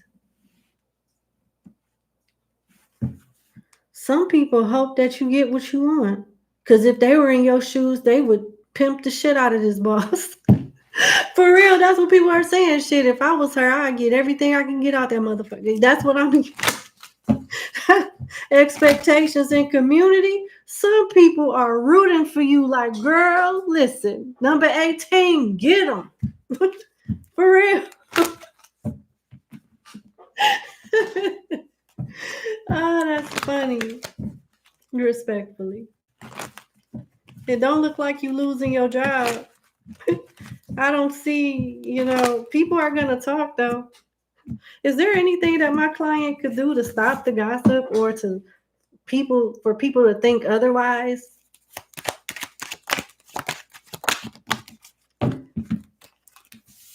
Six of Wands, Two of Swords, Seven of Swords, the Page of Wands, and the back of the Emperor.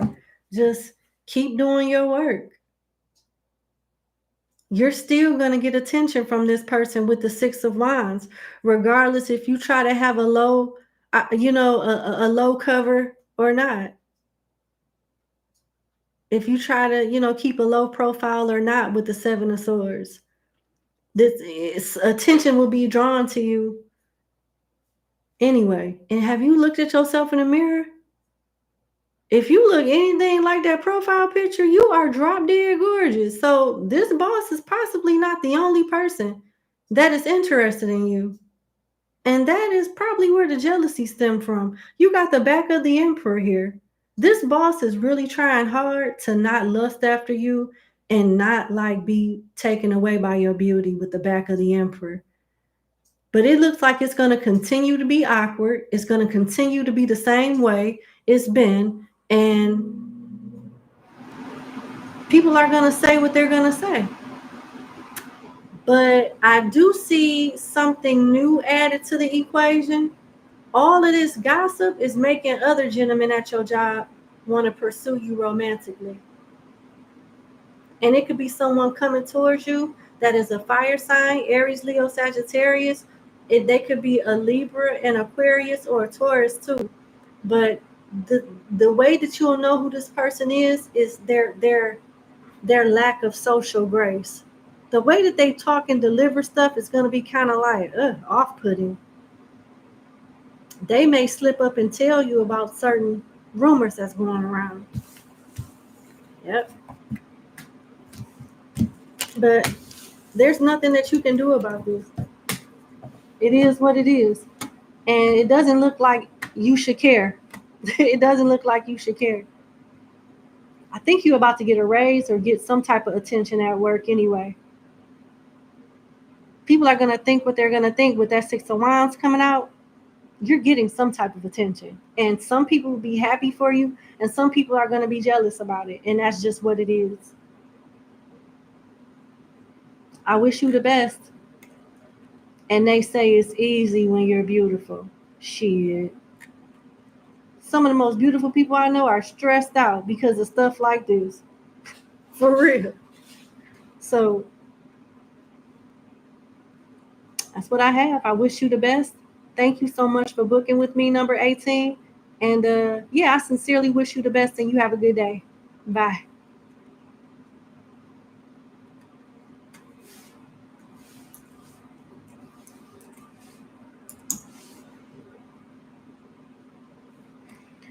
All right, number 19. Thank you so much for booking with me. Let's get into your 3-question reading. Okay. An old person you dated from your past just tracked you down and stated he paid someone for your number. Since y'all first spoke, he has called every hour. Now, you're a Taurus, and this is a complete turnoff. Does he have a hidden motive? If so, what? Well, it seems like something is a little unstable anyway with him calling you every hour. So I can imagine what's going to come out of the cards. I can imagine what's about to pop out of these cards. Don't use these. Okay.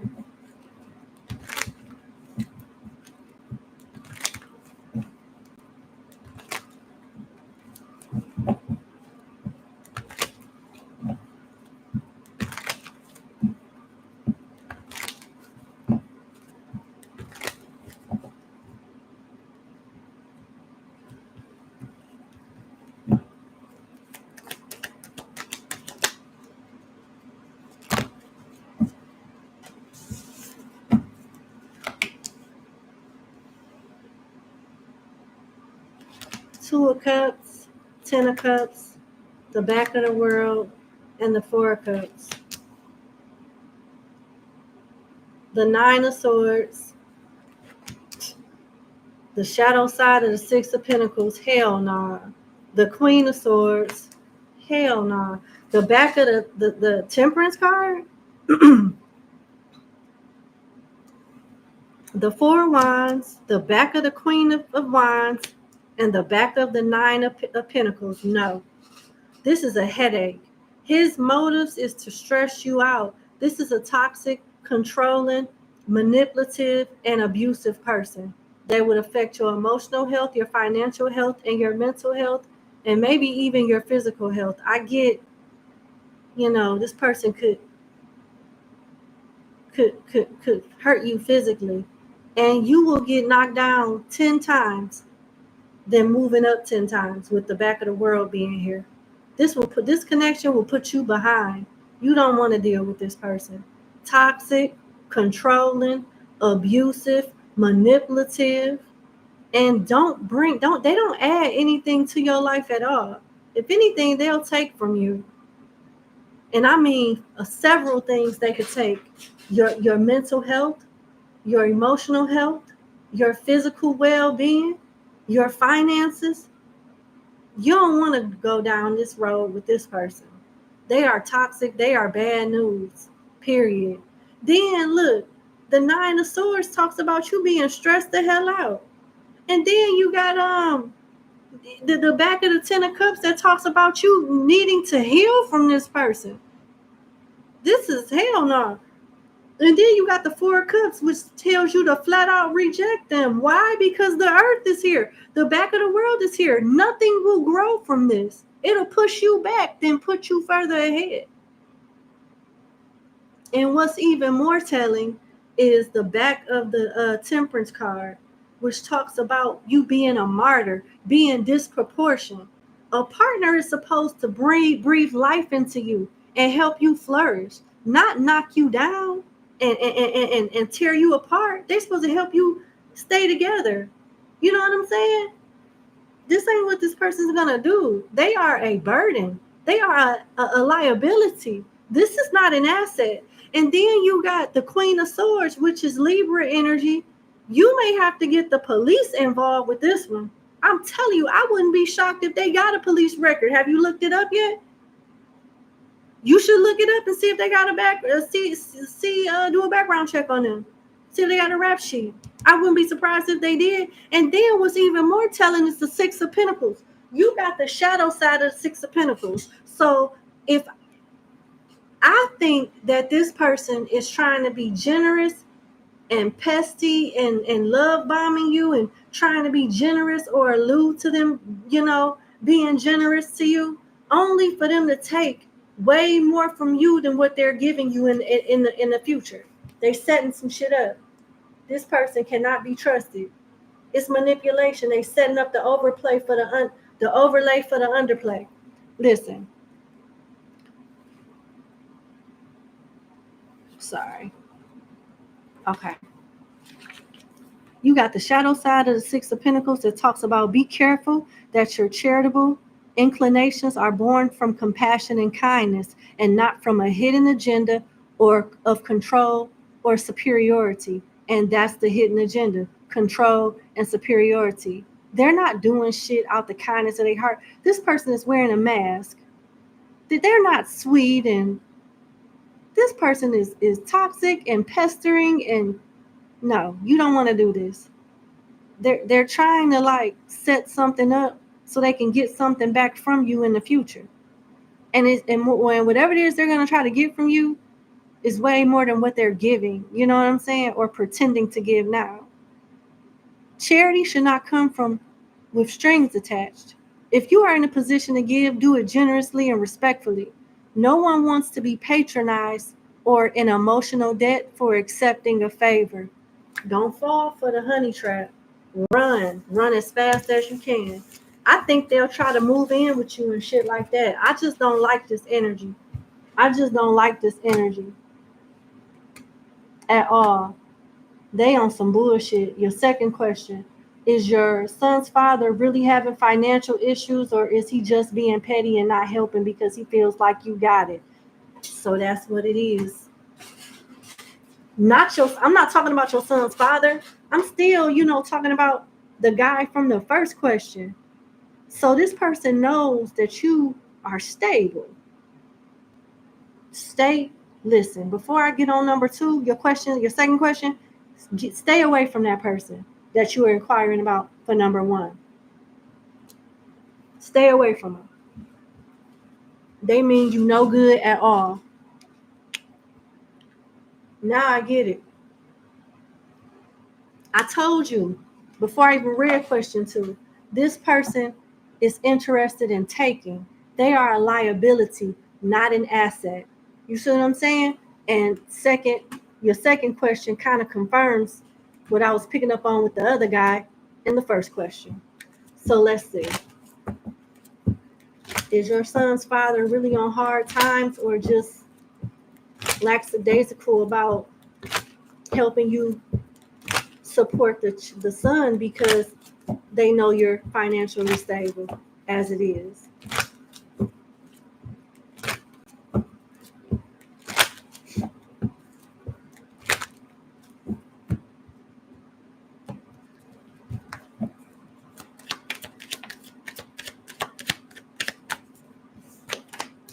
toil and labor, thief, and great fortune. Yep.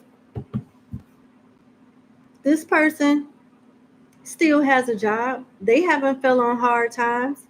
They just don't want to take care of them because they figure that you got it with great fortune. Your money must come easier than theirs. They feel like they work really, really hard for their money and you don't have to work that hard or you have a better job. So shit, why you can't do it? And I'm not saying he's right, but this is what the energy I'm channeling. With thief here, they doing it on purpose. They're doing it on purpose and they feel justified as in not taking care of their own damn son because you have a better lifestyle than them. You're more stable than them. What the fuck they got to do with you and the kid? Like, you didn't make this baby by yourself. So we got another pocket watcher. What should my client do? Message of concern, false person. This further confirms that this nigga is lying. He lying. He lying. And if you wanted to take him to court and get his wages garnished for him to take care of his kid, the court will support you on that. And he'll just have to get that letter and be like, well, dang, no, they're going to take another money. Oh, well, we could have handled this under the table. But since you want to cry wolf, hey, let the courts decide what's enough and what's not enough. Since we can't sort it out as adults, it's up to you. You don't have to go this route, but you can. And the tarot is confirming that this person is lying.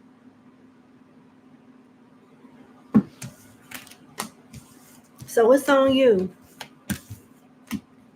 Now that you know what I'm saying? It's up to you to decide what you want to do. Who are you in the spiritual realm? Let's see. I want to use this.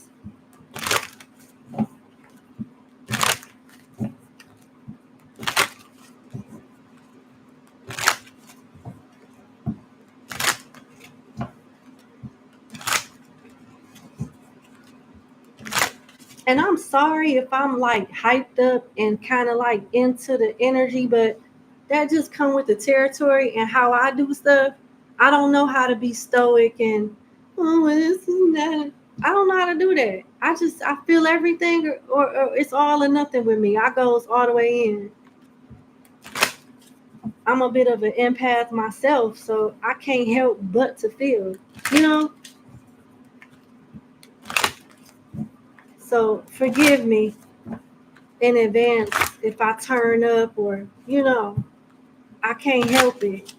And I just naturally sympathize with this because I'm a single parent. You see what I'm saying? And I understand where you're coming from. I can't ignore that.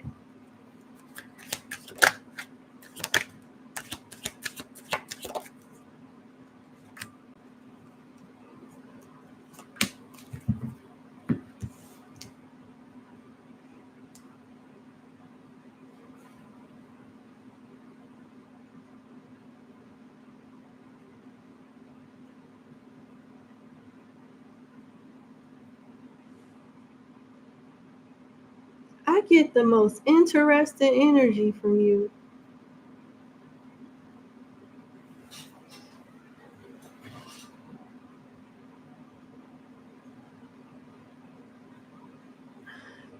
I got two cards that talk about newness.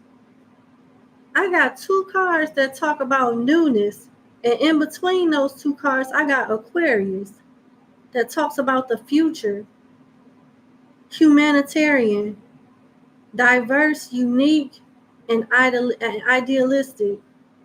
I don't think you've had many past lives.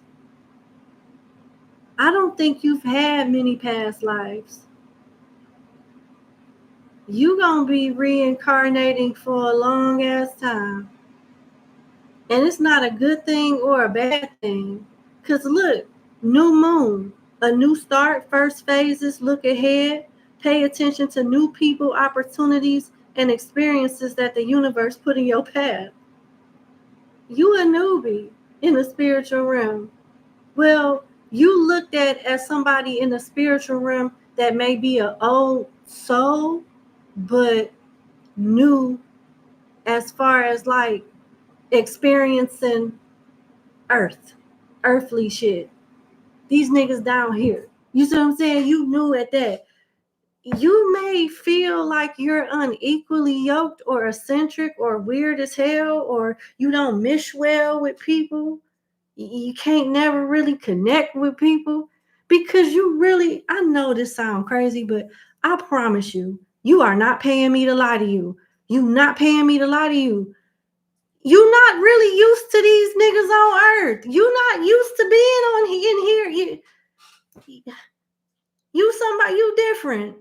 I don't know what made you sign up for this shit, but welcome. You gonna be here for a few lifetimes, and I don't know what it is that you need to learn, but you'll adjust to how they do shit down here. You'll adjust to it in some lifetime. But you know, you're not from here. You here, but you're not of this world. But you here, and you'll get acclimated at some lifetime, at some point. For real. Cause all of this shit is new to you. You for real.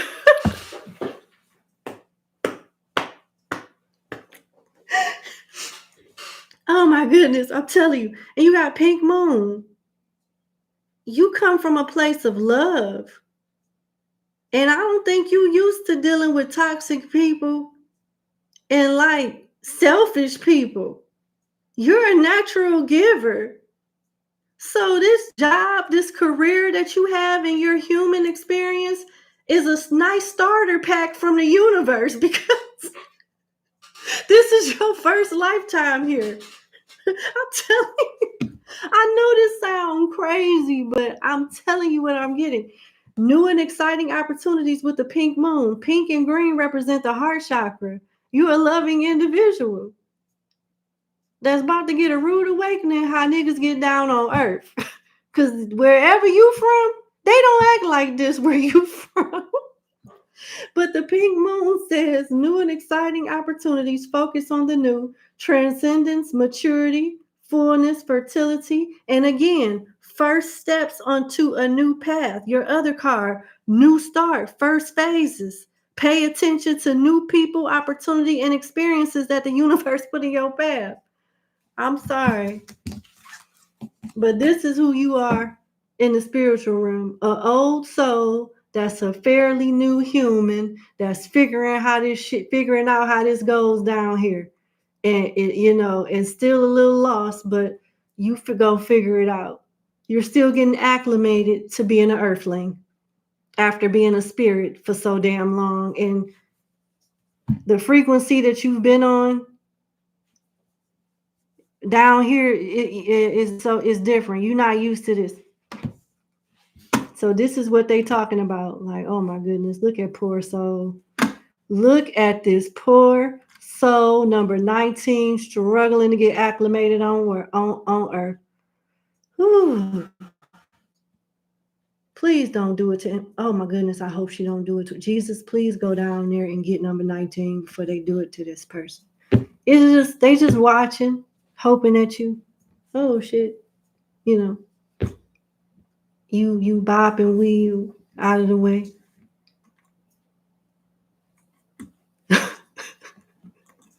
I'm sorry. That's what I'm getting.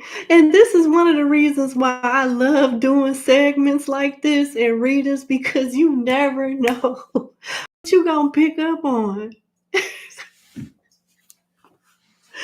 Ah, man, it's nice to meet you. But that's what I got for you. Thank you so much for booking with me, and you have a good day. Bye. That was funny. That was funny as hell. Because it's kind of like you like, oh shit. You know how people are trying to learn how to play a game for the first time, and you got somebody that they're playing against that understands the joystick and understand how the game and the gaming system works a whole lot better than the person playing it for the first time. And it's like you kind of like got your joystick and you like, oh, how does this work? Why is this person? I don't know. Okay. But yeah, this lifetime is your starter pack from Spirit. May God bless you. Have a good day. All right.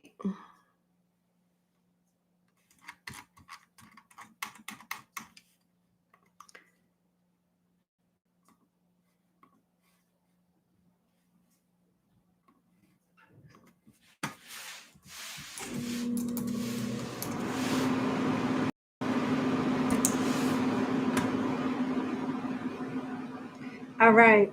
Number 20. Thank you for booking with me. Let's get into your one question reading. So, tired of stressing and wondering who you'll end up with in regards to love, wanting to know if you can see the person that you will marry, if I can see the person that you will marry. Okay.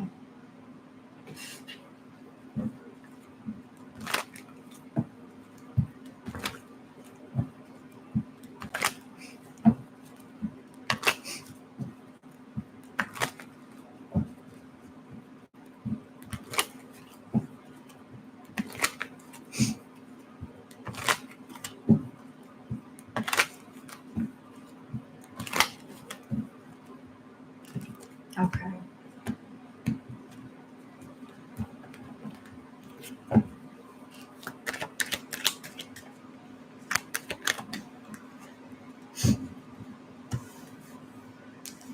The Four of Cups, the back of the Wheel of Fortune, the Page of Cups, the back of the Six of Wands, the shadow side of the Six of Cups, and the Eight of Pentacles. It's not time yet. They don't even want to tap into who you're going to marry because your fate could change based on the choices that you make. And I ain't trying to be funny, but it looked like they're saying in a roundabout way that you're not even ready to think about this. You got so much other stuff that you need to work on and do before this even becomes something that should be your primary focus. And it's not for you to take it in an offensive way, but it's to us. It's just to say that, you know, if you were to meet somebody right now, it probably wouldn't be your husband or whoever you want to be with, and B, it will contribute to your failure and not your success because you're not where you need to be to even call this person in. But the good news is they want to help you do that. You got the back of the Wheel of Fortune where the Magician is standing behind the Wheel of Fortune. The Magician is a very talented, skilled individual, just like you are. You know what I'm saying? Whether you think you are or not, Spirit is saying you are. But although the magician may be very skilled and talented, the Magician is on the Wheel of Fortune. He doesn't control the wheel. You know what I'm saying? Just like you don't control, the way you have a certain level of control, but it's just certain things that are out of your control.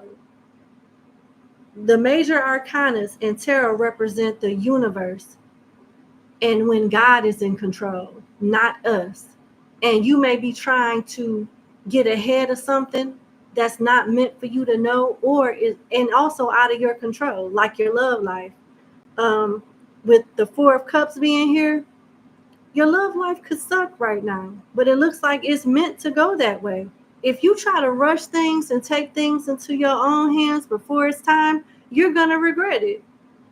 Right now, you're a student, you're a baby in the spiritual realm, and they're guiding you to be the best version of yourself.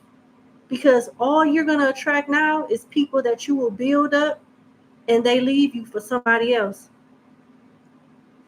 People that won't appreciate you and take you for granted, with the Six of Wands coming out. And it's the shadow side of the Six of Wands. The shadow side of the Six of Wands represents someone that gets a lot of help from people, but once they get the accolades and the success that other people has helped them to get, they act like they did it on their own. They don't share. They don't give people recognition. They don't shout people out. They don't give people their just due.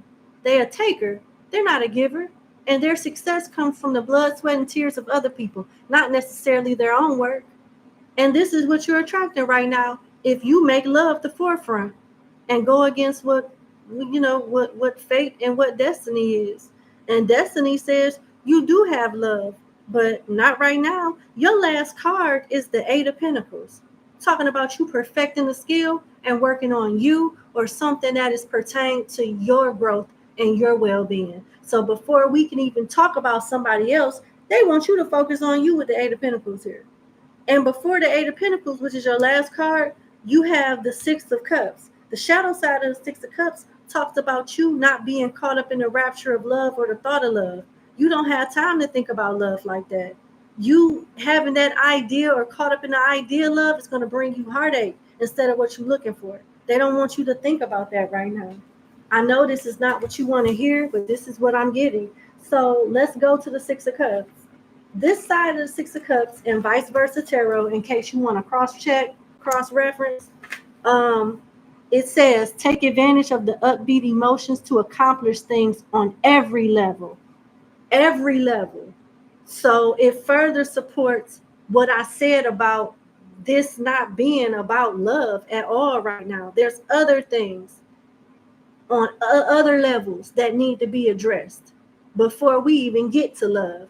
And this card is further supporting that message. Take advantage of the upbeat emotions to accomplish things on every level, not just the interpersonal work, study, or other responsibilities that may seem unimportant compared to the rapture of love, but come down to earth long enough to keep the home fires burning. Don't be too carried away with the delicious giddiness of youth and love.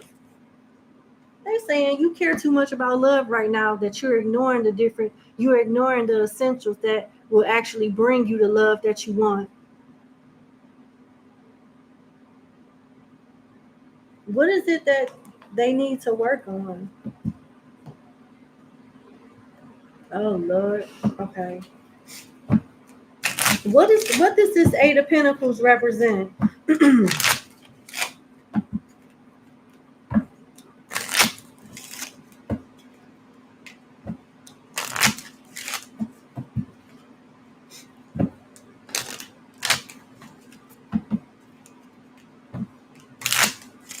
What does this Eight of Pentacles what does this Eight of Pentacles mean and represent pertaining to my client?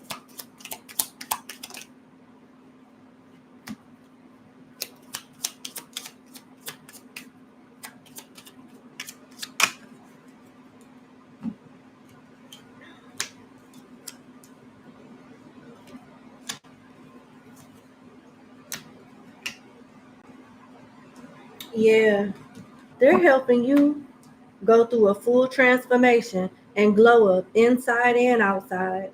You got self-absorbed. These the people that you attract. Seek to feel what others are feeling.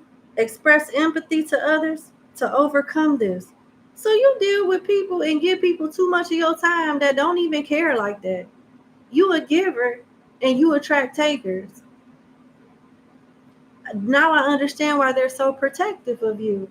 And this does need to be addressed so you don't run into people that take you for granted.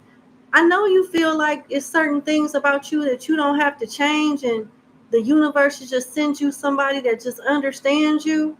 But there are some things that you need to improve because they can send you to the well, but they can't make you drink. And what's the purpose of you sending you to the well if you're going to drink alcohol instead of some water? You got to know the difference. Salt and sugar look the same. And there's certain steps that need to be done and completed so you can know the difference between salt and sugar. Because right now, respectfully, they're saying that you don't. That's it. You can, and it doesn't, I'm not trying to attack you. You know what I'm saying? Everybody has went through this. And it seems like you attract self-absorbed, self-centered people. And they want you to work on your insecurity. Please understand your worth, your value, your purpose here on earth. There is no need to feel small or compare yourself to others. This is what they want you to work on. And they're going to help you with this. Obsessiveness. You could attract people like this, or you could be like this in some way. Write down what you are obsessing over. Realize that it is emotionally draining you. So they want you to protect your energy better. And your next card is negativity. They want you to work on letting go of pessimistic attitudes because it's getting old. Think of something positive right now and shift your thinking. And your last message that they want you to work on is fearful, a learned behavior that can be unlearned. Also, a low vibrating feeling that creates limitations for you and your future happiness. All of this can be healed by self-love and faith in God and in your relationship with the divine. It's going to take time though. Eight of Pentacles talks about perfecting a skill, but the fact that it came out lets me know that you are able to do this.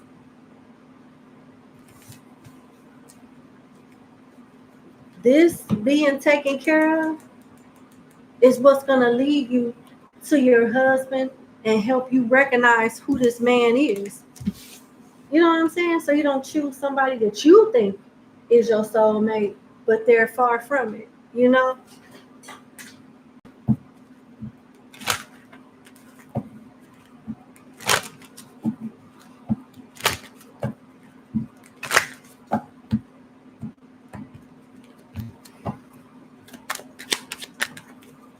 Marriage, thief, and occupation, bad health. These four cards have summed up everything that we just talked about in the spread. Marriage is what you want. Thief, it can be taken away from you. If occupation, you don't do the work required. If not, you can settle and regret it with bad health and be in a situation that's way worse. So there are no shortcuts.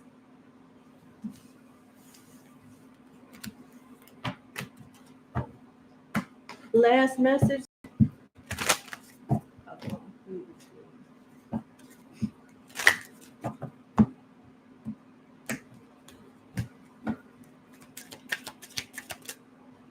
Free yourself. It's time to take back control of your life.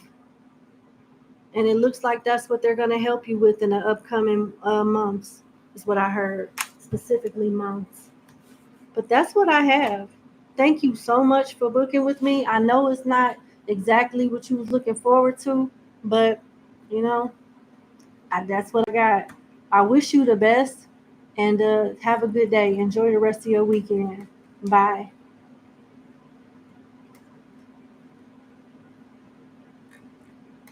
All right, we on 21.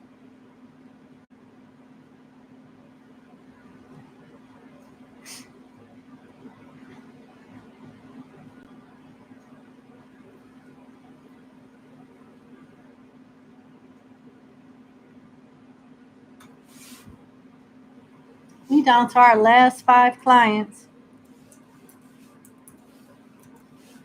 All right. Uh-oh.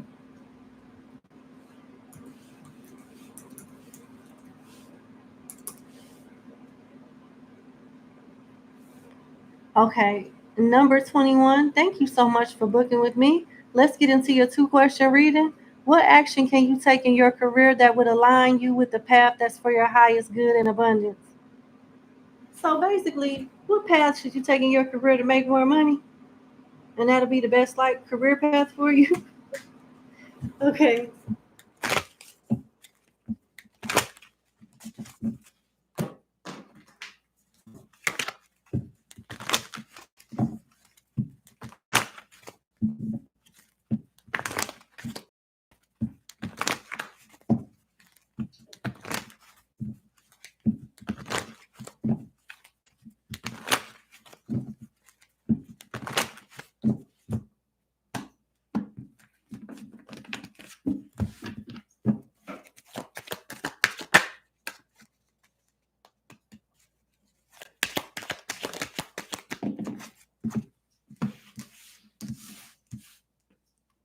It looked like you may need to take a class, ask for help, but you need like help. You got the Three of Pentacles and the back of the Page of Pentacles. The back of the Page of Pentacles, it's like there's an empty cornucopia here. So there may not be much opportunity for growth where you currently are. You know, so you really do have like a legitimate reason as to why you're asking this question in your reading in the first place. And it looks like the solution to that is like possibly going into a different field or getting more training or knowledge in regards to what you're doing. This could also talk about you learning something or getting in the right networking circle with the Three of Pentacles. But your level up as far as like the steps that you need to take, it involves other people. It involves you working with other people. Let me get some more.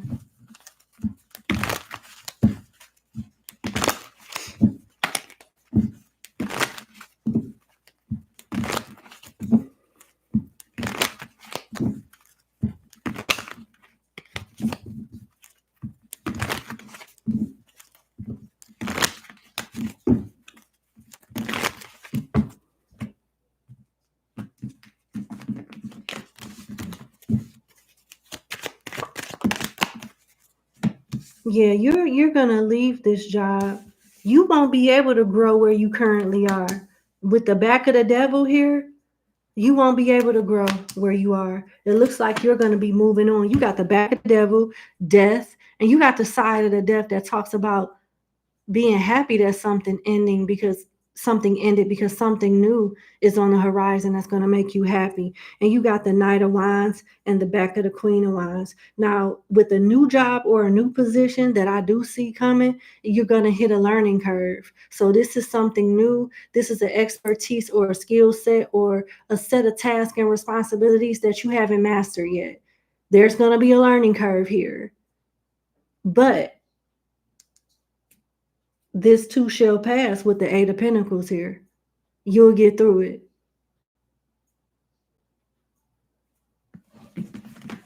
And to put further emphasis on that new beginning, you got the Ace of Cups here. You'll be happy with this new start. I don't know if it's like a new department within an existing company or a new job altogether with a new company, but it's definitely one or the other for sure. For sure. Whatever this new start is, it involves you getting help from people, learning from people, and having a learning curve briefly that you'll master. You know, it'll turn into an expertise that you're quite familiar with shortly. It's not going to be a learning curve for a long time for you. You could be somebody that works with your hands or like a hands-on type of person. You do it once or do it a few times and you got it. And that's it, which is good because that's kind of like what I see happening. Yeah. It looks like you're moving and it's through divine intervention. You got travel here. So it looks like you're leaving a job. They're not telling me exactly what you're doing, like the skill set or what that consists of, but they're telling me more so about the journey with